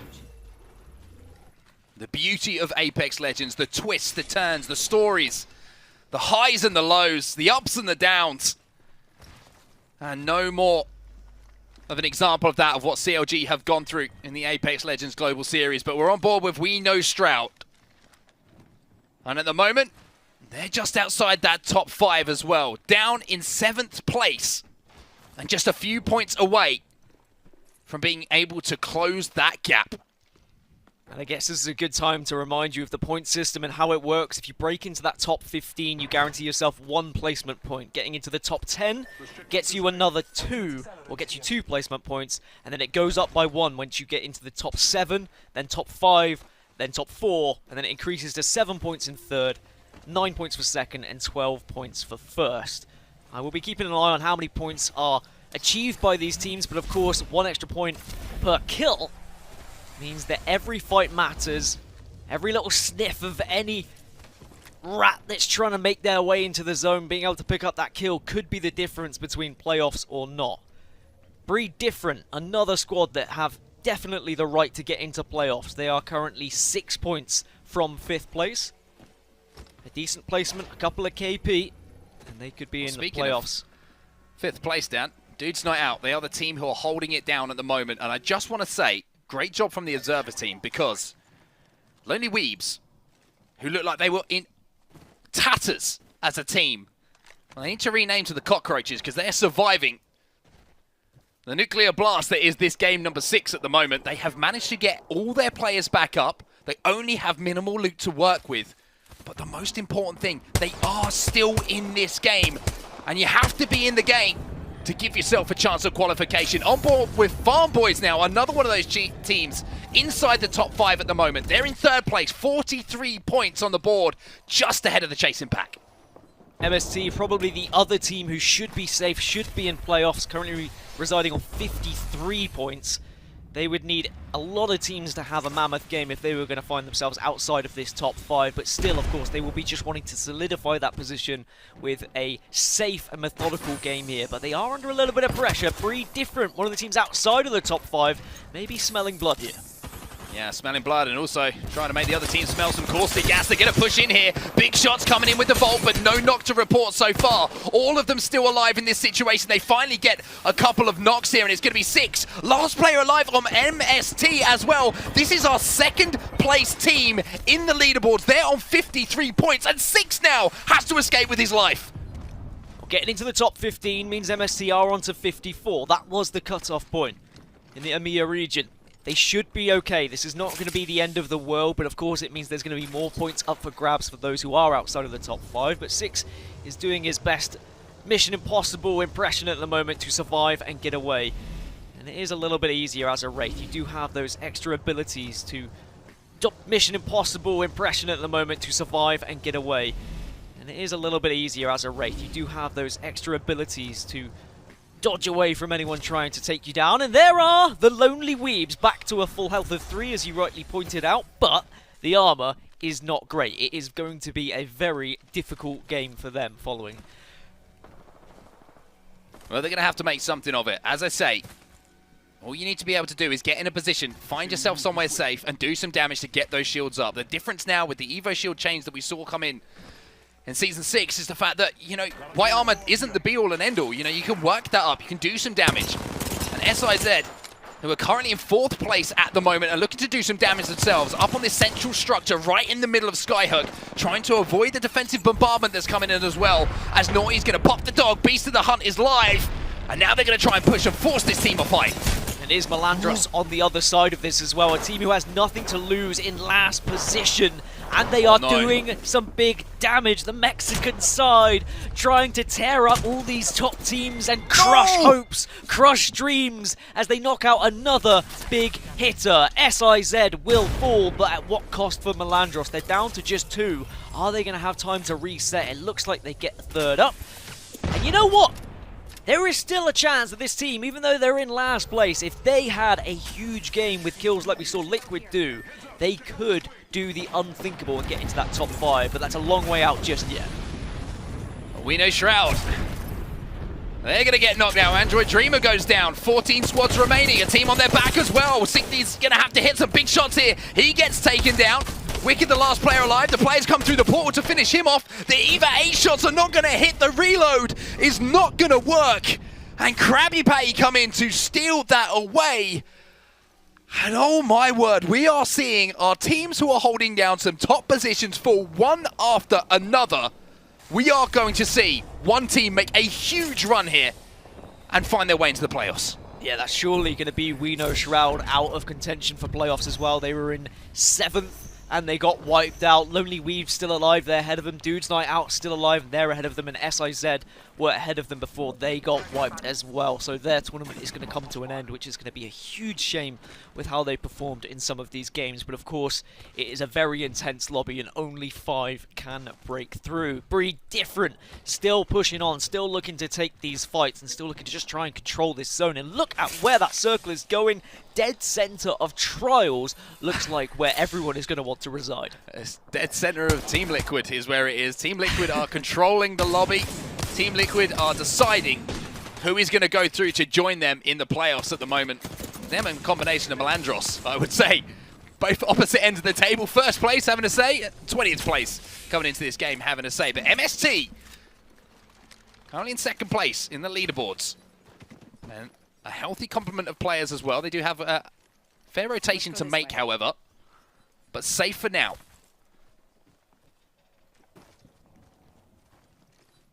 I'm still just completely taken aback with how this tournament has gone. So many teams that I expected to be a little bit higher. I mean, CLG is, of course, the big hitter. If you've just joined us, CLG were eliminated earlier and will not be in playoffs. And really, it was Team Liquid's fault. They were the one who did the initial damage. They sent CLG on a mighty run away from them. And Melandros cleaned them up. Things slowing down ever so slightly, Mark. Sorry to jump in here, Dan, but something that we just didn't mention. 6. He's managed to get both of his teammates back into the game here. Somehow he managed to get both of those banners from that fight that we saw around Countdown. He managed to get out with his life. He's managed to get the banners, and now look at this. Tempest and Metro back in the game, although for how long, as the bubble's going to be forced now as those shots hit hard. Yeah, MST just trying to survive, get a couple of placement points to ensure their place in the top 5, but 6 after all his work will fall. Tempest is going to be 2nd, and now it's all down to Metro. A little bit of a bubble fight, but he knows he's not going to be wanting to take that one. He's getting sprayed, he's getting third party, he's getting griefed. He's going to have time to get a battery off, but now he has to go for the hero play of trying to survive. As I said, I don't think it's going to be too detrimental if they are eliminated. They should have done enough anyway, but of course, there's always going to be that bit of anxiety. What if we saw 4 teams behind us have massive games with lots of KP shared between them? There's always that possibility of it happening, so they'll want to ensure themselves at least a top 10 finish here. So Dudes Night Out. They're up on the side of Trials at the moment, right in the northern side of it. Amusement Park, they're going to be in a fight themselves as the shots from the Vault are going to hit pretty hard. Unfortunately, the Hemlock wasn't reloaded, which is going to force Sumo to back down momentarily, but they do finally finish off Metro. And it's going to be the last player from MST eliminated. We're down to 10 squads. Half of the lobby has been scythed down in this game number 6. One team who is still alive is Breed Different. And they are down in 8th place, or 9th place, I want to say. They're one of those teams who are chasing. They're one of those teams who might well be able to force their way into a playoff spot. Yeah, one of the teams that could take the playoff spot off of the likes of SIZ, who were in 4th on 41 points, but of course we did see them get eliminated earlier. It's going to be how much KP they were able to pick up. Breed Different have lost one though. Do the Dougie Danny. I'm not telling myself to dance. He has been knocked, and it looks like the rest are going to try and portal him out. The portal has been successfully planted, and they should be able to pick him up and reset. It doesn't look like the other team's going to be pushing them just yet. So, Breed Different still survive, still push on, but they just have to be so careful. Well, Jug, Doug. I took my time to get that out, and I still managed to almost twist my words. And he's going to escape with his life, and all of that team will escape with their lives for now. Dudes Night Out. And there's a little bit of irony here. I wonder where this circle is going to be pulling, because I'm sorry to bring it up, CLG fans, but CLG solidified one of their positions with the circle very similar to this in our summer circuit. And we also had that epic North versus GSD finish around Trials as well. Where GSD, I mean, if you wanted a picture to be painted on how dominant they've been in this lobby, well, here it is, looking down on the peasants in front of them, looking down on everything they own, everything they control. And Abralele, for me, has been the MVP of this tournament so far. I'm sure there are a lot of people that would love to consider themselves MVP, but I think you're right. When you look at what he's done and what he's achieved with these two players that he's joined up with on Liquid, I mean, they all deserve the praise, if I'm completely honest. But if you had to pick one, it's just with how Abralele's played. It has been second to none. Lonely Weebs, though, after such a tough start, when it looked like it was all going to be doom and gloom, they are center circle, and they've managed to get some shields. They were 2 points behind Dude's Night Out, 6 points behind SIZ, who were eliminated. They have a chance of getting into this top 5 still. Team Liquid under a little bit of fire, but they have a bubble to protect. Yeah, they've got Thermite's going to be doing a heck of a lot of damage as well, and there's a couple more grenades for you to try and hold. Here goes Flanker moving in through the smoke, through the fire and the flames to try and hit some shots himself. They're going to get one of the knocks as well. The defensive bombardment will finish off another, and I think that unfortunately for anyone who comes up against Team Liquid in this lobby with the way that they're gelling together as a squad, it's pretty much curtains for anyone who dares to take that fight. Ooh, Bree Different taken out of the game as well. This is great news for those who are in the chasing pack. Bree Different were 6 points short of 5th place. I don't think they will have done enough to get to playoffs. It's all going to come down to the KP yet again. But it's going to be a team like Lonely Weebs here, trying to survive, push into that top 5, and secure yourself some extra KP and those placement points. This would be a miraculous game for them, but from behind, out of nowhere, someone from wrestling, the RKO hits.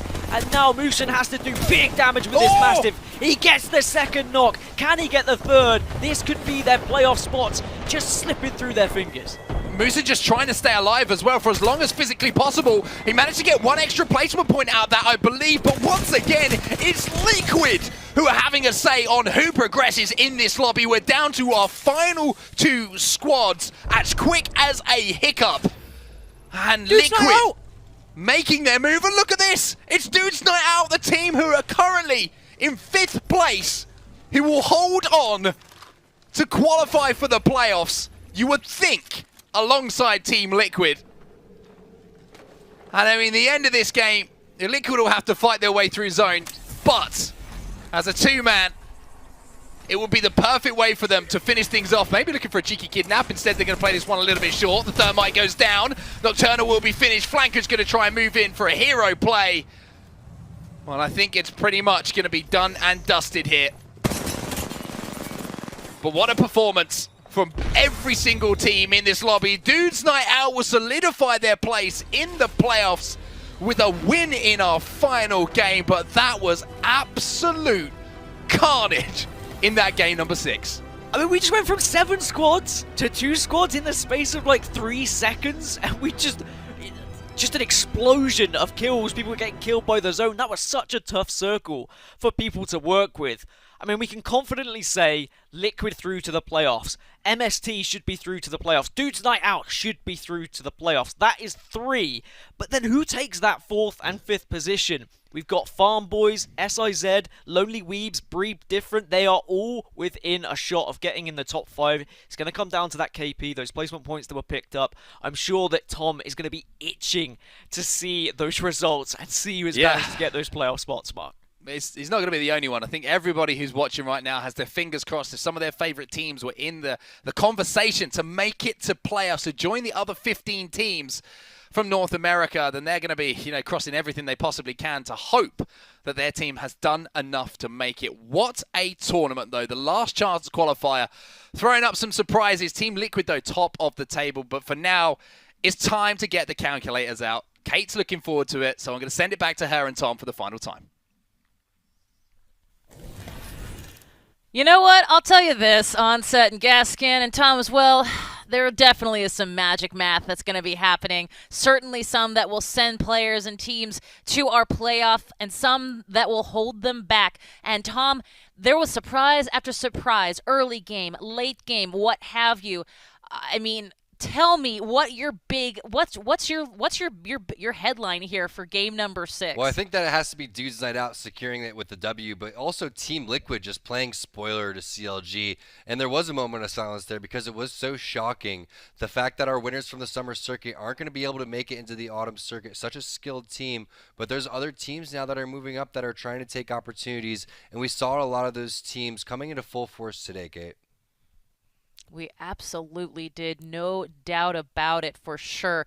My goodness, I mean, the reality here is that we are, of course, in that final game number 6, and it is going to come down to the math to find out who will be against the rest of our lobby in the playoffs. 5 spots up for grabs, and I mean, I'm trying to remember the point differential between spot number 5 and spot number 10 going into this, and it wasn't that much. It really does come down to what exactly these teams can do here in this final game. But Tom, I mean, CLG, we talk consistency. We talk about wanting to make sure that people know in order to get this pro level, you got to stay consistent. CLG did that, but they didn't do it well enough, certainly. I mean, I feel bad that we keep hammering this home because I think there's a lot of different great storylines, but at the end of the day, what can players take from the CLG perspective that I think could help them as well as CLG going into another circuit coming up? I think it just goes to show how difficult a game it is for Apex to be played at a high level and be consistent on. And the fact that CLG has done it for so long and done so well, teams like TSM, like Liquid, all these teams that have placed and won numerous tournaments and continue to just impress, it's difficult and it's tough. And there's a lot of great teams out there. So if it shows anything, it just shows how strong our scene is for Apex, how strong it is for EMEA. NA today was just amazing overall. And there was a lot of upsets across the board, but that's what the LCQ is all about. It is, and that is, again, one of the many reasons we absolutely love an LCQ, a last chance qualifier, because ultimately it means that we see some teams that we, like I said, may not have seen as much or had as much of a spotlight put on them throughout the entire circuit, but certainly can come here. And I think one of the main themes that I saw that got me excited are these, you know, the top 5 curse, the opening up of the competition when some of these bigger names were eliminated early, or certainly eliminated before some of the other seemingly smaller names, which, as we're seeing now, doesn't mean that they're small teams by any means here in this lobby. Yeah, and we're going to get close to reviewing these results very soon, and you got to keep in mind how many teams were close and how tight that race actually was. So there's teams like Breed Different, Farm Boys, there's multiple teams that could go up there. Lonely Weebs, we're not quite sure exactly who secured their spot. Again, we know that there's 2 or 3 teams that were, but a team like SIZ could be in danger because they had 41 points overall, and we were thinking it would be around 50 to actually get us there. Absolutely. Well, let's take a look at those Game 6 results. And, of course, Game 6, pivotal going into our overall game results, and the overall game results will tell us who those top 5 are. Now, remember, earlier on today, our EMEA Super Regional, we saw 2 ties that ultimately came down to points as well, so something to think about here right now. And you know what? My goodness, we only have 1 double digit, Tom, but they are all the way down in 7th place. And that should be enough. Hey, shout out to our team from Mexico going out and doing it big on their final game. I know that they had a lot of love and support in the chat. But Dudes Night Out, you got to give them credit where it's due, coming through when they really needed it. And all heck breaking loose in that final zone over towards Trials with so many teams just being punished by Team Liquid. Next thing you know, it was, I think, Lonely Weebs that got eliminated, and they were all the way in 6th place. It was unfortunate for them. And I think we have our overall standings getting ready, so we're going to find out which were the teams that were making their way over towards the top 5, and it's going to be close, Kate. Oh my gosh, it is. And this is, I guarantee the players are watching this too. Team Liquid, wow, that is a 77 point. My goodness, Tom. Okay. Oh, and just 2 points away, Lonely Weebs going out on number 6. My goodness, these are incredible numbers. So unfortunate for the Weebs. SIZ squeaking through there with 42 points. That's what it takes to go and move on. So congratulations to Team Liquid, MST, Dudes Night Out, Farm Boys, SIZ. You're going to be moving on to the playoffs taking place December 19th. Meanwhile, the rest of the teams, it was great you made it this far. Congratulations. You are still one of the best Apex players in North America. Don't hang your head too low, especially to the teams that got so close inside of our top 10. Absolutely, and a reminder that more than 120 teams were fielded just to get to our top 20 that you have been witnessing here during these finals. So certainly nothing, you're absolutely right, Tom, nothing to shake a stick at. And that's not me being kind, those are just numbers. That is just magic math, as we say. And it's certainly something that, I mean, the reality is that we've been watching a masterclass in Apex Legends for the last 6 games. Let's take a look at this kill leaderboard. And here we go, Tom. We are seeing some people, some teammates, some players who have been not just carrying their team, but being the support that their team needs. It's not surprising to see Liquid at the top, taking the first 2 spots. It's Nocturnal and Albrille. They had 21,304 damage overall. They had 39 assists. The next closest to them was Dude's Night Out with 14,009 damage. The next highest in assists was actually Team RME, which had a majority of their kills assisted. But overall, congratulations to Team Liquid for a dominating performance. 77 points overall, 42 kills overall, and taking first and second in the overall kill leaderboard. My goodness, you are not wrong, and the math doesn't lie either. We've seen some incredible gameplay these 6 different games, certainly throughout this entire day in both our EMEA Super Regional and here in our NA Regional. I mean, if you are an amateur player, if you're a player, because remember, battlefy.com/ALGS, that's how these teams and these players come in, and you can too. So if you are one of those players or teams looking to potentially find their way in our next circuit into these online tournaments and thinking about, you know, going for it, taking a look here, what are some of the big themes for you that I think that you would like to have these teams, the amateur or pro, going into our next circuit? No. Well, winter is coming. I think that's the one thing you got to know, right? So if I had to say any theme, that would be the theme. So get your button gear, pick up the mouse and keyboard, pick up the controller, whatever you do, and get your friends together and you know, put together a squad, have some fun. Absolutely. Perhaps in the meantime, definitely a viewing party of our finals for both our EMEA regional, super regional, and our NA regions are to be had December 19th, of course, and 20th. Look forward to that here shortly. But hey, let's talk about our moment of the match, brought to you by our partners at Lenovo, that actually showcases Lonely Weaves, specifically their Game 3 final moments in that final fight. And let's listen in on those comms and hear exactly what they were going through in that final circle. Let's hear it.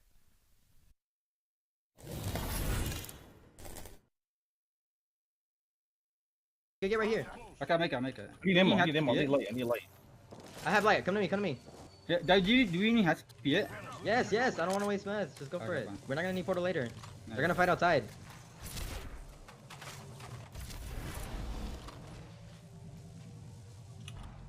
They bubbled again, bro. This is like actually. Yeah, I'm gonna get a Kraber. Wait, you can get on the roof. You can get on the roof here, Phony. On the second floor for now. For what? I don't need to. Never mind. Come back down. 123. There's a TP under us. There's a TP under our. Is this your portal? Yeah, it's mine. This is safe. They're gonna come to our side. Look. We're safe. They opened our door. They need our door. You're chilling. Come to the left. Come to the right or left. Either one's fine. They're gonna fight each other before they fight us. Should fight. They're on top of the thing on the top left. Yeah. If we start getting, you need a bubble instantly. Yeah, I know. I'm gonna try to get a stick. Take a bat. They're gonna fight each other before they fight us. Yeah. Wait for at least one knock. Look outside. Look at that Watson. Look at that Watson. Crack the Watson. Watson's down. On the right side. Look right. Come right side. I'm over forward. I'm pushing with Mini. Crack. Crack blood on the left. I got him. Down race. Race one. Nice.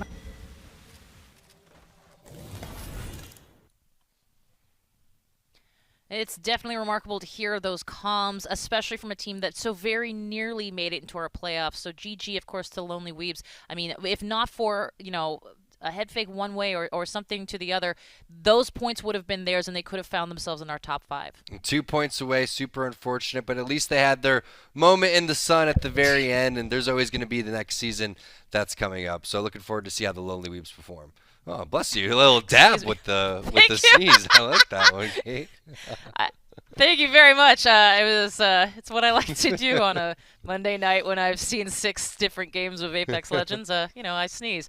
So exactly right, Tom, and certainly nothing to shake a stick at these Lonely Weebs. I can only imagine, and I'm really hoping that they are going to be a part of our to your point, our next circuit, because they've clearly got what it takes to make it through a scary lobby, and we love to see that. Let's take a look, though, at something else we like to see, which is what you all are talking about on the socials, on the Twitters. We got some tweets from our Apex Legends community all around the world to see what you've been doing, what you've been saying, what you've been watching. Woke up, but play Apex. Nothing will stop me from watching this amazing casting and LCQ tournament. Any teams can go through, anyone can win and keep. You know what? You're absolutely right. But go Team Liquid. Well done, Saber. You're absolutely right, and I'm sure Team Liquid felt it.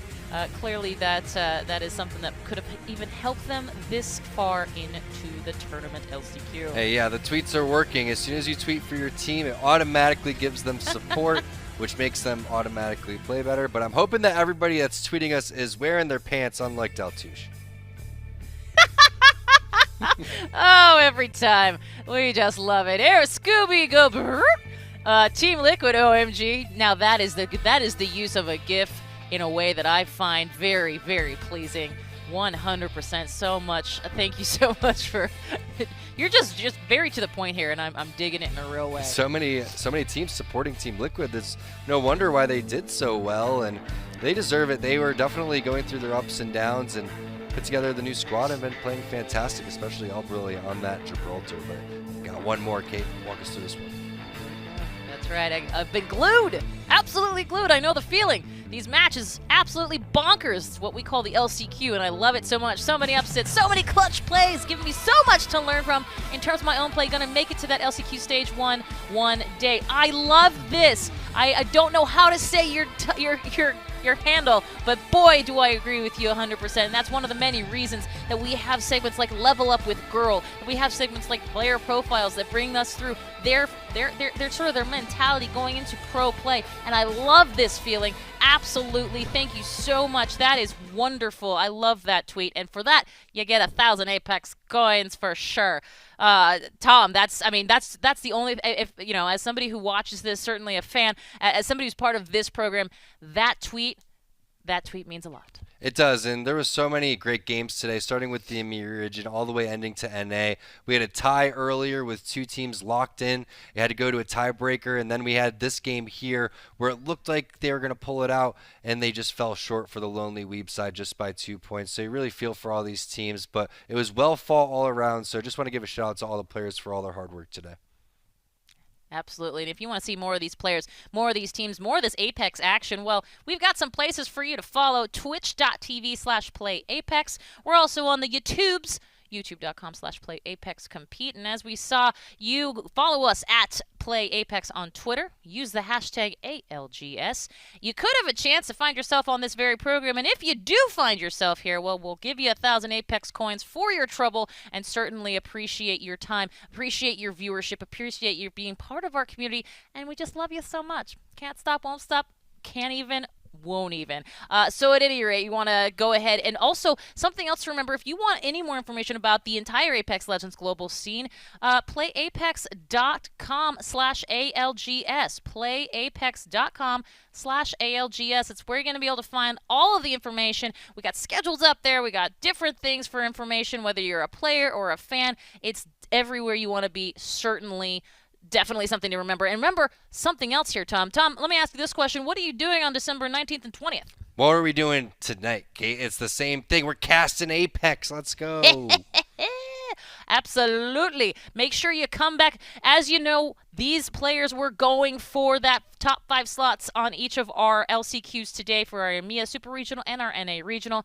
Well, it all comes down to this on December 19th and December 20th. We've got those finals. We're going to be naming the top team in our Apex Legends Global Series community here for our autumn circuit. You're not going to want to miss that. We'll be there. You should be there as well. So absolutely make sure to tune into those and keep it here for all of the things. Hey, you know what else? I got some more stuff to tune in for, especially if you're a Madden fan, Tom. Especially if you're a Madden fan. And it's going down tomorrow, I know. I've heard this one. Oh, yeah. You have indeed. Well, let's hear it for these people who haven't. And of course, that is must-watch Tuesday nights. That is easy for me to say. Of course, Tuesday night being tomorrow night. The Madden NFL 21 Club Championship, well, it continues, starting with the NFC South. Coverage begins 6 p.m. Eastern. That's 3 p.m. Pacific Standard Time. Fast math. Catch the best Madden NFL competitors in the world compete to represent their favorite NFL clubs, and of course their share of a cool $750,000 prize pool. Then at 10 p.m. Eastern, that's 7 p.m. Pacific, watch Derwin James take on Keenan Allen on Derwin James versus the World. Catch all the action. Twitch.tv/EA Madden NFL. And of course, Madden Competitive Gaming on YouTube. As we mentioned, it's must-watch Tuesday nights. Tuesday nights being tomorrow, Tom. It is must-watch Tuesday nights. I'm happy with how football is going. My team's winning, so no complaints here. Who's your team, I'm a Tom? Giants fan. I'm a Giants fan from New York. Yeah. Ah, Giants fan. All right. That's cool. I have, NFL. At any rate, let's go for it. No, I love it. It's great. It's always on. Let's talk about one more place for you to check out some esports goodness, especially if you're into the other kind of football, the kind that's spelled with you and a little accent. That, of course, FIFA. That's right. After a weekend full of drama and top competitive action with the West Asia and South American qualifiers, the FIFA 21 Global Series continues December 12th and 13th. Mark it on your calendars. December 12th and 13th. Top FIFA players in Europe get the nod to start their competitive season in their first regional qualifier event. This is kicking things off over there, so you don't want to miss the Europe Regional Qualifier live on the EA Sports FIFA Twitch and FIFA Esports YouTube channels.